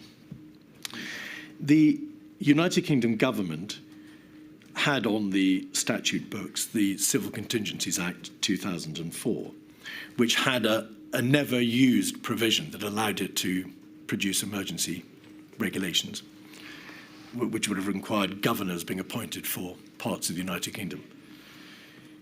It also had on its statute books the Public Health Control of Diseases Act, as well as the new Coronavirus Act, which came to pass. Why did the government not use the Civil Contingencies Act? Why did it use the Public Health Control of Diseases Act and then, when it came into force, the Coronavirus Act? Several reasons. The Civil Contingencies Act was designed to be dealt with, designed to deal with events like a terrorist attack which paralyzes national infrastructure. The powers within it are draconian. And to take that step, to cross that threshold, also requires the Civil Contingencies Act to be actively renewed. And if it falls away, if the immediate nature of the crisis, then the case for maintaining it diminishes too. So it was thought better to have bespoke legislation. I note that Michelle O'Neill, the Deputy First Minister of Northern Ireland, argues that we should have used the Civil Contingencies Act. I find it ironic because for someone coming from an Irish Republican tradition, the Civil Contingencies Act would undoubtedly have seemed to be an unduly draconian way of dealing about it. The Act itself requires ministers, it's a mandatory provision, to appoint emergency coordinators in the event that the provision in the Act is used whereby secondary legislation regulations can be introduced. So that's a very draconian and exactly so. Almost nightmarish step. There is also a provision in the Act, is there not, which requires the event in respect of which one is passing the regulations to be unforeseen. Yes. So in essence, a judgment call was taken that this was a step too far. It was the nuclear option. It had never been used. This was not the time to do it. Precisely so. Right. Okay. And the unforeseen element is, again, it's debatable, and we did have that debate with government lawyers. To what extent was the pandemic unforeseen? And the general view was that, as I say, a terrorist attack, by definition, would be unforeseen, but the gathering storm of the pandemic might not meet that threshold. Indeed. The United Kingdom Parliament has always retained sovereignty in the context of dealing with the devolved nations to legislate over devolved issues. But there is a convention, is there not? The Sewell Convention, yes, under which the government will not seek to pass legislation dealing with issues other than with the consent of the devolved nations themselves. Was it thought that that, again, itself was an unpalatable alternative, that really wasn't a sensible route for the government to go down? With respect to the Civil Contingencies Act? No, with respect to legislating in the face of the crisis over which were necessarily devolved matters. Yes, as a general rule, the Sewell Convention governs how government operates. We do not normally legislate on devolved matters without the consent of the devolved administration. Yes. And in terms of the decision-making structures which had to be put into place to address the various aspects of the coronavirus crisis with devolved nations, was there a choice faced by the government? Either it brings the devolved nations fully within its own intra-United Kingdom government decision-making structures, Cabinet, COBRA, COVID-S, COVID-O, and so on and so forth, even where other parts of the United Kingdom government may not be represented, or you then try, or instead you try to bring them in on an ad hoc basis as and when they are required to be there. Was that the fundamental choice faced by the government? You've crystallised it. It was ultimately, again, as with so many things in government, a continuum. There were a couple of occasions, I recall, when cabinet colleagues bristled at the fact that sometimes the devolved administrations were involved in discussions and influencing decision-making in fora which they were not represented in. So there was a sense amongst some cabinet colleagues that, well, you know, we're the principal body of the executive of the United Kingdom government, and yet you're discussing these things with Nicola Sturgeon, Michelle O'Neill, Mark Drakeford et al. So balancing was important. My own view is that overall we benefited from bringing in the devolved administrations as early as possible during the whole pandemic. You are, of course, aware that in the additional witness statements from Sturgeon and Baroness Foster and Mr. Given, that their position is that they feel that they weren't really brought properly into the decision-making structures. It was more of an information route, that they were there to be told what the government had decided, and it was a question of giving them information about those pre-existing decisions. Is that a fair analysis, do you think, or not? Not completely, though I do understand their point of view. Again, in Nicola Sturgeon's supplementary evidence, she says, I'm asked if I agree with Michael Gove's comments that committee meetings involving the devolved administrations worked reasonably well and were collegiate. Yes, she says, I broadly agree. Now, she also goes on to say that there were some particular suggestions that she made about policy, which the UK government didn't follow up, but she didn't necessarily expect us to do so. And again, it's in the nature of devolution that decision-making on a UK-wide level will be taken by the UK government. It's better if that's informed by the views of the devolved administrations. And I always sought, in broader discussions in Cabinet or in other committee meetings, to make colleagues aware of how devolved administrations felt. And when I felt they were making an argument of merit, I would regard it as my duty to pass that on as clearly as I could. I mean, the reality, isn't it, that different parts of the United Kingdom will approach the same problem in different ways. There may be differences in terms of the epidemiological position that they have reached, in terms of their healthcare facilities, in terms of what the position on the ground is in each of those nations. So there were bound to be difficulties in terms of an absolutely common approach that was unrealistic. Yes, I think that is right. If I may, I would make one other point. You quite rightly point out, obviously, that health is devolved and public health is devolved. But there is a distinction, I think, between two different types of public health intervention. On the one hand, there's the straightforward public health intervention about keeping ourselves healthier, how much fruit to eat and so on. That's quite properly a matter for the devolved administrations. But when you're dealing with a pandemic, and a pandemic which is raging across one island, Great Britain, then I do think that there is a case for saying that there can and should be certain UK-wide powers exercised at the centre. I think it is an open question to draw that distinction between two different types of public health interventions. Because again, one of the points that Michelle O'Neill makes, very fairly, is that the island of Ireland is a single epidemiological area. It was always regarded so in terms of animal health and a fortiori in terms of human health. So again, these are difficult issues to manage, and I wouldn't say that this was a view that I hold passionately, but I do think that the whole question about how you can ensure that the UK government, short of the Civil Contingencies Act, can say, look, we need to override some of the independent decision-making you might make, I think that's worth considering. being on the coalface as you were of the interface between the United Kingdom government and the devolved administrations, did you look at any time at the nature of the advice that was given by SAGE, to which, of course, the devolved administrations were party, in terms of whether it was overly England-centric? You'll know from the witness statements that a number of witnesses have said that it appeared to them that the commissioning of advice in SAGE, because it was done, generally speaking, by the Cabinet Office, was too England-centric. Do you have a view on that?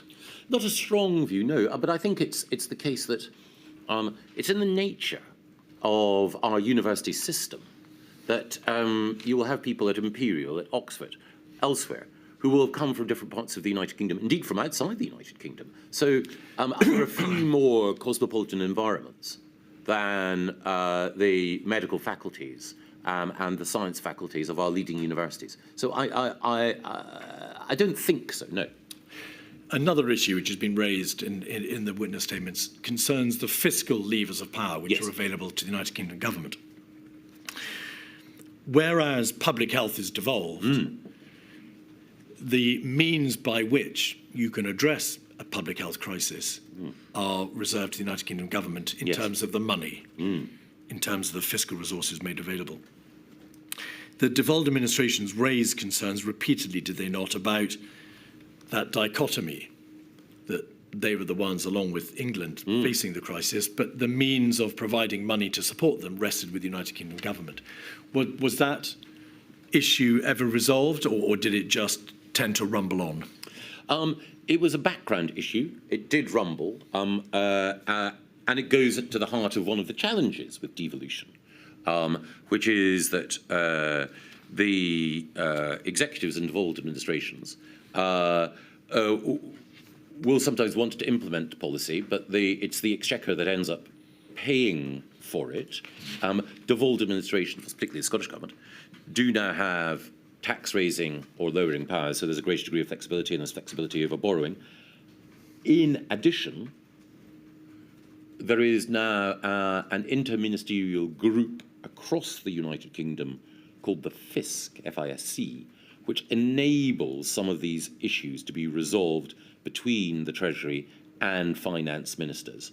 I sympathise with the leaders of devolved administrations that the way in which devolution exists means that they're somewhat constrained in their ability to act at certain moments of what they think is right. But these devolved arrangements are designed to ensure that there is an appropriate level of both discretion and responsibility at each level, and there will always be, between central government, devolved administrations, or between central government and local government sometimes, concern that the subsidiary tier of government doesn't have the tax-raising powers necessary.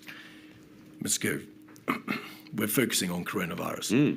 The additional tax-raising powers of the Scottish Government in particular is a power open to it, but it wasn't a power that was first and foremost in the response to the coronavirus crisis. We're dealing here with a massive need for fiscal resource from central government to all parts of the United Kingdom. So that really isn't, with respect, relevant to this issue. Yes, it is. Well, the question to you is this, Ms Sturgeon wrote to Boris Johnson, the Prime Minister, of course, on the 23rd of September, as you're aware, because the material has been disclosed to you, raising again what she perceived to be the lack of levers within the jurisdiction of the Scottish administration to be able to provide economic support. It is reliant, and it remained reliant on the United Kingdom government. Does the fact that she wrote, along with her colleagues in the devolved administration, to the Prime Minister, indicate that this problem was incapable of resolution at the Chancellor of Duchy of Lancaster level? It was a significant problem for the devolved administrations. Well, understandably, the devolved administrations would have liked to have had more money. And they would have liked to have had more money in order to implement public health measures that they considered appropriate. But it's always the case, and this was my point, or nearly always the case, that devolved administrations, or, in England, local government, would like to have additional resource, but they don't have to worry about the broader fiscal framework and fiscal judgments upon which markets and others will, make their decisions. And so in that sense, that is why it is important to put it in context. One other thing that I would say, too, in fact, it is the case that the Barnett formula ensures, quite rightly, that Scotland, Wales and Northern Ireland receive funding more generous per capita than England. And on top of that, it is also the case Mr. Gove, let me finish. No, Mr. Gove. I know, I think it is important. Mr. I think it is critically important that I make this point, that furlough was UK-wide. Mr. Gove, I asked the questions here, please. please. Just pause. You are aware that my question is framed in the context of whether or not there was a significant problem in the context of the coronavirus crisis and whether devolved administrations felt that this issue of fiscal support was properly addressed. The question was not designed to elicit political views on the Barnett formula or the amount of support given to the devolved administrations. I'm dealing in facts, Mr. Keith, and they're facts which are relevant. Mr. Gove, if I have asked Mr. Keith, let Mr. Gove just, as long as you can answer it shortly, Mr. Yes. Gove, right, because we need to move on again, I think. The essence of the charge is that the devolved administrations did not have enough resource. It is the case. No, I'm so sorry to interrupt. I have not asked you about the quantum of support. I'm merely asking you to acknowledge that there was a problem that rumbled on, that was required to be addressed, was taken to prime ministerial level, of course, because it is in the nature of a devolved structure dealing with a national crisis that this sort of fiscal issue will arise. That is all I'm seeking to adduce. I don't want a lecture on the merits of the Barnett formula. Was there a problem which the United Kingdom government had to grapple with in the context of the response to the crisis? The problem was simple. The devolved administrations understandably wanted more money. The case was that they were, indeed, the whole of the United Kingdom had from the Treasury and from the Chancellor of the Exchequer a generous response. So ultimately, if the thrust of the question is, does the devolution settlement work? It does, because of the basis on which the Exchequer funds the different parts of the United Kingdom is fair. Now, turning to some of the other structures, COBRA, it's obvious from the material that devolved administrations were invited to attend COBRA. It wasn't an access of right, but they did largely attend, well, they attended many of the COBRAs. In due course, COBRA faded out of the picture somewhat as COVID-S and COVID-O took over. Do you assess, they didn't attend COVID-S, but do you assess that their attendance at COVID-O was sufficient, the body that you chaired? Yes. Over time,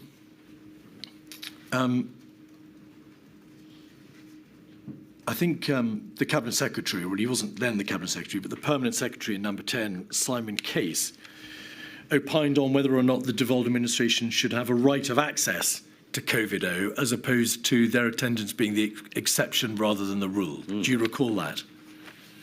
Yes, I think I do. And is that what, in fact, eventuated? They did attend, not a right, but by invitation, but the large proportion of the COVID-O meetings. I believe so.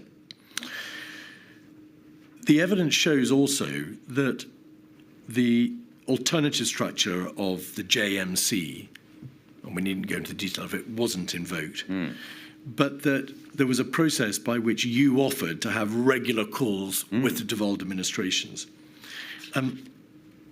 The evidence appears to suggest that it took a very considerable amount of time, in fact from May through to November, for a regular system of liaison to be set up through the calls which you held, and also that the First Ministers were not, as it happened, invited to COVID-O on a standing basis until October. So there was a hiatus between May and the autumn when the DAs were to a very considerable extent out of the loop. Would you agree? No. Why? Because there were regular calls of a variety of kinds with my officials and officials in devolved administrations COVID-0 and COBRA, and indeed the JMC, are simply a range of mechanisms, others exist, in order to ensure that the devolved administrations and others were part of our broader conversations.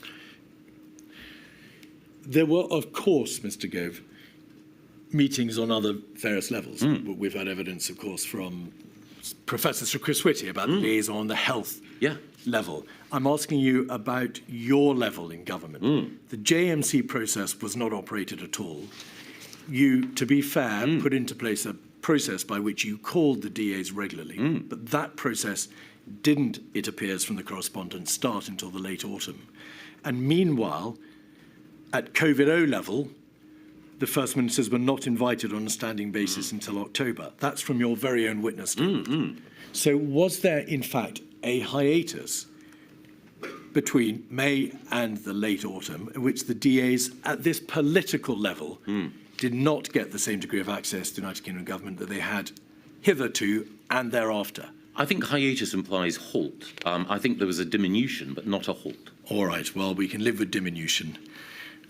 You would say, no doubt, that you put into place the process of calls because you recognised that there was a need for it. Oh, absolutely. Yeah. Why, in general terms, and we have all the letters and the correspondence, but there are letters to you from the devolved administration, First Ministers, 22nd of April, 29th of April, 21st of May, 11th of June, September, all saying, to use Mr. Drakeford's words, I have repeatedly called for a predictable rhythm of engagement. Why did it take so long to set up that process? Well, I think we did have a good level of engagement. I think it was not at the level of predictability that Mark initially wanted, but I had the opportunity to talk to Mark in the margins of the British-Irish Council last Friday, explained that I was going to appear, and reflected then on the nature of our engagement. And he felt that while it was not perfect, it was good. Mr. Gove, you know very well it's not your place to give hearsay evidence, an account from another witness. We're asking you about your views. The correspondence shows that Mr. Drakeford in particular was astute to try to get the government to agree this process, and it took many months to do so, even though it was a fairly regular process or a fairly easy process of telephone calls between you and the devolved administrations. And those did take place. Well, you are familiar, no doubt, with the correspondence which shows Mr. Drakeford repeatedly asking for the United Government's intentions for communications with the devolved governments to be made clear. COBRA has been stood down. There are plans to scale back the SAGE arrangements. I have called repeatedly for a predictable rhythm of engagement. Do you agree that? Yes, and I wrote, I think, on the 21st of May to Mark Drakeford. Yes, that's before.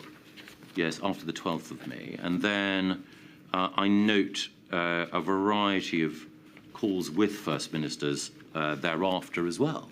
So pretty regular contact. To what extent were there difficulties in the relationship with the devolved administrations concerning the substance of public communication, so public health messages? The one occasion that I remember is the Scottish Government had its own acronym, FACTS, I believe, and they were anxious to ensure that their approach using that acronym took precedence over our hands, face, space communication. And there was some disagreement over that. Given the UK-wide nature of the BBC and our principal broadcasters and so on, I was of the view, others in government much more strongly, that it was right to use hands, face, space, and that the evidence for the Scottish Government's different approach was not strong. However, the First Minister of Scotland argued that she commanded a level of confidence in our handling of the pandemic within Scotland that meant it was appropriate for her to use that particular form of communication. I think both views had legitimacy. Had there overall been a perception on the part of the devolved administrations that England-centric announcements, Mr. Gove, were not sufficiently understood by the United Kingdom government to be limited only to England, that there were pronunciations about public health messages and communications and so on that appeared to be assumed by the United Kingdom government to be applicable to the whole nation rather than just England. You're aware of the material from the Devolve administration saying that they felt that you overstepped the mark in terms of the application of these messages to the whole nation. I don't believe that it led to any particular detriment to the effective delivery of policy, though, of course, at times, either the Scottish or the Welsh Government or the Northern Ireland Executive might have felt that they could have communicated things better. But on the whole, when you're dealing with, as I mentioned, as we acknowledged earlier, a virus whose impact is the same across the United Kingdom, then the clarity of communication, for example, hands, face, space, I believe is helpful. Was the Scottish Government informed in advance of the change in the United Kingdom government messaging from stay at home to stay alert? I don't believe so. So that's a pretty good example of there being a failure of communication. The major public messaging of the United Kingdom government from stay at home to stay alert was not discussed or debated with the Scottish Government in advance. I don't believe it was, but then I don't believe that it resulted in any particular detriment to the handling of the pandemic. It's an obvious point. Why was it not discussed in advance?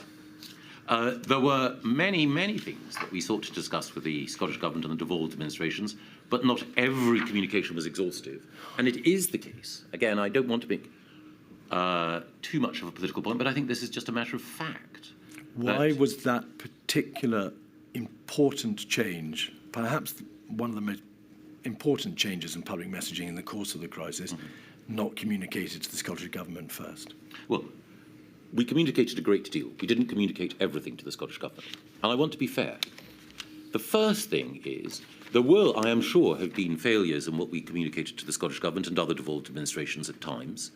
But it is also the case that the Scottish Government, and I admire the way in which Nicola Sturgeon handled COVID generally, but the Scottish Government is led by a political party that has a desire to generate at particular points causes for grievance or objection to the UK government's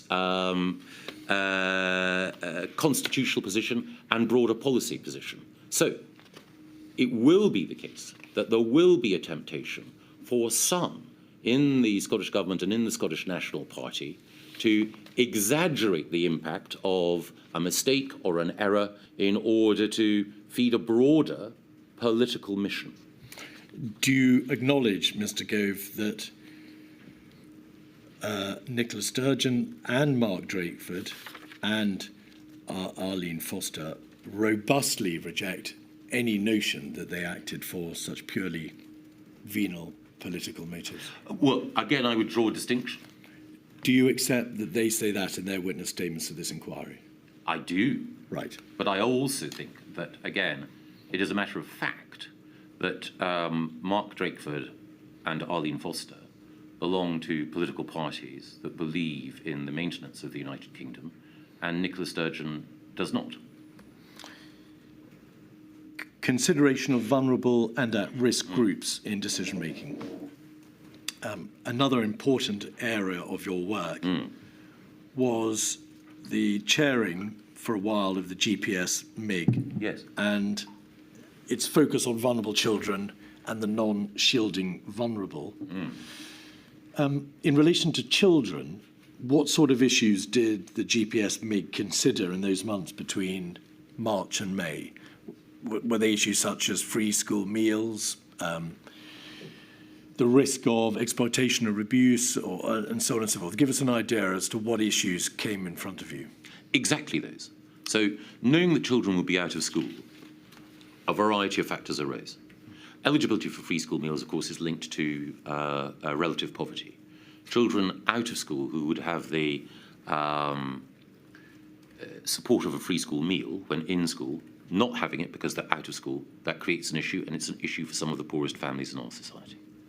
it is also the case that children being out of school will mean that the ability of professionals, teachers and others, to detect if a child is at risk of abuse or neglect diminishes.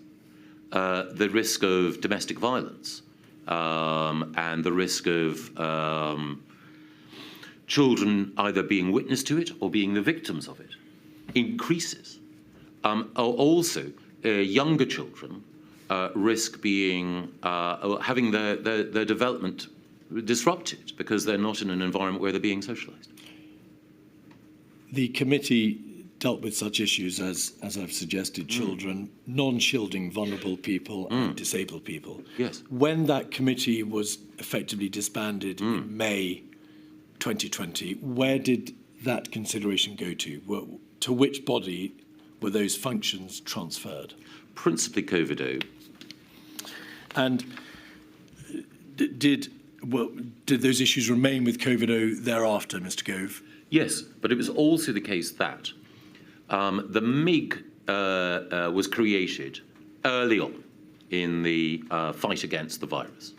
At that point, we had to rapidly adjust in order to make sure that public services were aware of the new and, in some cases, unprecedented strains they were under. By the time that COVID-0 and indeed the COVID task force had been established, the nature of what was required and some of the big policy questions had been identified. And to a greater extent, we were looking at the effectiveness of delivery. And for example, I think it was the case that we'd already agreed that free school meals would be made available to children during holiday and other periods, vouchers and support, in order to take account of some of those earlier identified questions. Could we have 83956, please, which is a briefing dated the 19th of October? Excuse me. On pages 8 and 9, I believe there's a reference to a fairly serious observation made by you about the failure of some departments to respond to your proposed debate concerning packages of interventions to tackle disproportionate immediate health impacts. You say in the second paragraph, it's not now going to be possible to announce an ambitious package of interventions in the Minister for Equality's oral statement. Could you give us, please, some flavour of the extent of your disappointment or the failure in terms of the responses from the other departments? You refer to a number of failed responses and to a number of departments.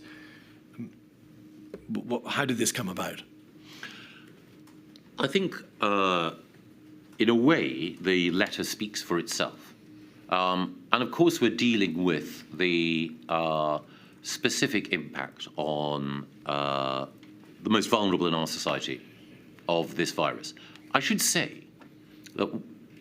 Mr. Gove, I'm very sorry. In light of the time and dare I say, your propensity to comment politically, can I ask you, please, just to answer the question, which is, how was it that the departments that you criticised came to fail to respond to your call to contribute to this package of interventions on which you were working? Well, that is a question that requires extensive political commentary. Well, my lady will stop. You're not the first politician to make political comment during the course of this inquiry. If you keep your answer as short as possible, it's time, apart from anything else, Mr. Gove, as you'll understand. Structurally, just in terms of government administration, why had these departments fallen short? Just in terms of their work product, they had failed to do what you had asked them to do, and you were disappointed by their response. Why, administratively, had they dropped the ball? Well, when I talk about political commentary, I don't mean partisan. I mean explicitly. Just answer the question. He's going to? Well, I will, but the key thing is that the question requires extensive answering. There's a tension between being brief and answering your question properly. I note, Mr. Keith, that you want us to keep our answers brief, but if it's also the case that you want them to be answered effectively, then I'll have to go on at some length. Mr. Gove, Looks like we've what a us here, Mr. Keith. I've heard some interiorum threats in my time, but that I'm afraid to say takes the Mr. biscuit. Keith, is there a different way to ask Yes. the question? I'm going to read. I would say it was a promise, not a threat. Mr. Gove, what was the ambitious package of interventions you had hoped to announce? Well, there were a range of interventions that I was keen that we should announce in order to help the disabled, to better monitor the impact of the virus on those from visible ethnic minorities, and to deal in particular with the plight that children faced. It is often the case that whoever happens to be the Cabinet Office Minister, or indeed the chair of any Cabinet committee, will write letters chiding government departments for their failure to deliver in a variety of areas. I have done so on everything from levelling up to reforming the planning system to a variety of other areas. Of course, this is a particularly important issue because of the nature of the pandemic and the vulnerability of the groups concerned. But it is not a unique example of me or someone doing my job attempting to challenge other government departments to raise their game. Were you able to bring them up to the mark? Did they deliver in due course or not? Yes. Right. How long did it take? I think that it was a few more weeks, but again, at every stage, I was progress chasing in my role as CDL and MCO, as anyone doing that job would have and has. Moving to an entirely separate issue, the local lockdown structure and COVID-0 in the summer. The body COVID-0, which you chaired, played a significant role in the imposition of these ad hoc local lockdowns in the summer of 2020. The evidence shows that the DHSC Local Action Committee might recommend that a particular area goes into lockdown. It would go to you and COVID-0, and you would decide whether or not a lockdown should be imposed. It is obvious and common ground that Leicester was one of the places, in fact, the first place that was made subject to a first local lockdown, and later Manchester. Evidence has been given to the inquiry by the Mayor, Mr. Rotherham. You may have heard the evidence yesterday that he believes that Manchester was treated. In fact, it wasn't Mr. Rotherham, it may be Mr. Burnham. Andy Burnham said that Manchester was treated, in his view, appallingly, not necessarily in terms of there being a public health need for this intervention, but in terms of the process by which Manchester was placed under the restrictions, the debate about the fiscal support which would be given, and the speed at which it was done. In brief, do you accept that criticism of the COVID-0 local restriction process insofar as Manchester was concerned, or not? I think it was broader than just Manchester in the way in which it was flawed. The reasons he advances for the failures in the system, are they of equal application to the other places that were placed under lockdown or restrictions? Not quite equal, but broadly related. So, and were they the fiscal debate, the way in which the system, as they saw it, put them under the restrictions too fast, and their effective inability to be able to respond and say, no, you're not doing this? I think there are three things. Firstly, I think that the tiering system overall was inherently flawed. So I can rehearse why. We'll come to that maybe in the context of the October tiering system. Of course. The second thing is that I think that the Mayor of Manchester, Greater Manchester, has a point, as indeed others did, that it's one thing to suggest that you should have stricter measures and demand that the Treasury should pay for it. It is another thing to have stricter measures as 'twere imposed, and then for there not to be necessarily the resourcing that you believe is necessary. So that is the distinction between, as it were, the Sturgeon position and the Burnham position. And I have more sympathy with the Burnham position. That system was played out in the summer, and of course a number of places went into lockdown or restrictions. There was clear advice public health advice, scientific and medical advice from September onwards that a second wave was coming. Infections were rising, prevalence was growing, and in a sense, that we would be back to where we were in the spring or early spring, February, March. To what extent was it acknowledged within government that the tier system, which was then Yes. applied nationally in October and then without any form of negotiation applied again in December,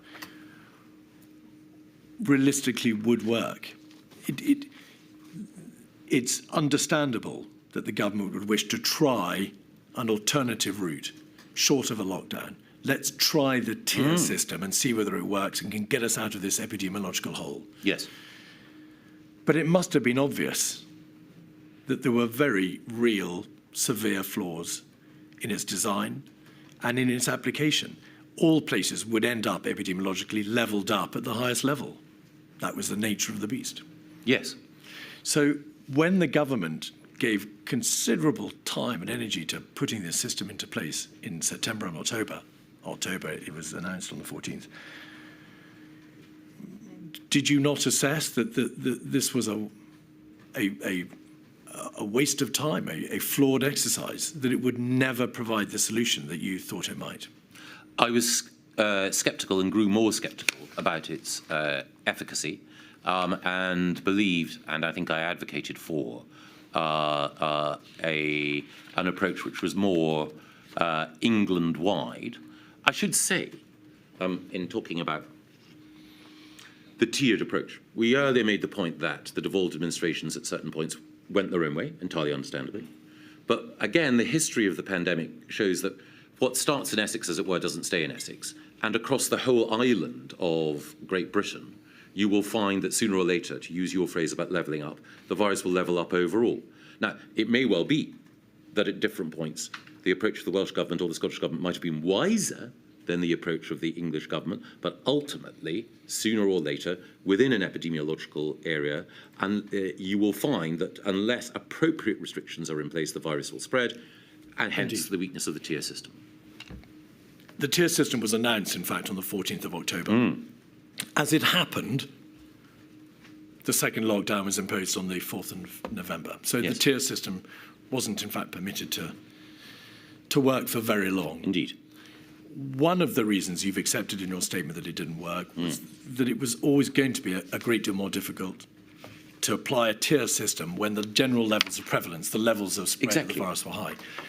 Do you assess that if the government had considered and then imposed a tier system in September, thereby giving it a longer time within which to work, prospects of success would have been greater? Because it was debated and it was raised. No, that is possible. Again, I think, rather than necessarily it being the tier system per se, because again, it's difficult to restrict the spread of the virus geographically, it's looking at the budget of measures overall. Throughout the decision-making, we were reminded that there were broad restrictions on social mixing that would reduce the spread of the virus. And the more restrictions you imposed, the lower the spread, but of course, the greater the cost in liberty. Dividing the country up into tiers is one way of attempting to meet that budget in certain areas, but not in others. But it's also possible that we could have had a higher level of restriction uniformly across England without having specific tiers, as it were. The point is a slightly different one. The tier system didn't ultimately work. No. In principle, there is a chance, or there's a greater chance, it may have worked if it had been imposed earlier when the prevalence, the degree of spread of the virus was lower. Because that is one of the reasons, well, it ultimately did for the tier system. We will never know what might have happened. But Yes. do you acknowledge, and you've referred in your statement to the fact that there is a strong case for the government having to have, or should have acted earlier, that consideration should have been given to this tier system at an earlier stage when it was more likely to work? I think arguably consideration should have been given to other measures. So rather than introducing the tier system earlier, introducing other restrictions earlier. Such as? Well, there's some of the restrictions that we subsequently were compelled to consider before we went back to full lockdown. So again, Well, no, throughout... with respect, the tier system was the penultimate procedure restriction before the lockdown on the 4th of November. You're quite. But I think that the tier system, as we said, was one way of imposing restrictions on some but not all. I wonder if, rather than going for the tier system earlier, there might not have been other non-pharmaceutical interventions that we could have used on an England-wide basis before then. In relation to the lockdown decision itself, are you in the camp of arguing that the United Kingdom government should have gone earlier in recognition of the inevitability of the second wave, in recognition of the fact that the later you leave it to apply that sort of restriction, the greater the roller coaster effect and the greater the damage? Yes. You must have reflected long and hard on that momentous decision. Are you able to identify a time in which you reasonably assess it should have been imposed?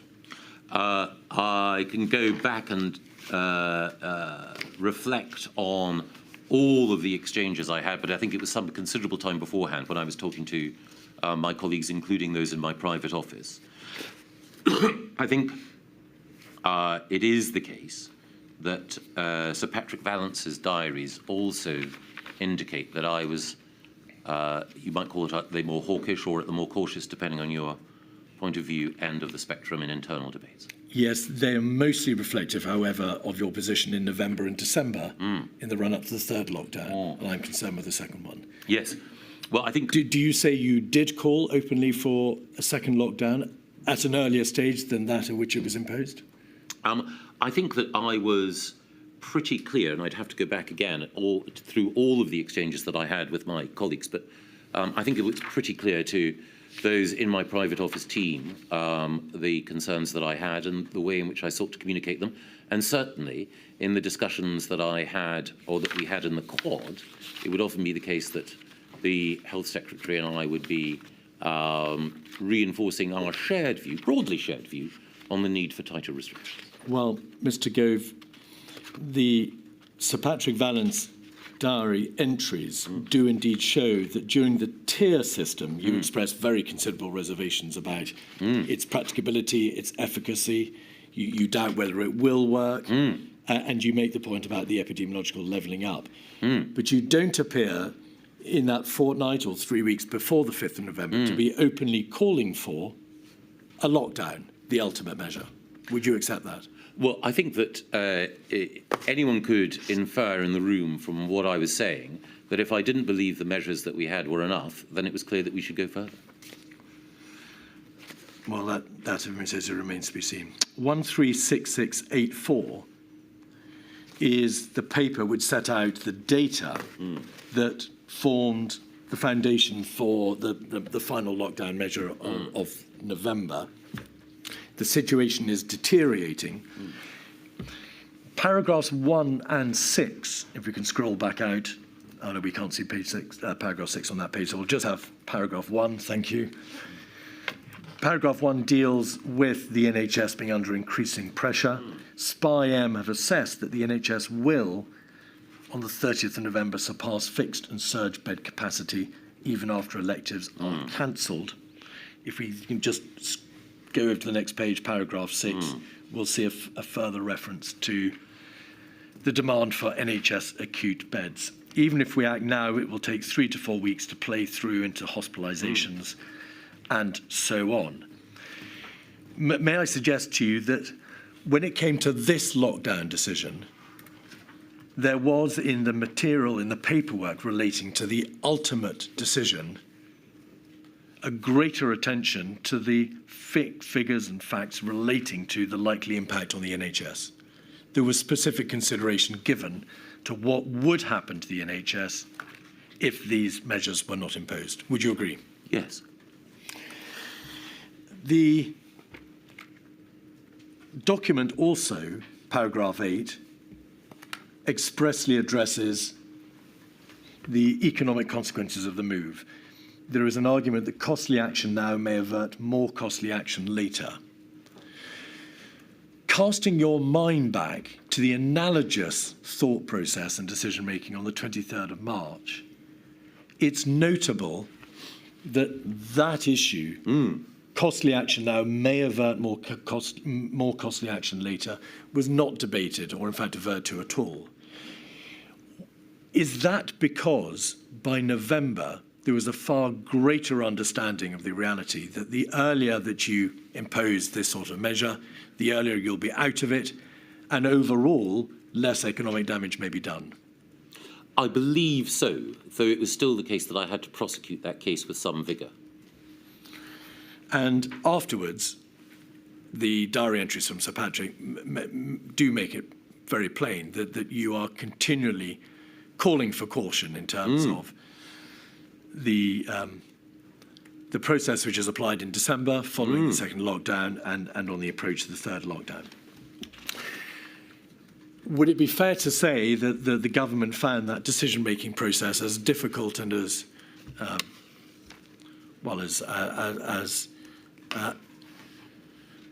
anxious and as really impossible as it did the first level of decision-making in March? Do you agree that the government found it exquisitely difficult to make the decision about whether or not there should be a second lockdown?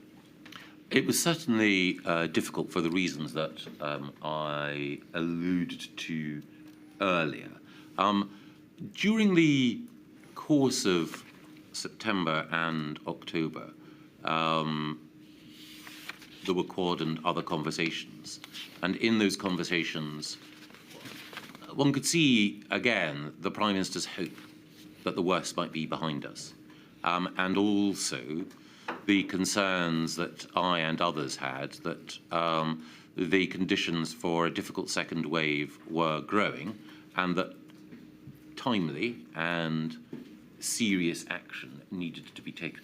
And I was just looking back at the exchanges with people in my private office at that time and some of the points that I was making at that time to them about the arguments that I would be making in the Quad and elsewhere, in the CDL PPS JGAH chat group.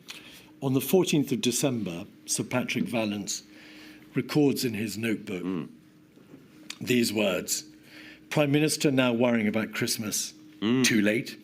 Agreed that reframing advice about Christmas needs to take place.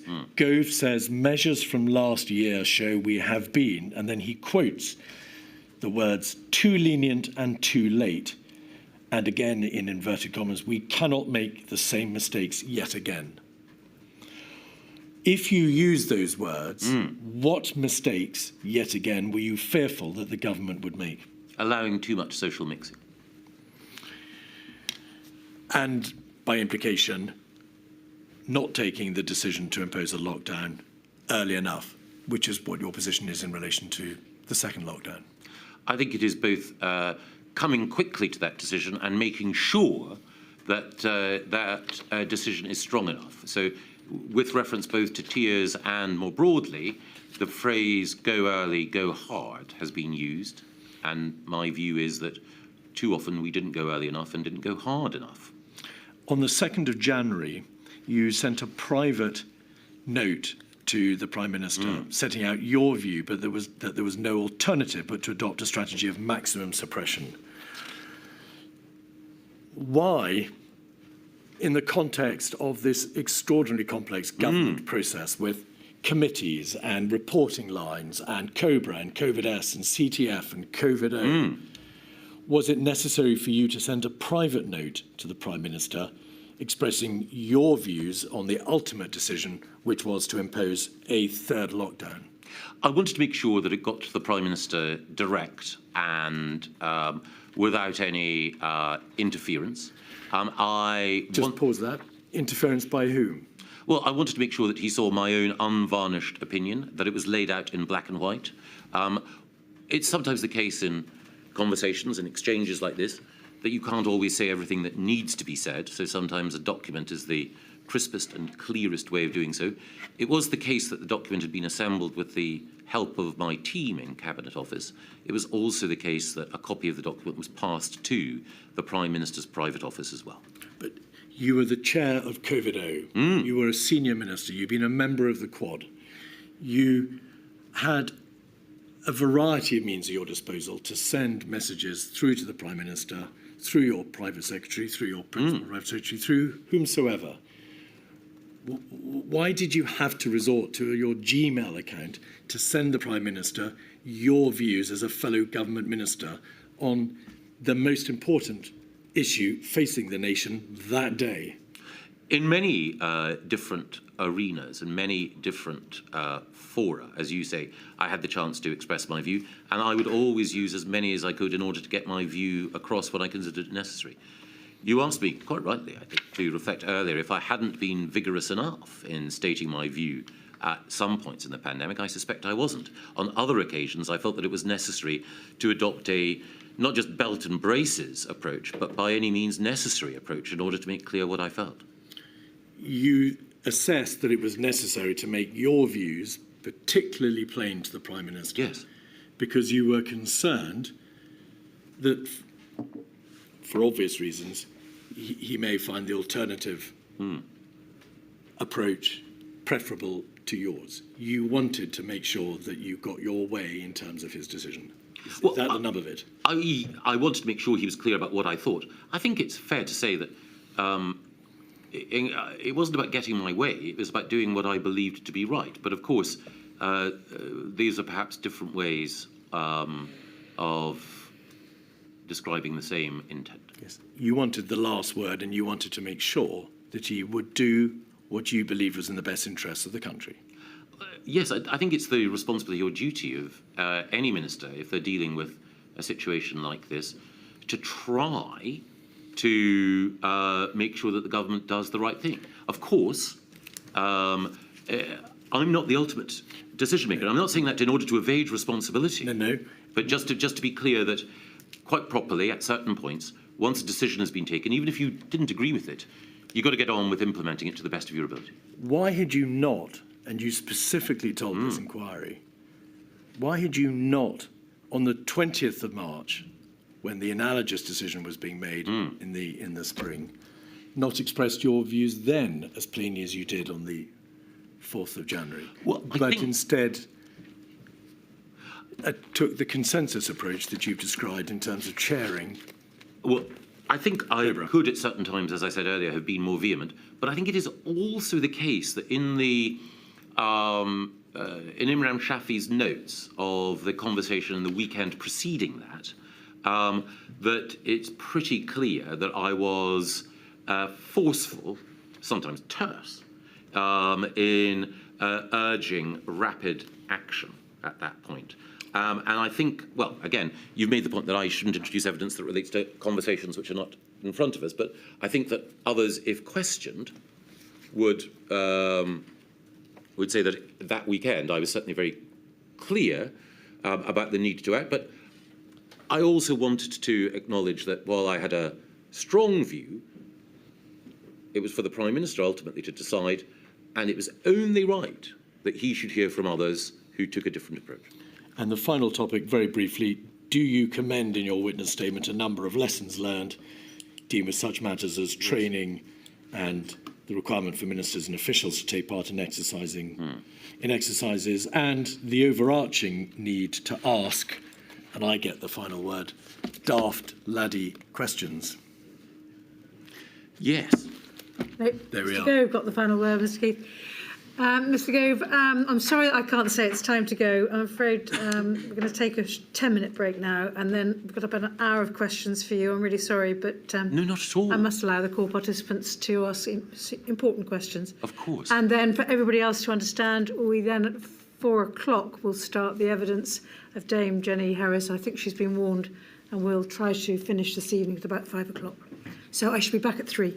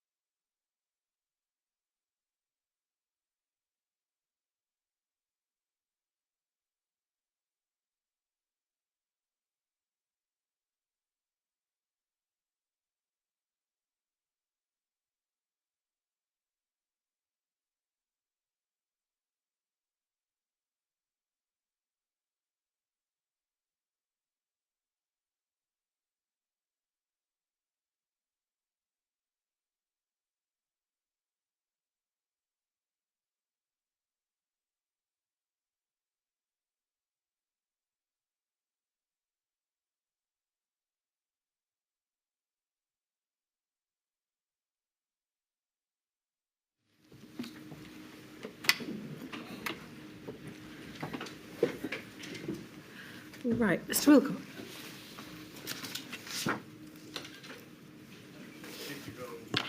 I represent the Northern Ireland COVID Bereaved Families for Justice campaign, and I'm sure you will appreciate that they would welcome concise answers to the questions you're about to ask, so that you don't unintentionally, I'm sure, give the impression that the clock has been run down given the limited time we have. My questions are all on what you describe in your witness statement as your role in managing the devolved nations. And my starting point is expert evidence that we have already heard from Professor Ailsa Henderson, that I'm sure you're familiar with, that in her opinion, the UK government took positions on intergovernmental relations and how the devolved administration should be integrated within a UK-wide response to the pandemic, that were driven not necessarily by what would be best able to respond to an epidemiological event, and that there was a desire to structure intergovernmental relations for ad hominem reasons. And she quoted, "There's a clear effort to control or handle one of the First Ministers in particular.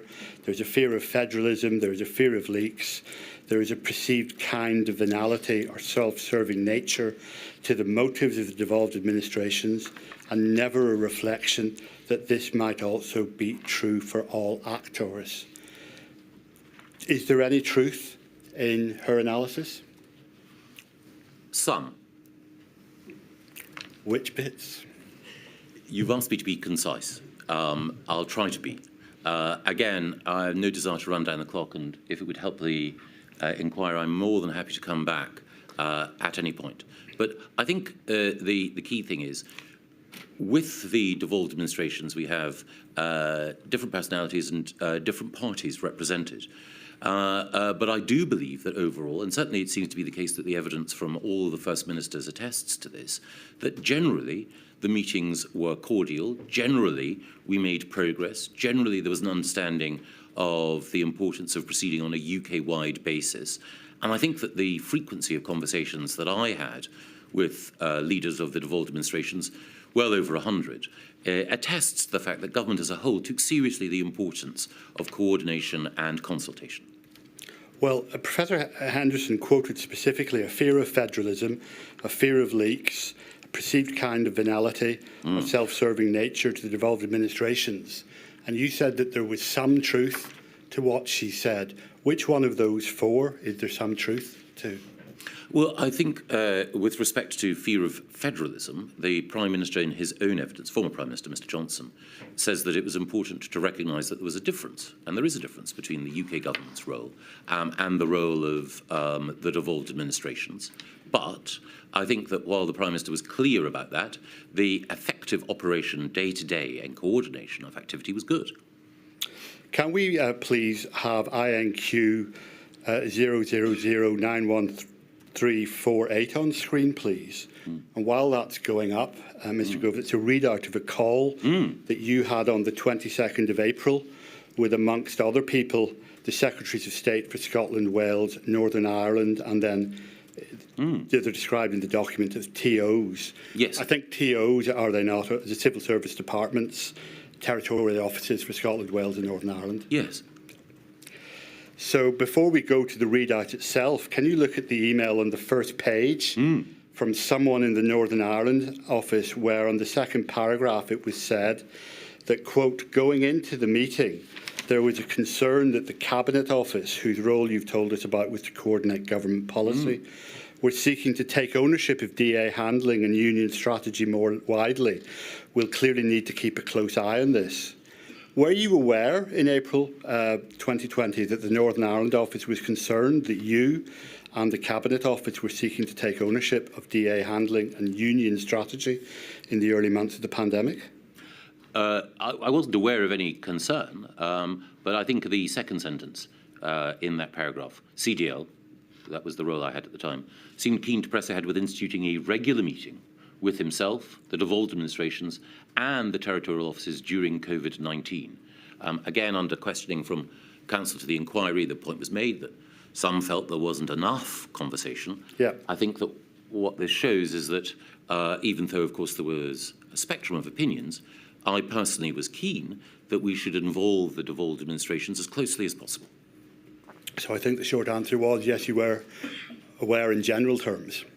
Well, I, again, was aware that, of course, territorial officers wanted to make sure that they were fully involved in those conversations as well. But my intention was to ensure that both the territorial secretaries of state and the respective First and Deputy First Ministers were involved as well. So, again, my aim throughout was to have the maximum possible sharing of information and discussion. Well, let's have a look at the readout itself, if we may, Mr. Gove. We could see that you started the call by explaining that the reason for the call was effectively a stock take, and that whilst to date, that is April 20, the four nations had, quote, marched more or less together in response of COVID, you felt that there was a temptation for the DAs, and I quote, to jockey for position, e.g. on their sensitivity to health issues. You've touched on this earlier, but given your evidence that it was reasonable for the devolved governments to take decisions locally, why did you use the particular expression, jockey for position? Well, again, there'd been some concern that had been expressed by other people in government that, for example, the one First Minister had communicated the results of a COBRA before others had had a chance to communicate it. And the view had been expressed to me that there was a risk or a danger that the need for coherent UK-wide communications could sometimes be vitiated or compromised by some, in some of the devolved administrations, moving to the microphone before others, as it were. But again, as I think the document makes clear, I said that I was open to regular weekly meetings, and it was important that the UK government was not high-handed in its dealings. Absolutely, and I'm going to come on to that, to be fair to you. That is a valid point. But going back again, leaks aren't unique No, indeed. to the DAs. They're pretty common in even very recent governments, aren't they? Yes, they absolutely are, and I'm sensitive to that. And again, one of the points that I made earlier, I'll try and summarise it briefly, is that overwhelmingly, I don't just have respect for, but I approve of the way in which each of the First Ministers and Deputy First Ministers handled things. I don't want to criticise them, but there were occasions and moments when the political position, particularly of the Scottish Government, gave rise to concern and or suspicion that they may, while still obviously seeking to do the right thing, if there was an opportunity additionally to make a political point, that temptation was there. So, as I say, it was an issue that was real, but at the margins. Overall, I think the Scottish Government worked very well with the rest of us and did well in its own terms. So as you pointed out already, you then went on to say that you had a responsibility to make sure that the right policies to combat COVID are in place using the strengths and resources, and you were fairly open to the suggestion from Mark Drakeford for weekly meetings between the FM's DAs because you didn't want the UK to seem high-handed. If you look down the page, would you, to see the contributions of the Secretaries of State for Scotland, Northern Ireland and Wales, do you agree that they were rather less concerned with any appearance of being high-handed and at best more cautious about such meetings? I think they completely understood my position. I think that they were accurately reflecting one or two of the concerns, not just that they, that other colleagues had had. So, again, the Secretary of State for Northern Ireland fairly made the point, which I briefly alluded to earlier, that First Ministers were sometimes privy to decision-making and involved in decision-making before other cabinet ministers. And again, there was a balance to be struck, but they were reflecting that concern. But I think that it was in the context of a thoughtful and reflective conversation on the pros and cons of particular types of engagement. Now, Professor Henderson's point was, I think, that structures were made because of concern about the individuals. You've spoken about concerns you had about the First Minister for Scotland. Can we go to the next page, please? And about 14 lines down, we can see that the Secretary of State alleges that the default position of the Sinn Féin DFM, Michelle O'Neill, will be to agree with the approach in the Republic of Ireland. Now, Mr Gove, you will know the group I represent consists of a broad church of people from within all traditions in Northern Ireland. But did it occur to you when Mr Lewis said this, that not only did he only name one side of the political divide within Northern Ireland, but that, as you said, there was much to be said. You've already said this in evidence for the response in the north of Ireland to take account of the approach in the south, given the common travel area and the open land border.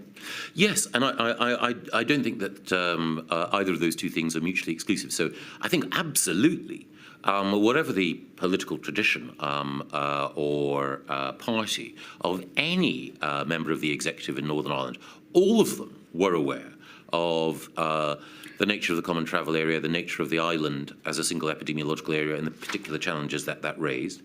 But I think it was fair and legitimate of the Northern Ireland Secretary to point out that it's in the nature of Sinn Féin as a distinct political party to approach issues with a set of particular assumptions. It's, again, I'm seeking not to criticise because, again, I appreciated the hard work that Michelle O'Neill and other Sinn Féin ministers put into dealing with the pandemic. I don't want to criticise them at all, but I do think that being aware of the political traditions from which people spring is helpful in recognising why some arguments may be made. So you agreed that at least some of Professor Henderson's point about structures being made for ad hominem reasons rather than best combat. Is this an example of such an ad hominem approach or not? Well, I would draw a distinction. I don't think it's ad hominem per se. I think it's recognising a structural, political or ideological factor. And again, without wanting to draw too broad an analogy, when other countries, Germany, for example, which has, of course, a fully federal system, had negotiations between the federal chancellery and the respective lender, one of the factors there was an acknowledgement that certain parties would come at these questions from a particular position. So an SPD-led minister-president would take a different view from a CSU minister-president. In Germany? In Germany. And it may not be ad hominem per se, but it's ad hominem in effect, isn't it?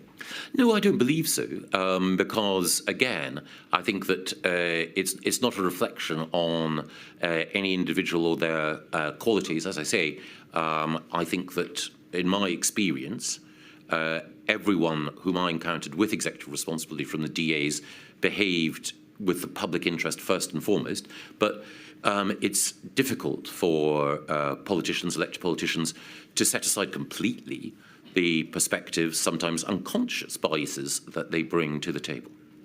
Mr Wilcock, I'm afraid you're getting very close. I am getting very close to the end. That's all right, good. Are you asking the questions on behalf of the TUC? I am, but would you please allow me to ask two more on behalf of my main clients? But I'm afraid we have got to move on. I've got a witness waiting who's been here, and Mr Gove's been in the witness box all day, so I'm afraid everyone's going to have to speed up. And I'm going to ask other people who've been allocated longer times to see if they can shorten their questions. Well, my lady, it's not the questions necessarily that cause... I do understand, but of course I do. Sorry. If we go on to the next page and look at the first underlined section to see how you responded to these interventions, we can see, can't we, that you say that you had heard the Secretaries of State for Territorial Offices caution and that regular meetings won't mean that devolved administrations agree on the approach to COVID, and that regular meetings could be a potential federalist Trojan horse.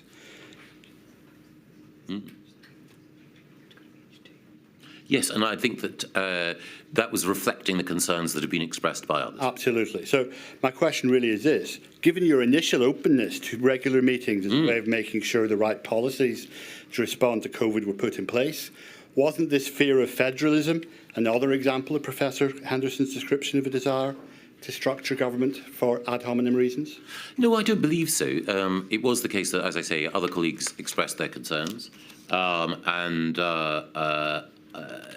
I was reflecting in the readout, the the nature of the concerns, but they didn't impede the regular conversations we had, and also the evidence, I think, from all of the First Ministers and Deputy First Ministers, while occasionally expressing frustrations, does converge on the point, and they all, of course, come from different parties, that broadly there was a good level of cooperation and collaboration.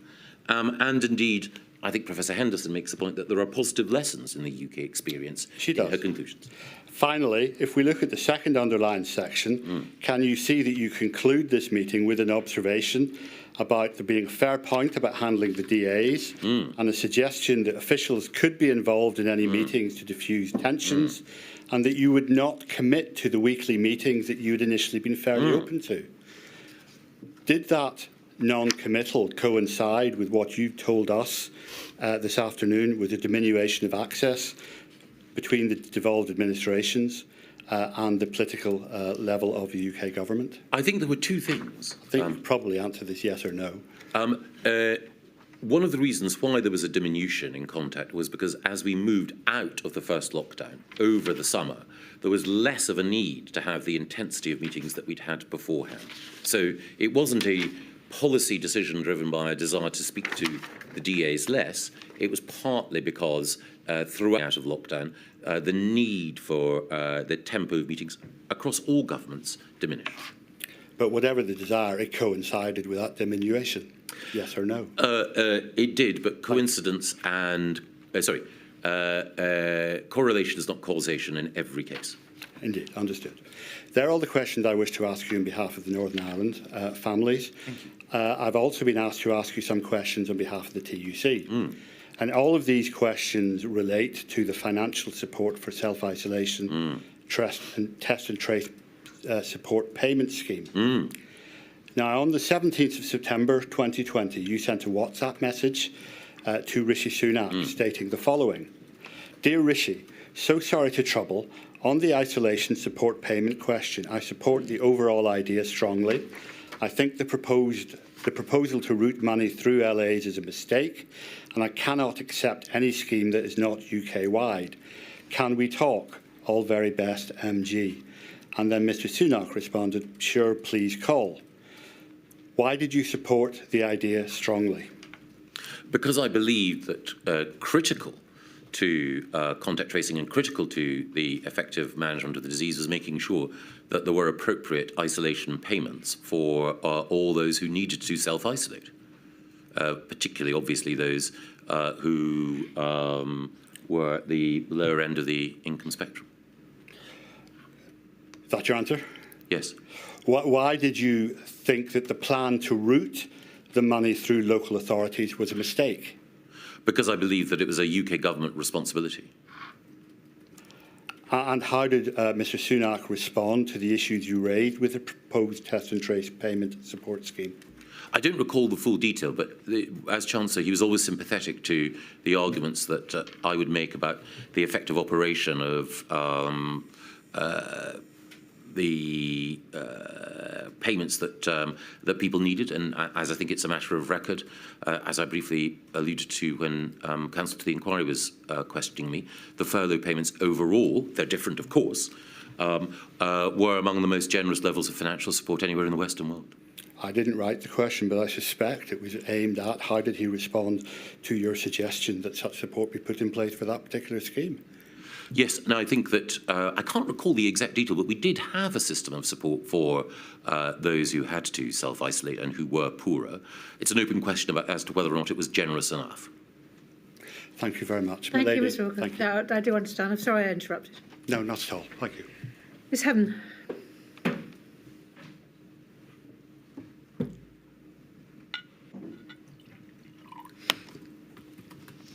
Good afternoon, Mr Gove. I represent the COVID-19 Bereaved Families for Justice Cymru, and I think you've heard the warnings about time, so I'll try and take it as quickly as I can.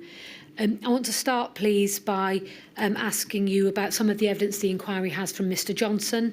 Obviously, he hasn't given evidence yet, so this is from his witness statement. Milady, I'll paraphrase, it's paragraph 186 from his witness statement, and he says this. It was clear from my earliest experiences the DAs needed to be handled with care, given the powers they had to diverge. I wanted to reduce the risk of political point scoring. He then says, in his view, it was optically wrong in the first place for the UK Prime Minister to hold regular meetings with other DA First Ministers. So I'm just paraphrasing there. My question is this. I want to focus on your state of knowledge, and in particular in 2020, if we can. Did you understand at this time that Mr Johnson was reluctant to meet regularly with the leaders of the devolved administrations, and that this was a deliberate choice made by him largely for presentational reasons? In his words, it was optically wrong. So were you aware at the time that that was his position? I think, in fairness to Mr Johnson, he goes on to explain in his witness statement that it was more than just optical or presentational. Practical as well, I think Yes. he says, yeah. But just focusing on the optical and the presentational, because that is a reason that he gives, were you aware at the time that that was one of the reasons why he didn't want to meet regularly with the First Ministers of the devolved administrations? It seemed to me that what the Prime Minister wanted to do was to divide responsibility in labour appropriately. And as one of his ministers charged with a coordination function, it seemed natural and logical for me to take on this role. Let's move on then, because we have a limited time. I want to ask you just briefly then about Mr Drakeford's comments, because he's also given some comments in his supplemental witness statement, paragraph 16. I consider that Mr Johnson's comments at paragraph 186 of his statement that the DAs needed to be handled with care betrays a cast of mind. It appears to me that his thinking as the then Prime Minister of the United Kingdom was not that the UK government needed to cooperate effectively with the devolved governments as equal partners who should be properly informed in decision-making, but that they had to be handled with care, like a set of unruly, unreliable adolescents whose judgments were flawed. So just reflecting on that briefly, and the handled with care aspect. Can we just be clear in terms of the answers that you just gave? Are you agreeing that there was some concern that if the DAs were given information too early on, that they may leak it, or indeed that they may act early, in other words, go first? What was that actually a concern? Well, it was a concern because I think there was one occasion quite early on when one particular First Minister did, it was perceived by others, move to the microphone in advance of the agreed communications rollout. Some people were sensitive to that. I thought overall, in the greater scheme of things, that was not a particularly significant concern. But as I say, that was my view. Okay. We're moving on now to my next question, which is communications. And I haven't obviously got time to go into multiple examples. It's about the timing of communications and whether or not there was proper briefing to the DAs before the UK government announced measures. And I want to look at one particular issue, and that's the standing down of Cobra.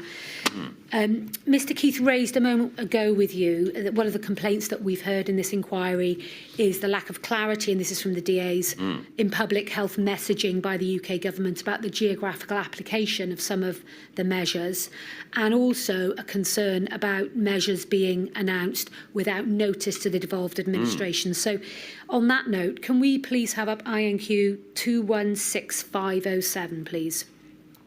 Do you see that there? So this is a letter from yourself to Mr Drakeford, 21st of May 2020. And just for context, this is your response to a letter that you had received from Mr Drakeford on the 12th of May, where he's asking for those regular and reliable engagements. So in this letter, essentially what you're doing is you're agreeing that there needs to be a common approach. If we look at the second paragraph there, you say you'd like to work together. You make the point about realigning public perceptions of our approach, and then there's talking about social distancing. And a little way down there, there's an emphasis on the importance of collective public messaging. And if we go then to paragraph 3, you give this assurance. Going forward, I hope we can each share our emerging strategic thinking as early as possible so that we have the opportunity to align approaches ahead of announcements. And I think then that's when you reaffirm your commitment to the regular meetings. You see that there? Yes. So with that in mind, I'm going to fast forward now, please, if I may, to INQ 216519. And this is a letter to yourself from Mr Drakeford, 11th of June 2020. Do you see that there? Thank you. So I'll just read it through and then I'll ask the questions. I'm writing to ask about the UK Government's intentions for communication with the devolved governments in response to COVID and the recovery phase. COBRA last met 10th of May and heard from the Prime Minister on Thursday 28th of May when he said that you would follow up later that week. There was no subsequent communication, and in a call with the Secretary of State for Wales on 3rd of June, I asked about the UK Government's intentions in respect of COBRA machinery. Through official channels, we learn that COBRA has been stood down and that there are no plans to scale back the SAGE. There are now plans to scale back the SAGE arrangements. I'll come on to the next bit in a moment, but just pausing there. Is it correct then that this decision was made, COBRA was going to be scaled back, and Mr Drakeford not only didn't hear about it from you, but indeed he didn't hear about it in advance? Well, I think that there were a number of communications between myself and the Welsh Government over this period. Yes, of course, there were some occasions where decisions were taken in advance of the Welsh Government being fully informed.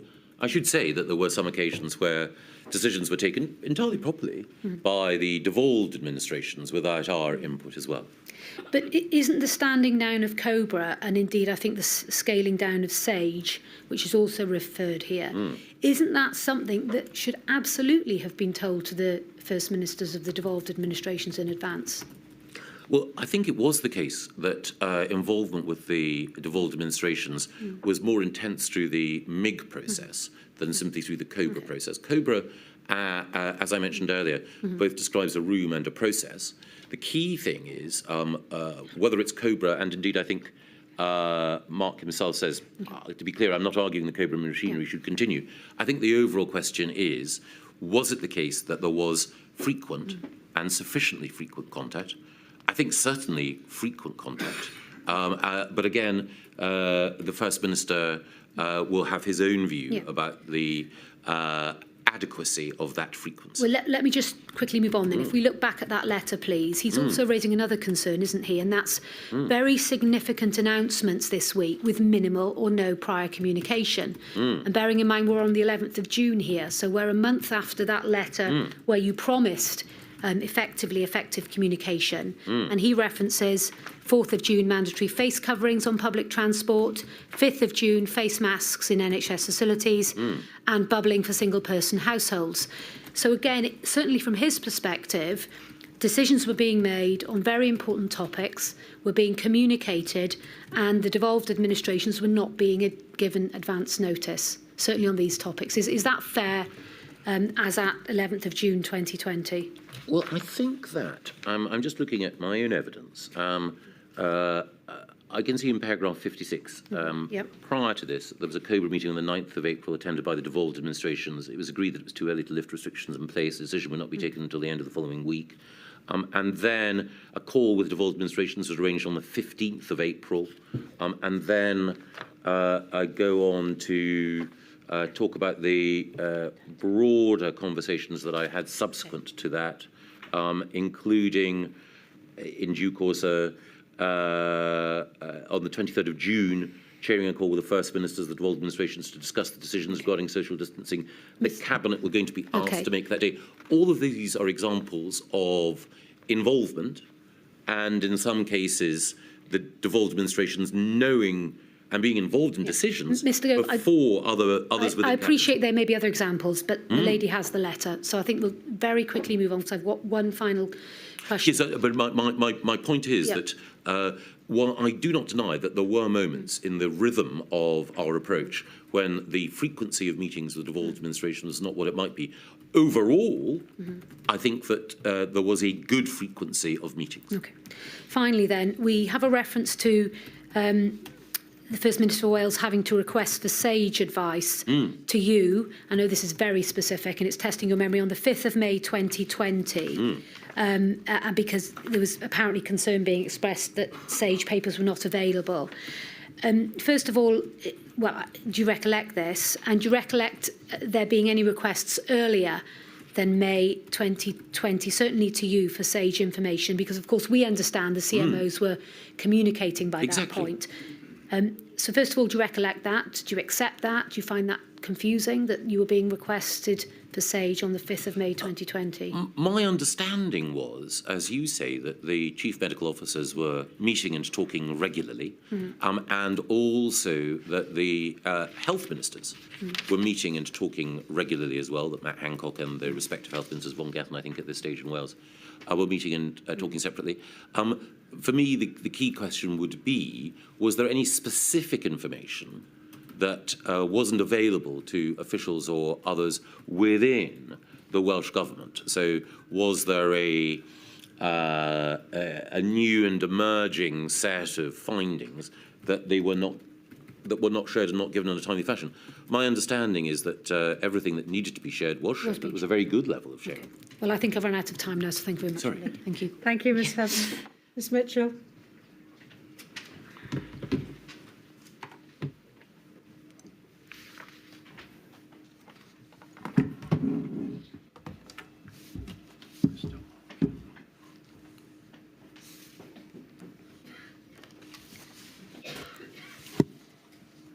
Mr Gove, I appear as instructed by Amar Anwar and Company on behalf of the Scottish COVID bereaved. I would like to take you back to a cabinet meeting on the 20th, in July 2020. Now, by this time, the first wave was over, the second wave was still to come. And this inquiry has heard evidence that there was no pandemic plan, about the dysfunctionality in those critical months before July, infighting, misogyny, failure to understand science, maths, graphs, dithering, trolleying, all resulting in a deadly delay before implementing lockdown. It's against the background of these 4 months into the pandemic that you present a paper at a meeting of the Cabinet on the 21st July 2020 called State of the Union. If I can have inquiry number 89054 up on screen, particularly paragraph 2. Do you recognise this document?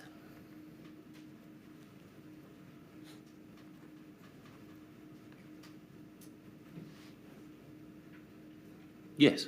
Is that a document written by you? It would have been written by my team. And did you present this document at the Cabinet meeting?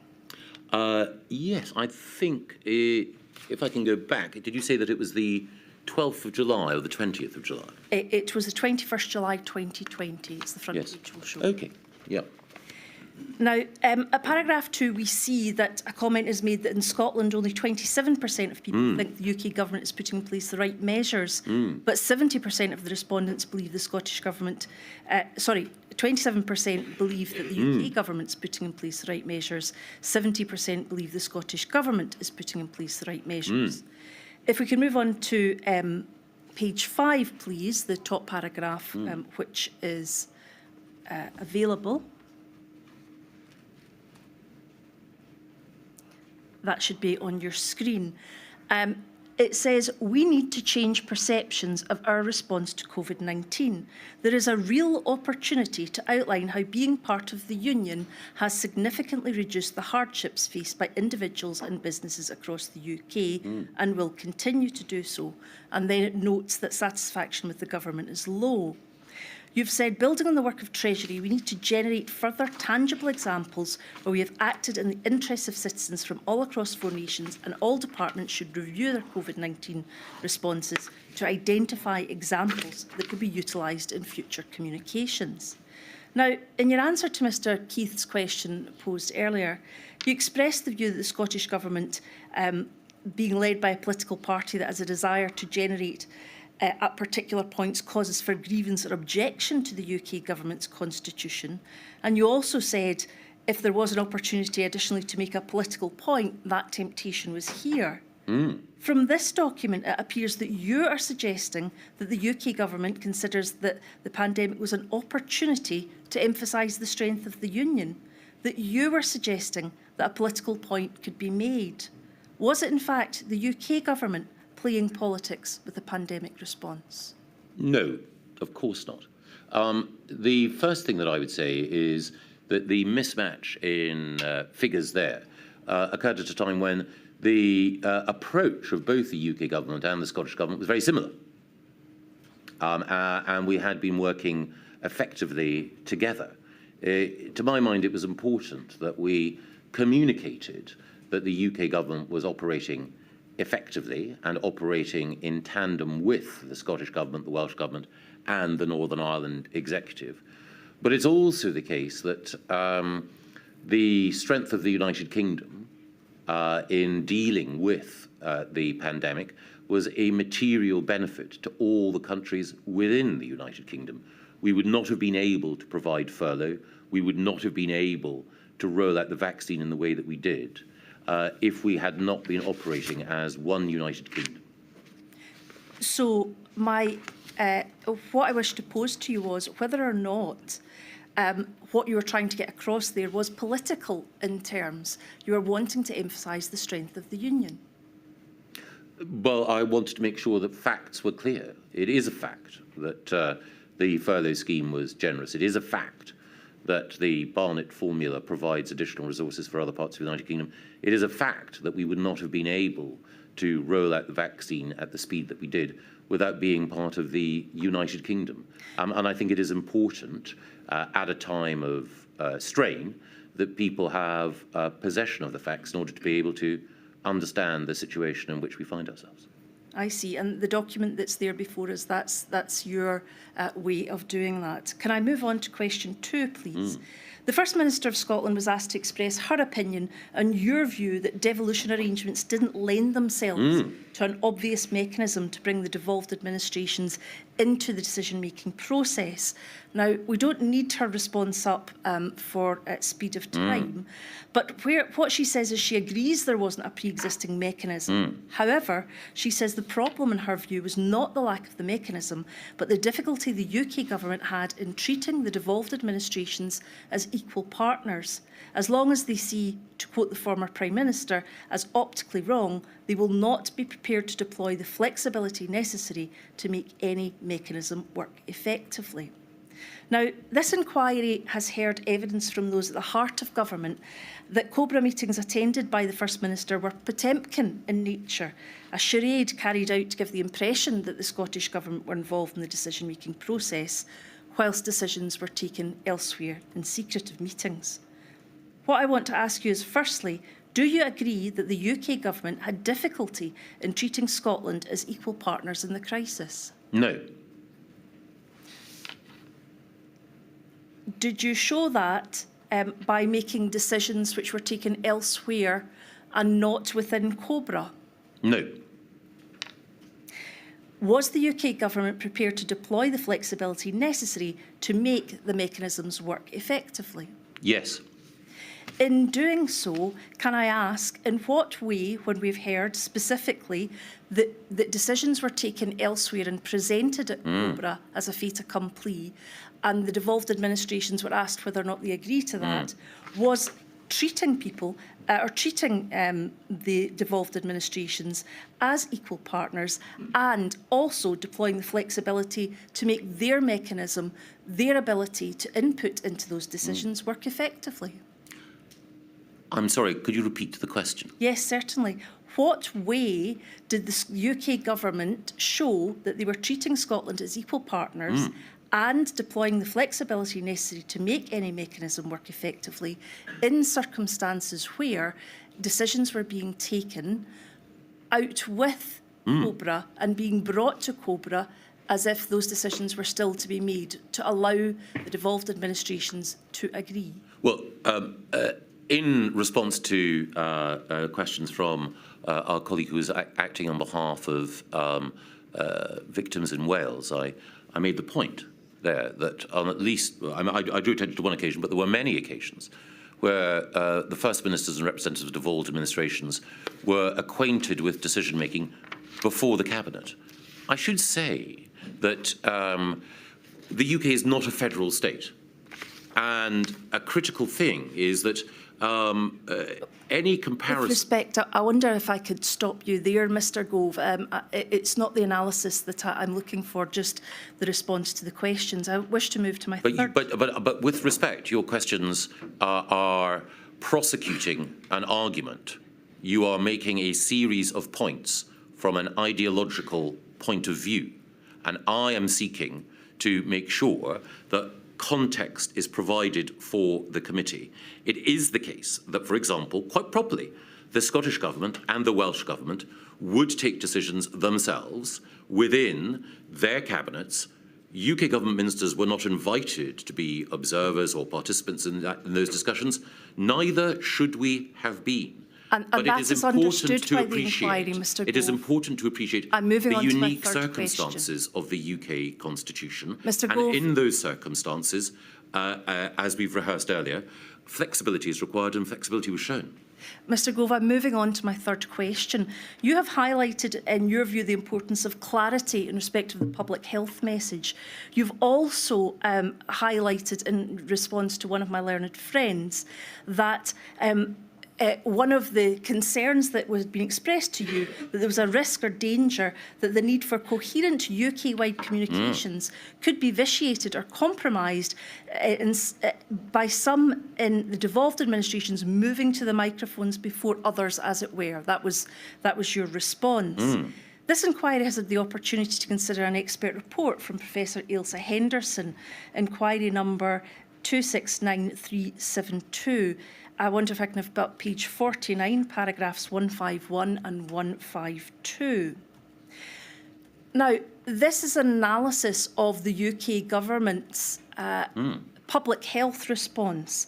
And do we see about 3/4 of the way down paragraph 151? An analysis of the text-prepared speeches through 2020 shows those that, speaking on behalf of the UK government, did an incomplete job of outlining the territorial scope of data, information or guidance. And it goes on to talk about the fact there was no mention of the first ministers of the devolved administrations. Moving on to paragraph 152, about 3 or 4 lines down, it explains that when ministers were giving messages, more typically they outlined the guidance for England alone, but that the devolved administrations would offer their own guidance. It gives examples. Reference to reopening retail, which was England only, was made less clear by referring to the opening of British high streets. And on 23rd of June, Mr Johnson clarified that the measures applied to England only and then set out rules for the British public. What impact do you consider the UK government's use of UK to mean England had on the Scottish public's perception of the UK government's response to the pandemic? I think at best marginal. I think that people across the United Kingdom would have had a pretty clear understanding of the different responsibilities of their governments. So that when the Prime Minister of the United Kingdom refers to rules only for England and then advises that these are rules to follow for the British public, the people in Scotland would be aware that that didn't apply to them? I think that people in Scotland were very well aware that there were, later in the response to the pandemic, different approaches in Scotland. I think the fact that the First Minister had a daily press conference would have meant that there was pretty clear communication. Again, I think that a critical question here is, as Professor Henderson and others have pointed out, the fact that the UK government is both responsible for issues in England and also has UK-wide responsibilities as well. That is not entirely unique, but it is certainly a specific constitutional arrangement. Within that, I think that the need for the best possible and most coherent communication, of course, is important, but as we touched on earlier, there can sometimes be a tension. And the tension that I mentioned was a tension between that clarity of hands, face, space, and the credibility, adduced earlier, of the Scottish Government. So how do you decide between a clear UK-wide message, which is more effective, or a Scottish Government message, which is less effective, but which is being conveyed by a more credible advocate? Would you agree that the duty of the UK Government was to provide information which was clear to everybody within the United Kingdom, making clear what the rules were in Scotland and the rules were in other parts of the UK, and that was the most critical factor? It was certainly an important factor, but I would also say that at different times there was confusion. I myself remember being interrogated at different times about, as questions I mentioned earlier, like whether or not a Scotch egg was a substantial meal. The reason why we needed to refine messaging is that decisions were often being made by different administrations at pace. But more broadly, I would characterise the approach both of the UK government and the devolved administrations as one of effective functioning collaboration. One can home in on someone mixing up the phrase English and British at one time. But if that is the gravamen of a charge of high-handedness on the part of the UK government, then I would argue Mr. that is, as considering the matters with which this inquiry has to deal, perhaps not the most significant. Mr. Gove, the expert witness simply says there was little attempt to outline what applied to the UK-wide and what applied only to England. The phrase "this country" was employed frequently to mean England or Great Britain or the UK. There wasn't clarity in the UK government's handling of this matter. My lady, I've got no further questions. Well, can I just say that... I think you've answered that question. Thank you very much, Mr. Gove. Thank you, Ms Mitchell. Right, Mr Friedman. Thank you. Don't worry about turning your back, Mr Gove, because we need you in the your voice into the microphone. Thank you, my lady. Secretary of State, I act for 4 national disabled people's organisations. Can I ask you to look at inquiry document 83917, please? And it is an email from the COVID-19 task force to, amongst others, Emran Mian and Helen Dickinson, but it's copied to, and I'm going to summarise, departments like the Minister for Disabled People, people from the Equality Hub and Disability Unit, and backwater way down, Michael Gove mailbox, Private Secretary. You see your address. I do. Yes. It's the 5th of November 2020, and just on the second page, under the heading Context, it reads, at the 29th of October meeting of COVID-0, the committee agreed to an ambitious package of measures to prevent transmission to and within groups that have been disproportionately impacted by COVID-19, focusing in particular on ethnic minority communities. The Prime Minister and the CDL also asked departments in slower time for a more ambitious package that can prevent disproportionate impacts from COVID-19 for people with disabilities. The question is, why did the COVID task force indicate to the key decision makers as of the 5th of November that the PM and CDL had acknowledged that the ambitious package for disabled people could be developed in a slower time, so that which had been developed and already agreed for other disproportionately affected people? I think counsel to the inquiry earlier drew attention to the fact that I'd written a letter chastising, if that's the right word, other government departments for not having risen to the challenge of doing everything possible for those groups. I think it would have been the case that we could have implemented or were implementing some of the measures that would mitigate the impact on ethnic minority communities because they were simply more ready to deliver. My recollection would be that more work was required in order to make sure that the additional policies necessary for those living with disabilities were also ready for delivery. So yes. I don't think it's about a hierarchy of need. I think it's about the preparedness of policy. Yes, so just on that letter, I don't need to bring it up, but it's the October 2020 letter, the terrible missed opportunity chastisement, where you told the chair this afternoon you wanted everybody to raise their game. Without going to it, we'll have it made public in due course. But in that letter, you also say you're deeply disappointed in departmental responses to date. Yes. And amongst other relevant facts, you draw their attention to the 59.2% of those who've died of COVID-19 have been disabled. And you also say time is running out to mitigate risks for the second wave. Yes.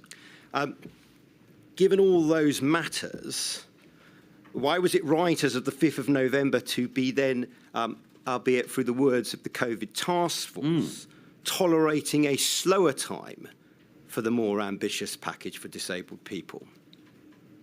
I think these things are relative, and I think it's purely to make sure that what we do roll out, and as the previous letter shows, I and the Prime Minister were cracking the whip on this, but it was in order to make sure that that which was prepared was ready to be implemented. Well, just on that, the cracking of the whip, can you accept at least that 5th of November email and its reference to slower time, at least on one reading, and regardless of what you meant, could be read as what it said, that the work for disabled people for the second wave was not quite as urgent, regardless of whether that's what you wanted the meaning to be? I think that could only have been inferred by people who were not involved in the decision-making or policy formulation process at that time. I think everyone would have recognised the stress that I and the Prime Minister were placing on making sure that disproportionately impacted groups received additional support and that policy was refined in order to help and support them. Thank you. Thank you, Mr. Freedman. Mr. Mannell. Good afternoon, Mr. Gove. I ask questions on behalf of a number of children's rights organisations. This morning, in answer to questions from Mr. Keith, you acknowledged that the government did not pay enough attention during the pandemic to the impact of some of its measures on children, particularly vulnerable children. Briefly, to which specific measures were you referring? I think it was the case that we did pay attention to them, but there was a trade-off. The specific concern that I had is, in order to reduce R below 1, we were advised that schools needed to close. And as we touched on earlier, the closing of schools would have a disproportionate impact on poorer children. And I was concerned, as indeed were ministers across government, about how we could mitigate those impacts.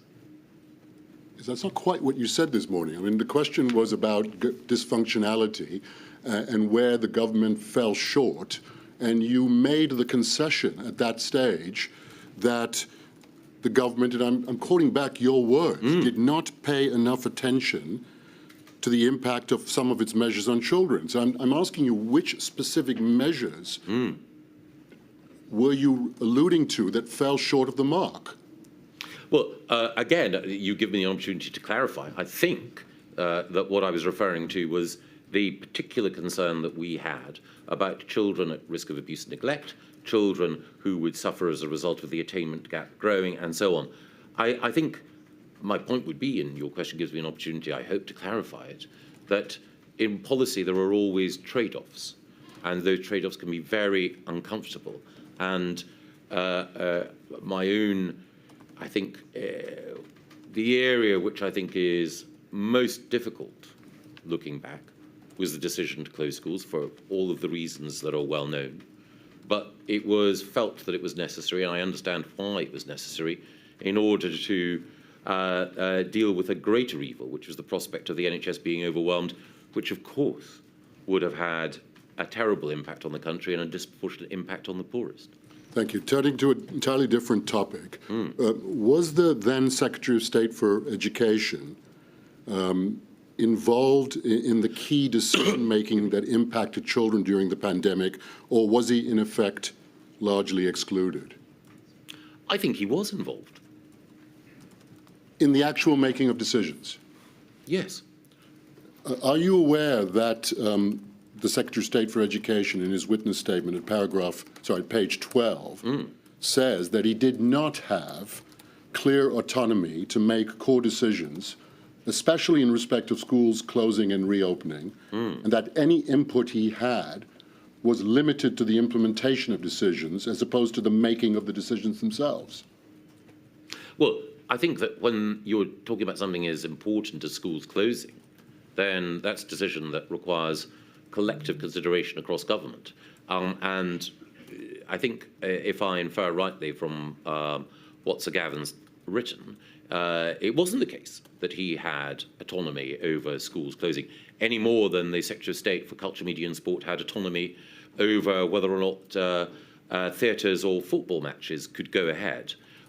It is the case that Sir Gavin did make clear his concerns at particular points. And I remember very early on when the decision was made about school closure, that Sir Gavin was clear that it was the responsibility of Cabinet Office rather than his own department, and I think it was a fair point on his part, to draw up the list of key workers whose children would be exempt from school closures. No easy task, but one which we sought to discharge.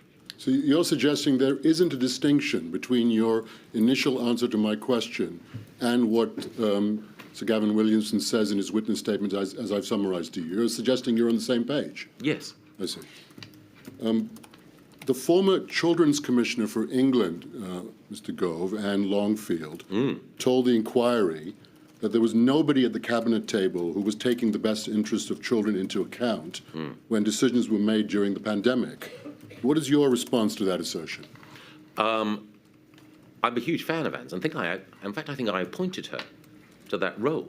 What about her comment to the inquiry? I would take a different view. I think we all had the concerns of children in our mind. I think that the evidence shows that of the many questions that I asked and the many challenges that I gave to ministerial colleagues, making sure in particular, for example, the agenda of the GPS MIG shows that I was very far from alone, was keen to establish the risks that children faced and to advocate for them. Indeed, I think as the committee alluded to earlier, I challenged others to make sure that children eligible for free school meals should receive support during the extended lockdown and holiday period as well. So I'm not suggesting that I was unique in that, quite the opposite. I think that Anne, passionate advocate as she is for children, I think is being, for once, I think, aiming off slightly. So in terms of learning lessons, in terms of how the government should act in a future crisis, do you agree that there should be somebody at the cabinet table who has primary responsibility for children to avoid decisions being made through an exclusively adult-centric lens? I don't think decisions were made through an exclusively adult-centric lens, quite the opposite. And I think that, to be fair to the Prime Minister, he was one of the people who was most concerned about school closure and the impact that it would have on children. So I certainly don't think that decisions are made through an adult-centric lens, no. Well, we'll have to agree to disagree on that. Moving on, in your witness statement, you mentioned the so-called Quad. Did any member of the Quad have primary responsibility for high-level decision-making that impacted children, and if so, who?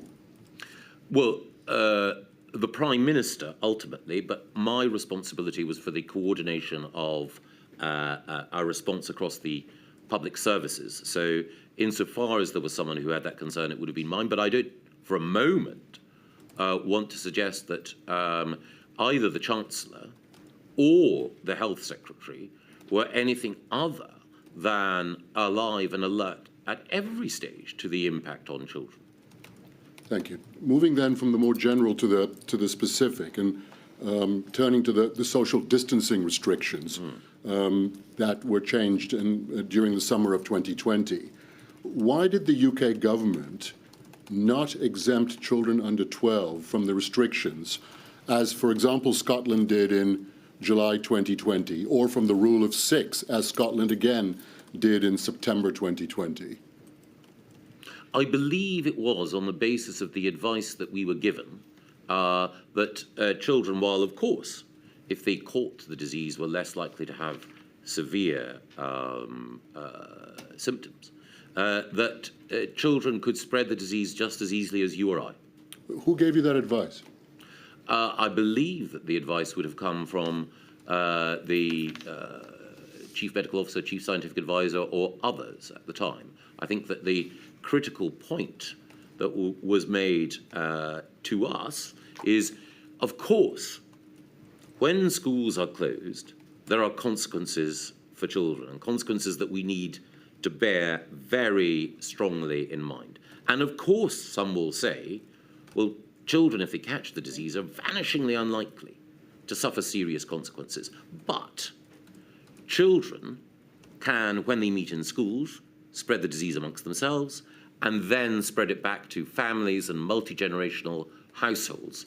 So the question of exempting children from this would have been driven, I'm sure, by the recognition that children, as I say, can carry the virus, including asymptomatically, as easily as any other human being. Mr. Gove, the inquiry has not heard any evidence from the Chief Medical Officer or the Chief Scientific Advisor to the effect that they advised the UK government to take a different approach in relation to children and social distancing restrictions than the approaches taken in Scotland and, in fact, in Wales as well. No evidence to that effect at all. Are you sure about that? Well, again, my judgment on what the decision-making would have been influenced by scientific advice. I can't recall when those decisions were taken and in which meetings and who would have been there. But the rationale for it is one that I have just explained. Very well. Well, I'll wait to see what that research is, because we've not heard anything about that whatsoever. So are you saying that children are less likely to carry the virus? No, I'm not saying that. Don't worry, wait for the next question, Mr. Gove. I'm afraid Mr. Mennell's now running out of time as well. Thank you. Much as I'd like to continue that discussion, I think I better move on, Mr. Gove, given the time I've been allotted.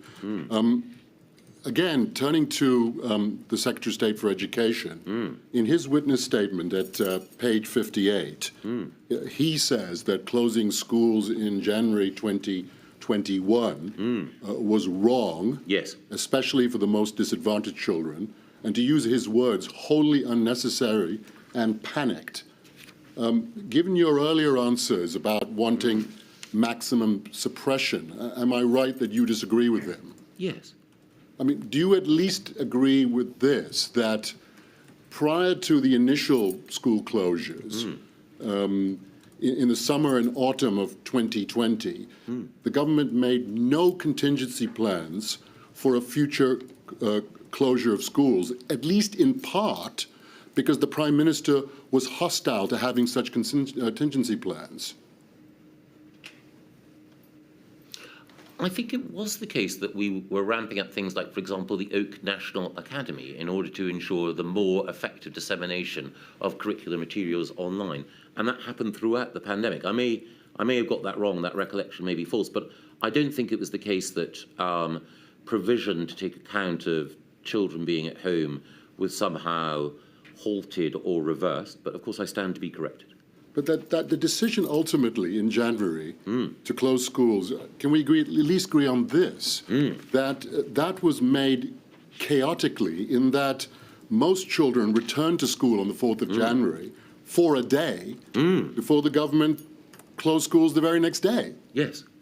I mean, that was, surely you can agree with me that that was an extremely chaotic approach. Whatever the rights and wrongs of closing schools, that was an incredibly chaotic approach to take, given the long-term potential implications of harm on children.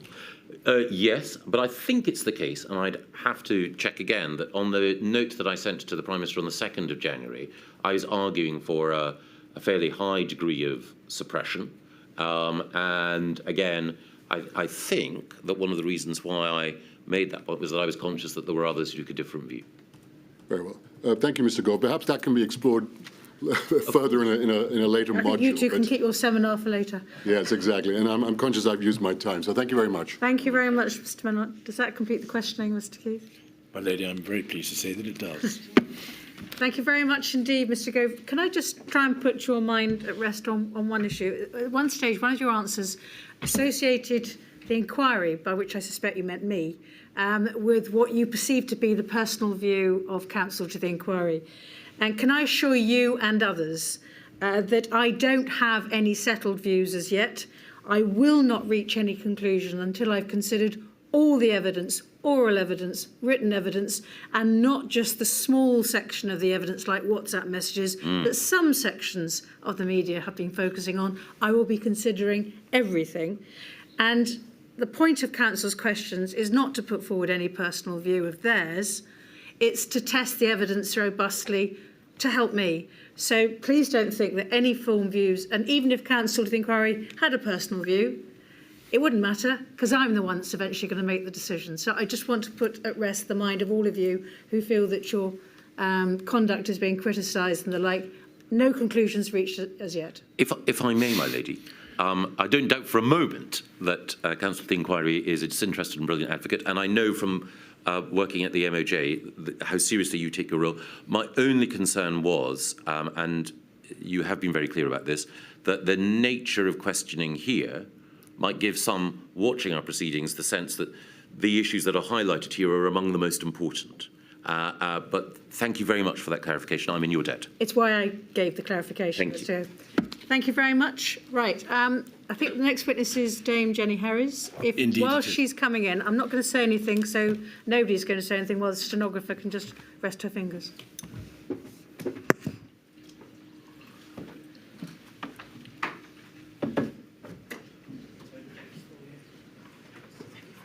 Thank you.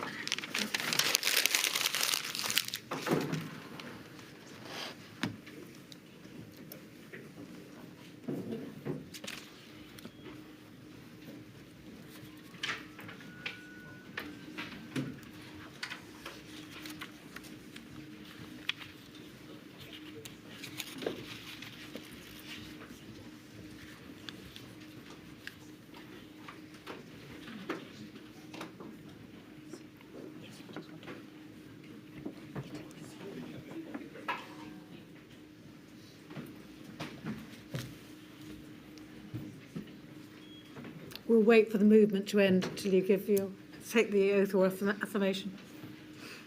It's a bit like changing the guard, isn't it?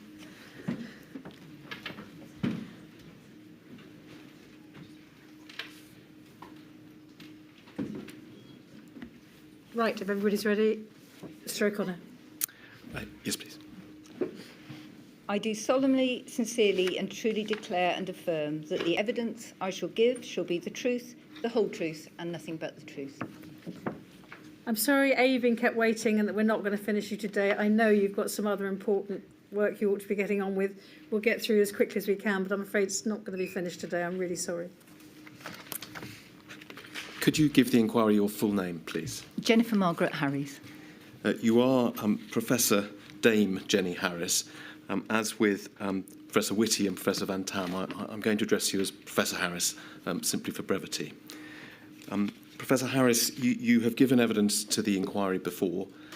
You attended and gave oral evidence in June of this year to Module 1, and at that stage, 2 of your witness statements were adduced. You have kindly prepared 2 further witness statements, which we will adduce now. First of all, your third statement, dated the 22nd of August 2023. Professor Harris, this was a statement that was prepared in response to a letter sent, a Rule 9 request sent to the UK HSA, was it not? Yes. We'll come to hear about your role as Chief Executive of that organisation, but we need to make the point, don't we, that this is a so-called corporate statement. Yes. So it was prepared by you and others on behalf of the UK HSA. Yes. Nonetheless, it bears your name, and we don't need to go there, but at the end of the statement, you have signed it saying its contents are true. Is that correct? Yes. And then secondly, there is a final statement, again in your name, your fourth statement. This statement was prepared in response to a request made to you personally, was it Yes. not? And as we can see, it's dated the 3rd of October of this year. Again, it's signed by you with a statement indicating that you believe its contents to be true. That's correct. Thank you. When you gave evidence earlier this year, Professor Harris, you gave a relatively full description of your career, so I won't go back over the whole length of what has been a distinguished career. But in summary, it's right, isn't it, that you trained initially as a medical doctor, you then had further training, and you also held a series of posts in the field of public health medicine. Yes. Between 2013 and 2019, you were the regional director for the south of England at PHE. Yes. And at the end of that period, you, I think, had an additional role at PHE, that of deputy medical director. Yes. So your employment at Public Health England ended in 2019, and that was the moment where you appointed one of the Deputy Chief Medical Officers for England. And you held that role through until 2021, and therefore for the first period, at least, of the pandemic. Yes, that's correct. As one of the DCMOs, the other, of course, being Professor Van Tam, who the inquiry has already heard from, we heard a little from him about the split responsibility between the two posts. And tell me if I've got it right, that at least at the time in early 2020 that we will pick up the story, he was responsible for health protection, whereas you were responsible for, I think, what has been variously described as health improvement or health promotion. Yes, that's a fair description. We would obviously support each other, but that was my part of the portfolio, and therefore anything to do with health protection primarily would go to Professor Van Tam. And again, in headline terms, health protection does include thinking about infectious viruses. Yes. Whereas health improvement, well, you tell us what did that Well, it's much focus more on? to do with supporting things like physical activity, good nutrition, those sorts of things, but also supporting areas of health service, evidence-based for interventions. Yeah. We'll obviously come to hear evidence from you about what you did, the activities you undertook, the advice you gave during the pandemic. Is it right that that fairly stark distinction between Professor Van Tam's responsibilities and yours collapsed to some extent once the pandemic was underway? Completely, and I would suggest probably from the end of January, actually. I came back from a very short bereavement period and was immediately into pandemic response and never really surfaced from it until I changed roles. Yeah. You mentioned changing roles, and it was in 2021 that you ceased being Deputy Chief Medical Officer. There's a little complexity around the detail of you changing your role, but again, tell me if I've got this right. You were appointed as Chief Executive of what was a new body, yes, the UKHSA, on the 1st of April 2021. That's correct. But that body wasn't yet fully operational. There was just me and the chair, so that was it. A long way from being fully operational. Exactly. It became fully operational on the 1st of October 2021. And at that date, it took over, first of all, certain of the responsibilities of Public Health England. Yes, mostly the health protection areas. Yes. My note suggests also some clinical and scientific areas, if that's a sensible distinction to draw. Yep. Separately, also, in fact, on that date, the UKHSA took over what was NHS Test and Trace. Yes. You had, in fact, been made head of that body earlier in the year in May. So there was a period of time where you were, as you say, the sort of titular head of the UKHSA without operational responsibility, and also head of NHS Test and Trace. But it all came together in October when both of those sort of separate elements became operational within the new UKHSA. Yes, and that's important because actually I had no formal control, for example, over parts, although we worked well together and we had formal risk handover. I was not the person responsible for Public Health England, so you may find in my evidence that I'm saying I was doing this or I was doing that. Until, well, you were never responsible for Public Health England. Until the 1st of October. I mean, clearly worked with public health colleagues and other people in Public Health England, but I didn't have any formal responsibility until the 1st of October. Correct. Well, it is complex, Professor, and as we go, of course, if there's a misunderstanding or we ask you about something at a time that you weren't responsible for it, you'll tell us. But just before we leave UKHSA, it follows from what we've been discussing that it's now been in existence for 2 years or so. Yes. In giving evidence to Module 1, I think you either said, or at least you agreed, with this description of UKHSA, a pandemic preparedness and response superbody which has a permanent standing capacity to prepare for, prevent and respond to infectious diseases and other threats to health. That's true. It has many other roles as well, and the scientific one is particularly important, relevant for pandemic preparedness, but actually relevant for response to all threats. And I know that this is one of the issues on your mind at the moment, but we have heard other witnesses talk about the certainty that there will be another pandemic sooner or later, and the intention is that the UK HSA will be at the forefront of the nation's response when that happens. Yes, and I think it is important that the work that we do on a daily basis, so there will be more than 10,000 public health incidents, so it may be infectious disease, it could be radiation, nuclear, extreme events.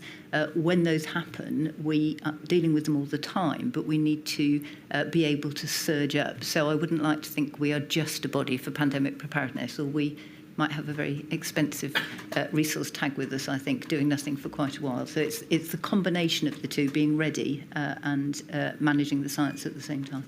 Can you give us, Professor, just some idea of the scale of UK HSA? How many, roughly speaking, employees does it have? So, as you can imagine, over this period, we've actually had the biggest single reduction in a civil service organisation in a single year. So we went from 15 billion down to 3 in 1 year, and we've reduced again since then. We had 18,000 staff at the start, only 30% of whom were permanently employed.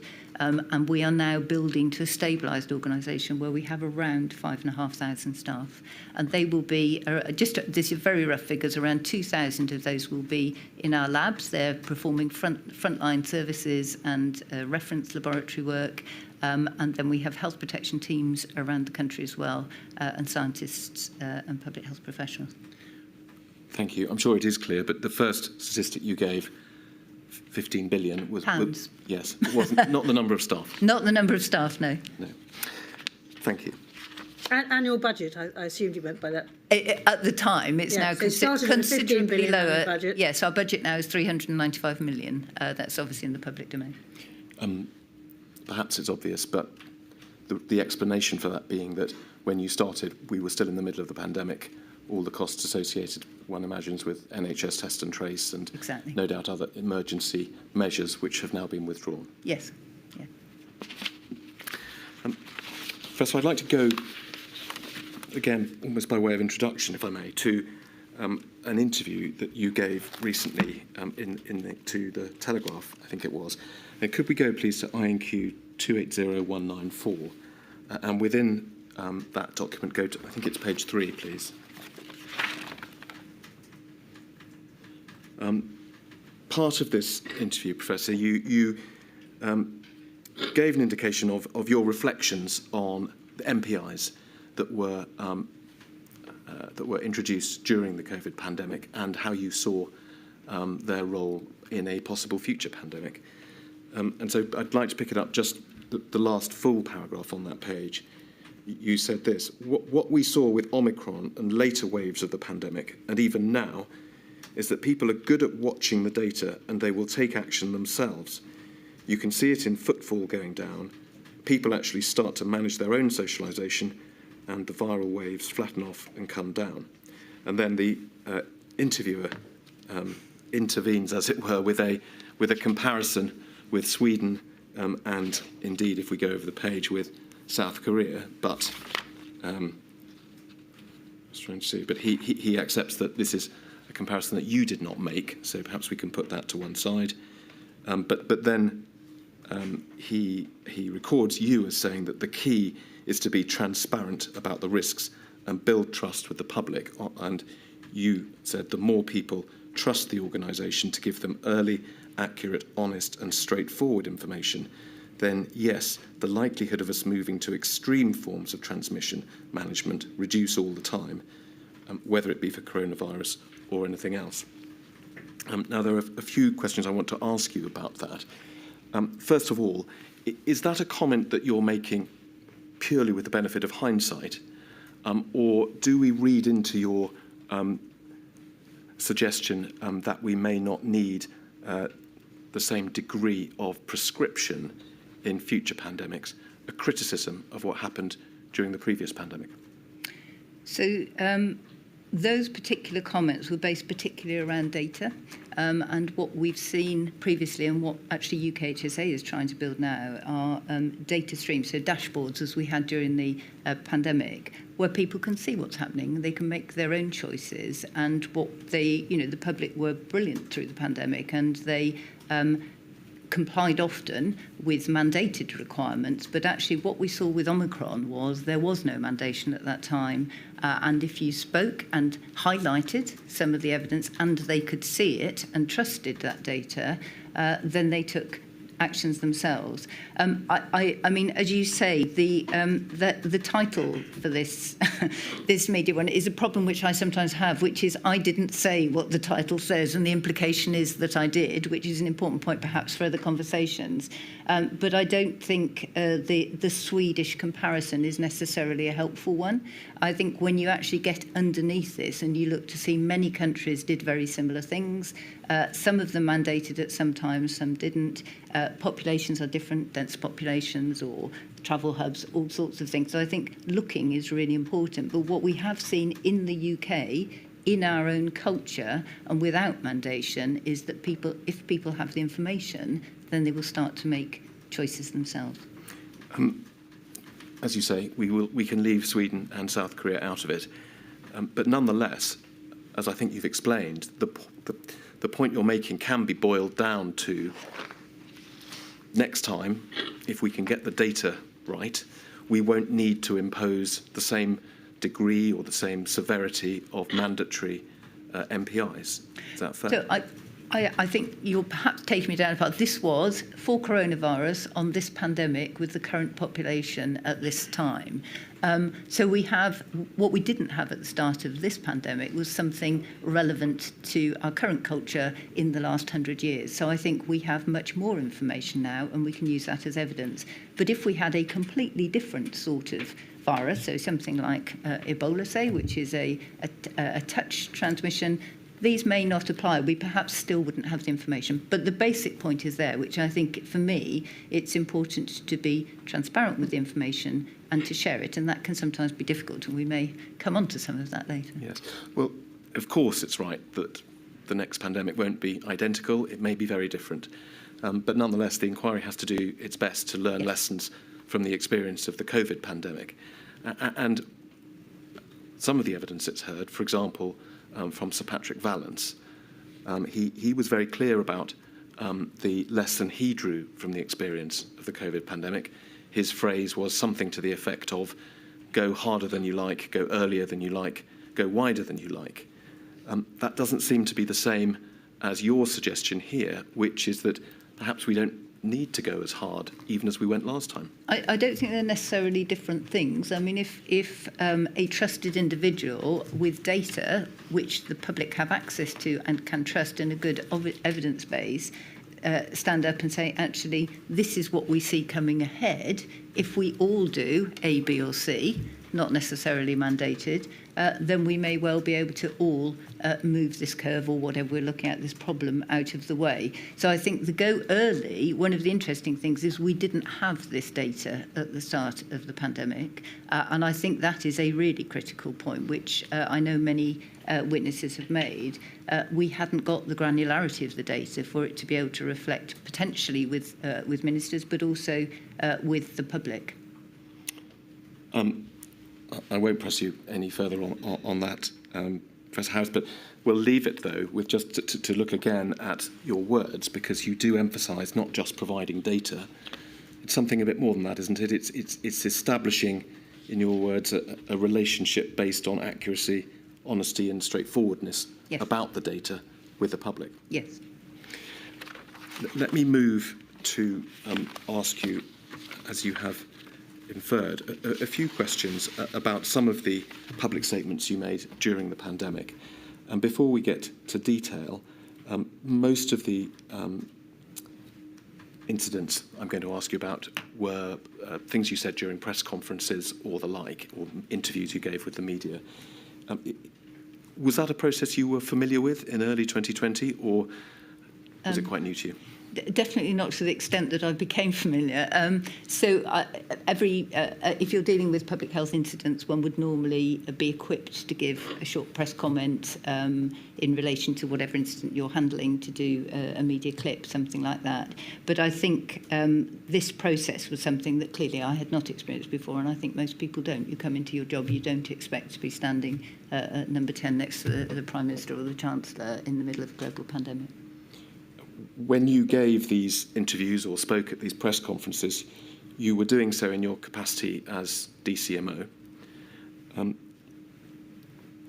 In doing that, did you regard it as your role, for example, to defend government policy?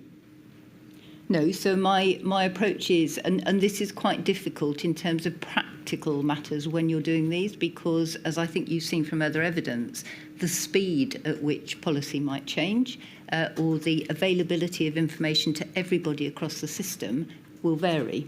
So I will not have been in the same meeting that Sir Christopher would have been, or other colleagues making strategic decisions, and yet it may well be me that's standing on the podium.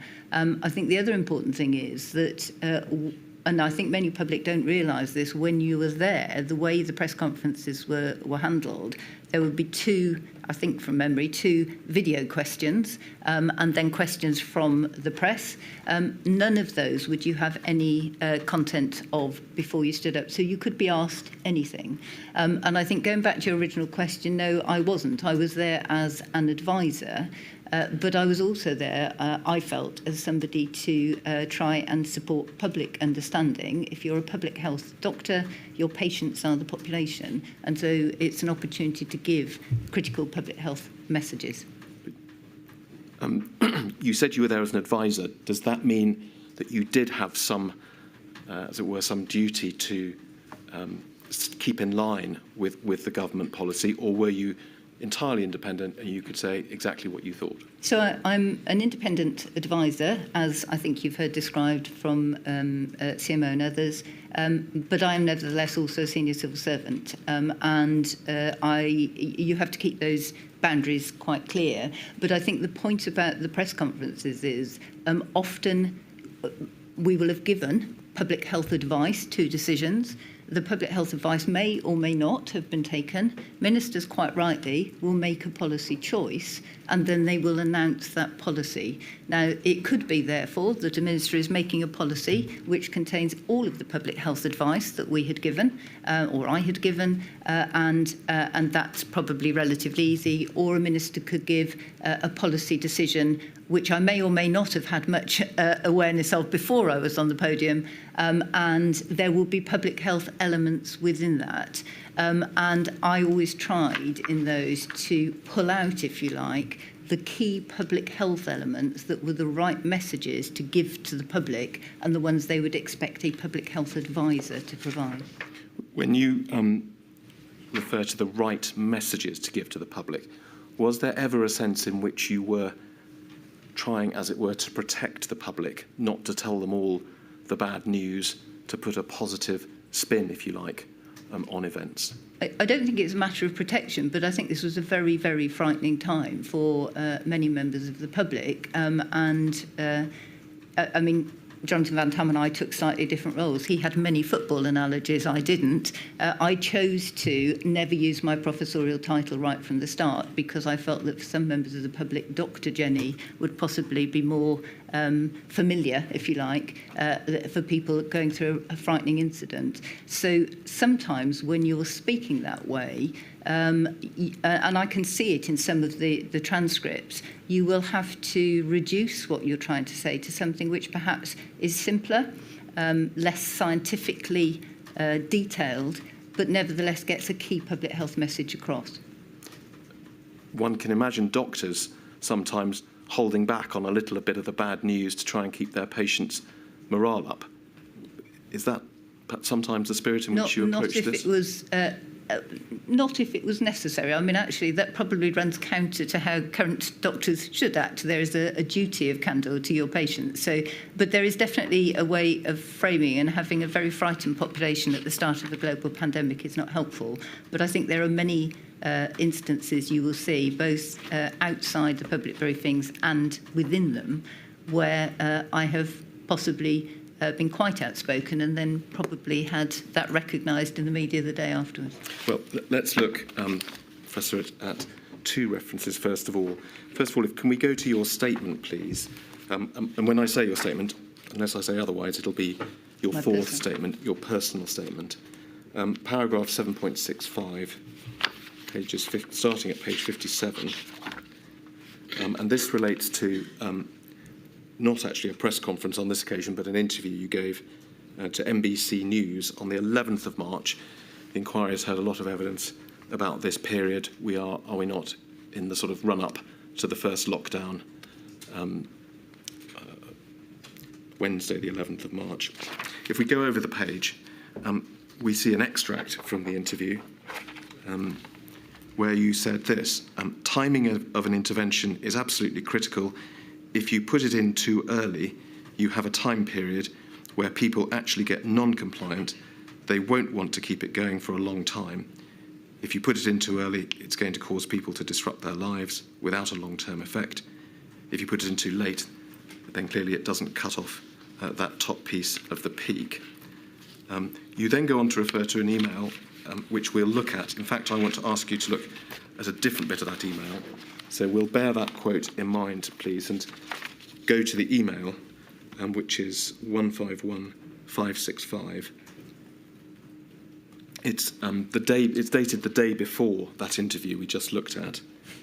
And if we can go down to a little bit further down, please. Yes, that large paragraph. And the bit we need is 4 or 5 lines down. It's the passage saying, equally, if you start it, and it is a lockdown or NPI, if you start it too early, for interventions which need to be quite lengthy, not the short-termism being applied in Italy, you will lose goodwill, compliance, and they become ineffective because people ignore. So, Professor Harris, in those, one can see the similarity between what you wrote in that internal email and the interview you gave the next day.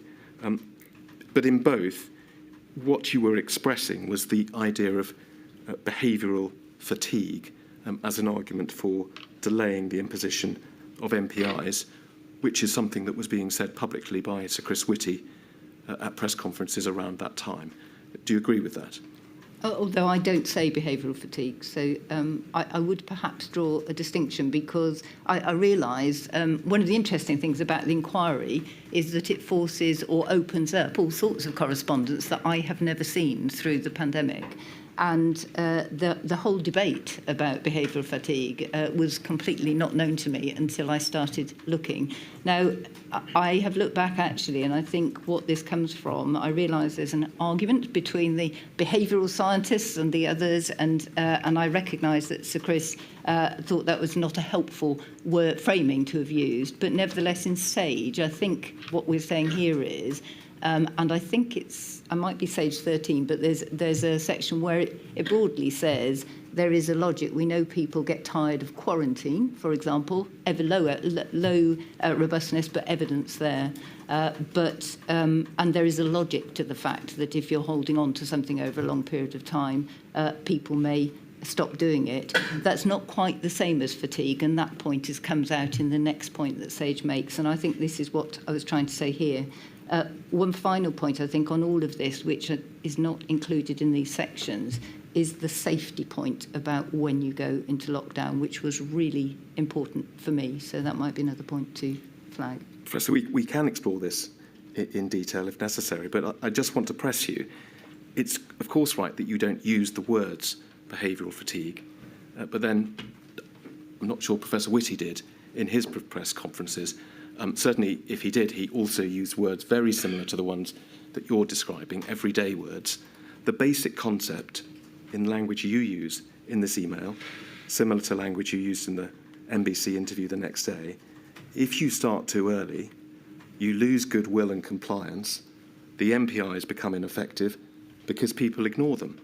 That without using the words behavioural fatigue, that is exactly the same principle, is it not? So my principle was I would use, because actually I wasn't very often in SAGE, which was one of the problems. I was doing other meetings, and I think Sir Jonathan flagged the same issue. I would use the advice that came from there, and I think it was SAGE 13 on the day before this, and there are a couple of bullets in that one which describe both the fact that this is not behavioural fatigue, but that there is a, if you like, a plausible logic to the fact that people are unlikely to necessarily maintain. The evidence point that they give was around quarantine. Well, a day or two after this, Professor, SAGE did address this issue head on in light of Professor Whitty's comments. And if we can go to INQ 236391.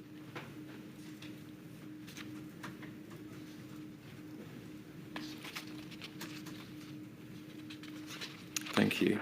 So we see at the top, this was SAGE 15 on the 13th of March, so that on the Friday at the end of that week, after your interview, after Professor Whitty had made his comments during the same period of time. And if we go to the third page of that document, Professor Whitty referred to this document when he was giving evidence last week. Picking it up at paragraph 28, there is some evidence that people find quarantining harder to comply with the longer it goes on. The evidence is not strong, but the effect is intuitive. Is that the point you were referring to? Yes. That had been picked up, I think, in a paper at an earlier SAGE meeting? It wasn't in the consensus I think it's in the statement. bullets, actually, from either the one before or the one before Yes. that. Yes. We don't perhaps need to go there, but it wasn't in the consensus statement. It was in a paper that was considered at that earlier meeting. Yes. But they go on to say, this is the later SAGE meeting, there is no comparable evidence for social distancing measures, but experience suggests it's harder to comply with a challenging behaviour over a long period than over a short period. But then this, there is no strong evidence for public compliance rates changing during a major emergency. There is, however, a link between public anxiety and protective behavioural change. So what they're saying there is that just because it's difficult to comply with NPIs doesn't mean to say that there will be a fall-off in compliance. Is that fair? I think that's fair enough, and nobody's experienced this. This wasn't an intervention that had been applied for 100 years, I think. And that's contrary to the point you were making in your interview and in that email, is it not? I would say quarantining and self-isolation are both, they have a different technical meaning, but the impact is that you have to stay inside, in this case, for about 14 days. So I think there is some fallover. I realise that's not where other people have landed, but I didn't use the word behavioural fatigue, and actually there is quite a lot of work ongoing now into that, because, of course, we've come through the pandemic and people are looking at it. And the next paragraph, lastly, difficulty maintaining behaviours should not be treated as a reason for not communicating with the public about the efficacy of the behaviours, and should not be taken as a reason to delay implementation where that is indicated epidemiologically. Now, you had advanced it, both in the interview and in the email, as a reason to delay introducing measures, had you not? So I don't agree that I actually agree with this completely. That was no reason not to move into lockdown. And so you had been mistaken in your email and your interview? I'm afraid I see it a different way, because I think the evidence around quarantining, there's very little. If you ask somebody to quarantine or self-isolate, in fact, many people use the words interchangeably.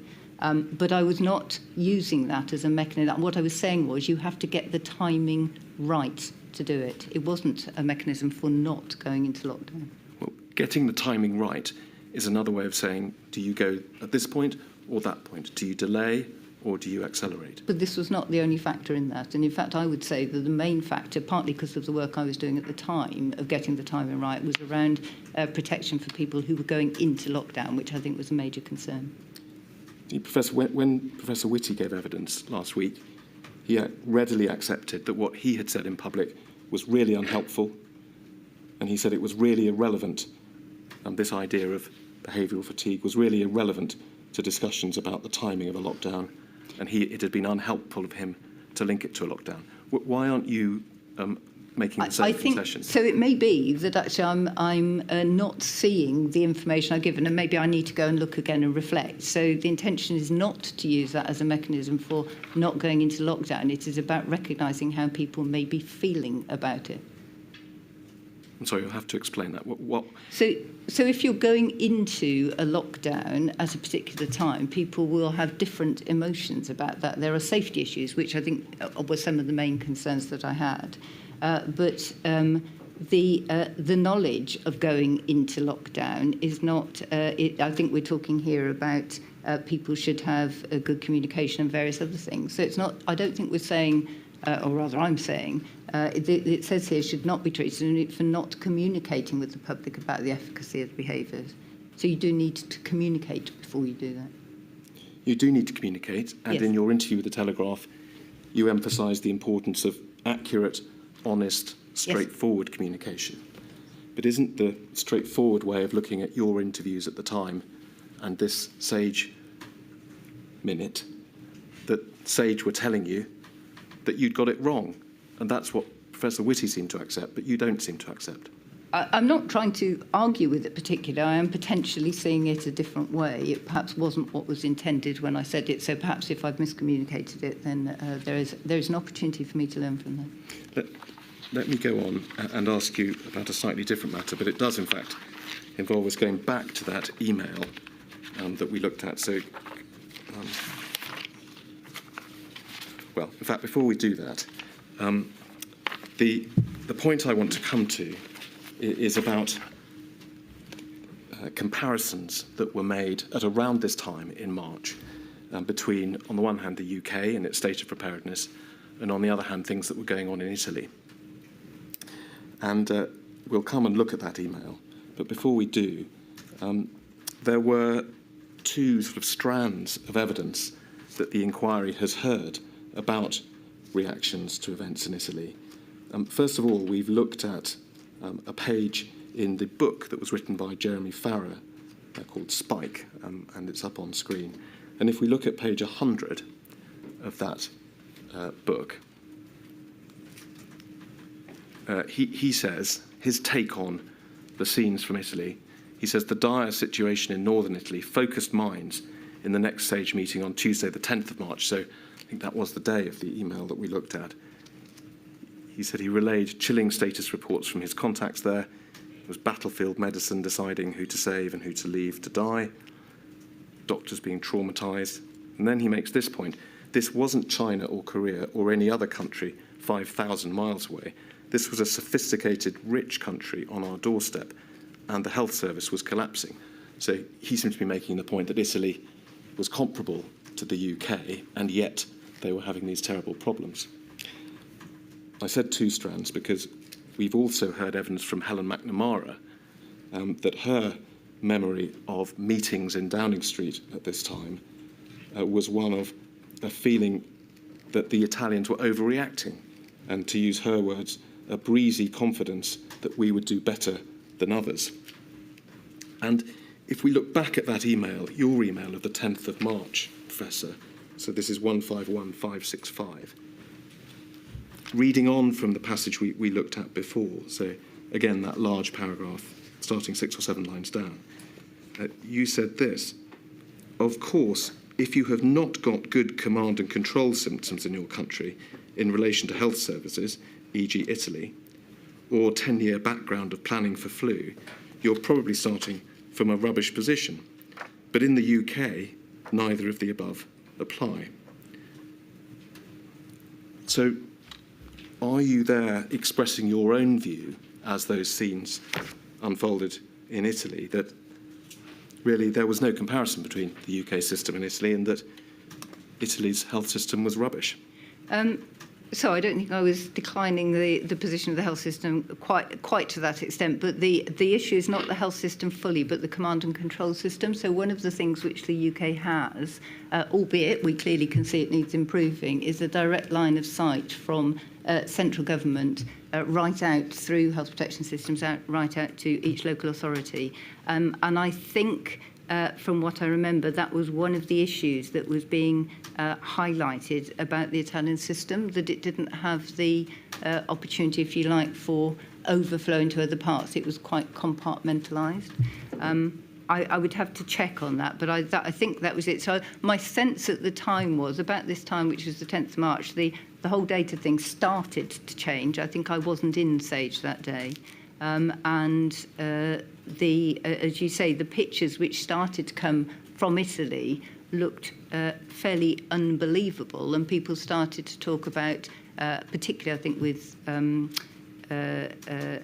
care services, and as questioning why that was. And my understanding was at the time from the conversations that it was part of it was that the, if you like, the mutual support. So rather than have a single national system which you could move people around and manage the peak, that this was not possible under the Italian system.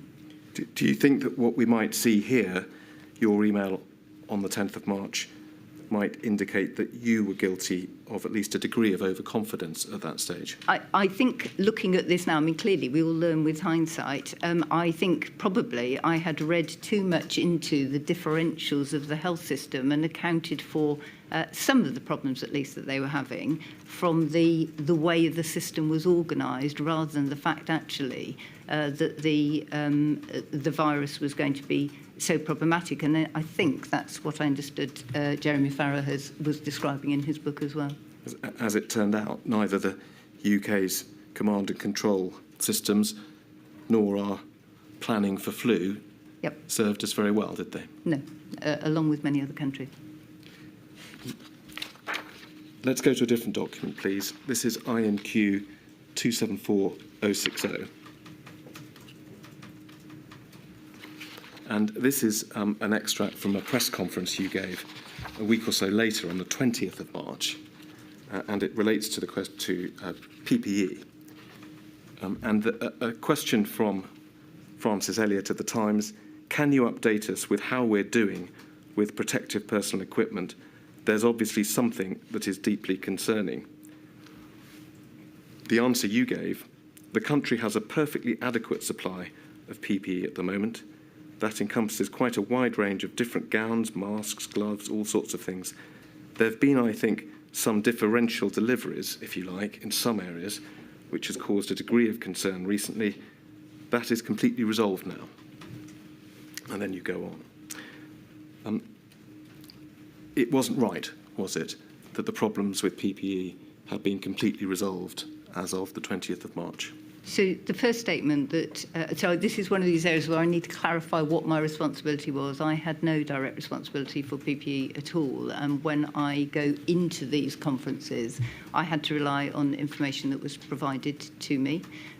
So on this one, my understanding was, and I think that is actually still correct, that we did have a national supply of gowns, masks, gloves and things. The difficulty was I had been told that a new supply system for getting them around the country, so there wasn't differential distribution, was resolved, and that turned out to be not the case. And in fact, I apologised as soon as I could when I was next on the stand, which I think was probably not till about 10 days later, which is a relatively unusual thing to do from a political stand, but it was something I felt I needed to do. We've heard, Professor, detailed evidence that the problems with PPE not only were still going on at that time, but in fact in different ways and different types went on for months into the pandemic. For example, we've seen an email exchange involving Helen McNamara at around this time raising concerns about PPE for women, and that not having been taken up but then being pursued in number 10. We saw yesterday a letter from Sadiq Khan to Dominic Raab and Matt Hancock raising issues about supply chains of PPE on the 13th of April, so nearly a month after this. and right at the start of our hearings, we saw a letter from BAPIO, Yep.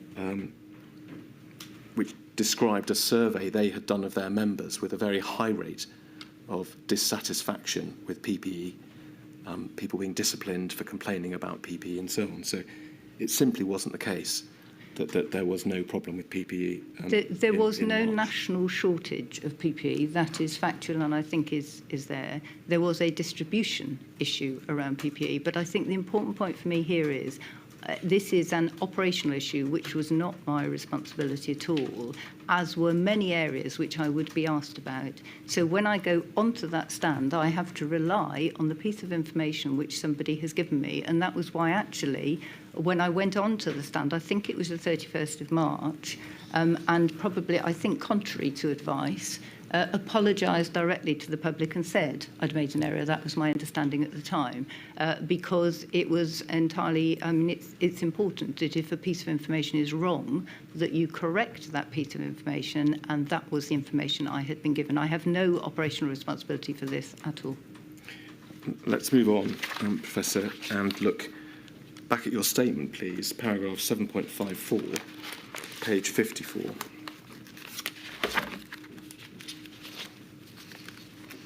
So we move forward now. That was, I think it was the 20th of March, wasn't it? And so we're now in April, almost a month later.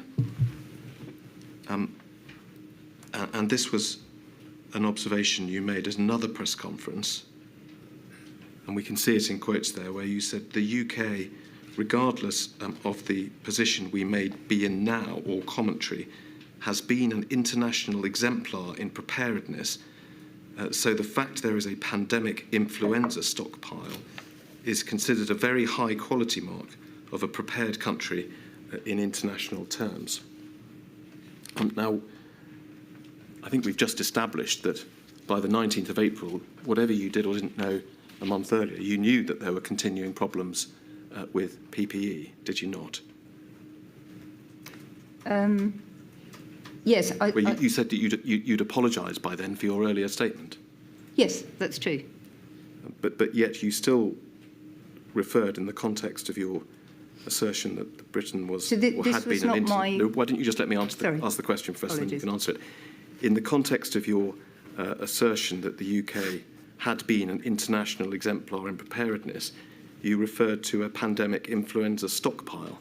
Yes. Why did you do that if you knew about all the difficulties there were? So the with point I was PPE? trying to make here is that having a pandemic influenza stockpile of any sort whatsoever, which undoubtedly the country did, was considered not by me, this is an external objective assessment, to have been a very high quality mark of a prepared country. And that assessment, I mean, clearly the world will be reforming how it manages and assesses how good it is, but that assessment came in two ways. One was from Johns Hopkins School of Public Health Global Health Security Index. The UK came number 2, scored 77.9 out of 100. New Zealand came 54. So I think, you know, there's some really interesting insight there to be learned. And then the second one was that the UK had put itself forward to be assessed by a joint external evaluation under the IHI International Health Regulations 2005, and in fact was used as an exemplar by the WHO for training others. So I recognise that in retrospect, this is, you know, it feels wrong almost when we look back now and see. But those were not my assessments at all. They were objective external assessments. So they're clearly areas which, you know, we all need to look at globally, I think. And in fact, WHO is. Professor, they were external assessments that had been made before the pandemic. Yes. The pandemic, which by the time you made these comments in April had been ongoing for several months. Yes? Yes. And the experience of the pandemic by April had demonstrated just how far wide of the mark those external assessments had been, had they not? So I agree that in retrospect this doesn't look at all encompassing with that, but that was what we had been graded as a country. Well, that may have been true as a matter of fact, Professor, Yeah. but we started this conversation with your recent interview emphasising the importance of an honest and straightforward approach in communicating with the public during an emergency. So was it an honest or straightforward thing to do to refer to earlier assessments of pandemic preparedness when events of the previous weeks and months had demonstrated just how serious the problems were and how, frankly, erroneous those earlier assessments had been? Could I perhaps just read out, I think, what that statement says? So it says the UK, regardless of the position we may be in now or commentary. So I think I am acknowledging the fact that we don't have a good position now, has been in the past an international exemplar based on external observations. And the reason for that in the past had been because we had a pandemic influenza stockpile, notwithstanding regardless of the position we're in now. I don't see those as incompatible. We clearly were not in an exemplary position then, but I don't think that's what this statement says. If in mid-April, well into the first lockdown, events had proved that the preparedness was so far short of what it had been understood to be, and in his evidence to the inquiry last week, Professor Whitty said that the pandemic influenza plans were, his words, woefully deficient. Why was it something you thought necessary to remind the public of in a number 10 press conference that this earlier grading had found the UK to be an international exemplar? It wasn't an international exemplar. Events had proved that by then. So, I mean, I don't have the context of this, which is often quite difficult for me to make comments on statements which are provided to me and not with the rest of it. But I would perhaps just repeat that it says it acknowledges the poor position we're in now, regardless of the position we may now be in. I am flagging that historically it had. So I think I'm just saying there is a problem now, and previously we thought we've got it right because that's what other people told us. Let me move on, and I think this can be my last set of questions to one more of your sets of public commentary. And to do this, let's go within the same statement to page 145, please.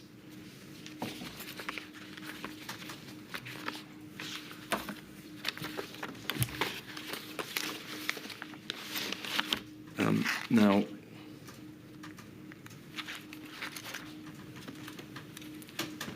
yes, so we see, first of all, at the paragraph 10.18, it's another of the Downing Street press conferences, this time on the 26th of March 2020, and we see set out below in full, first of all, the question you were asked and then the answer you gave.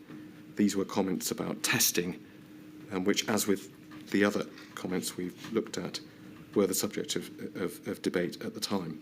The question then, I don't think we've ever really had a public explanation of why this country decided to stop testing people who were suffering with symptoms of coronavirus when certainly when the World Health Organization was advocating that as a policy, and many other Asian countries have done this with great success.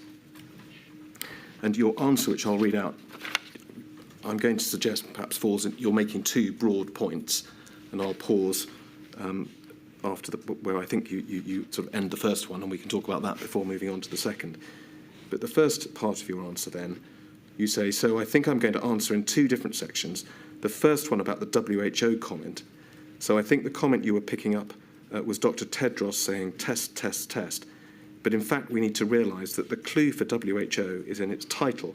It's a World Health Organization, and it's addressing all countries across the world with entirely different health infrastructures, and particularly public health infrastructures. We have an extremely well-developed public health system in this country, and in fact, our public health teams actually train others abroad.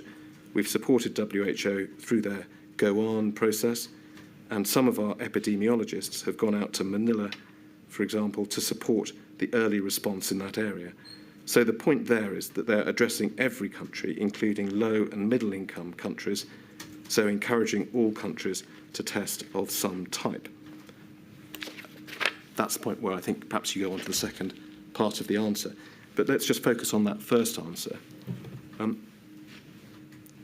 In fact, the WHO guidance, or imperative, test, test, test, applied to all countries, did it not? It did. Not just to certain countries, depending on where they sat on wealth or state of preparedness or development or anything else? Exactly. And in fact, if I may, I would just like to flag this completely, because this, two things so far.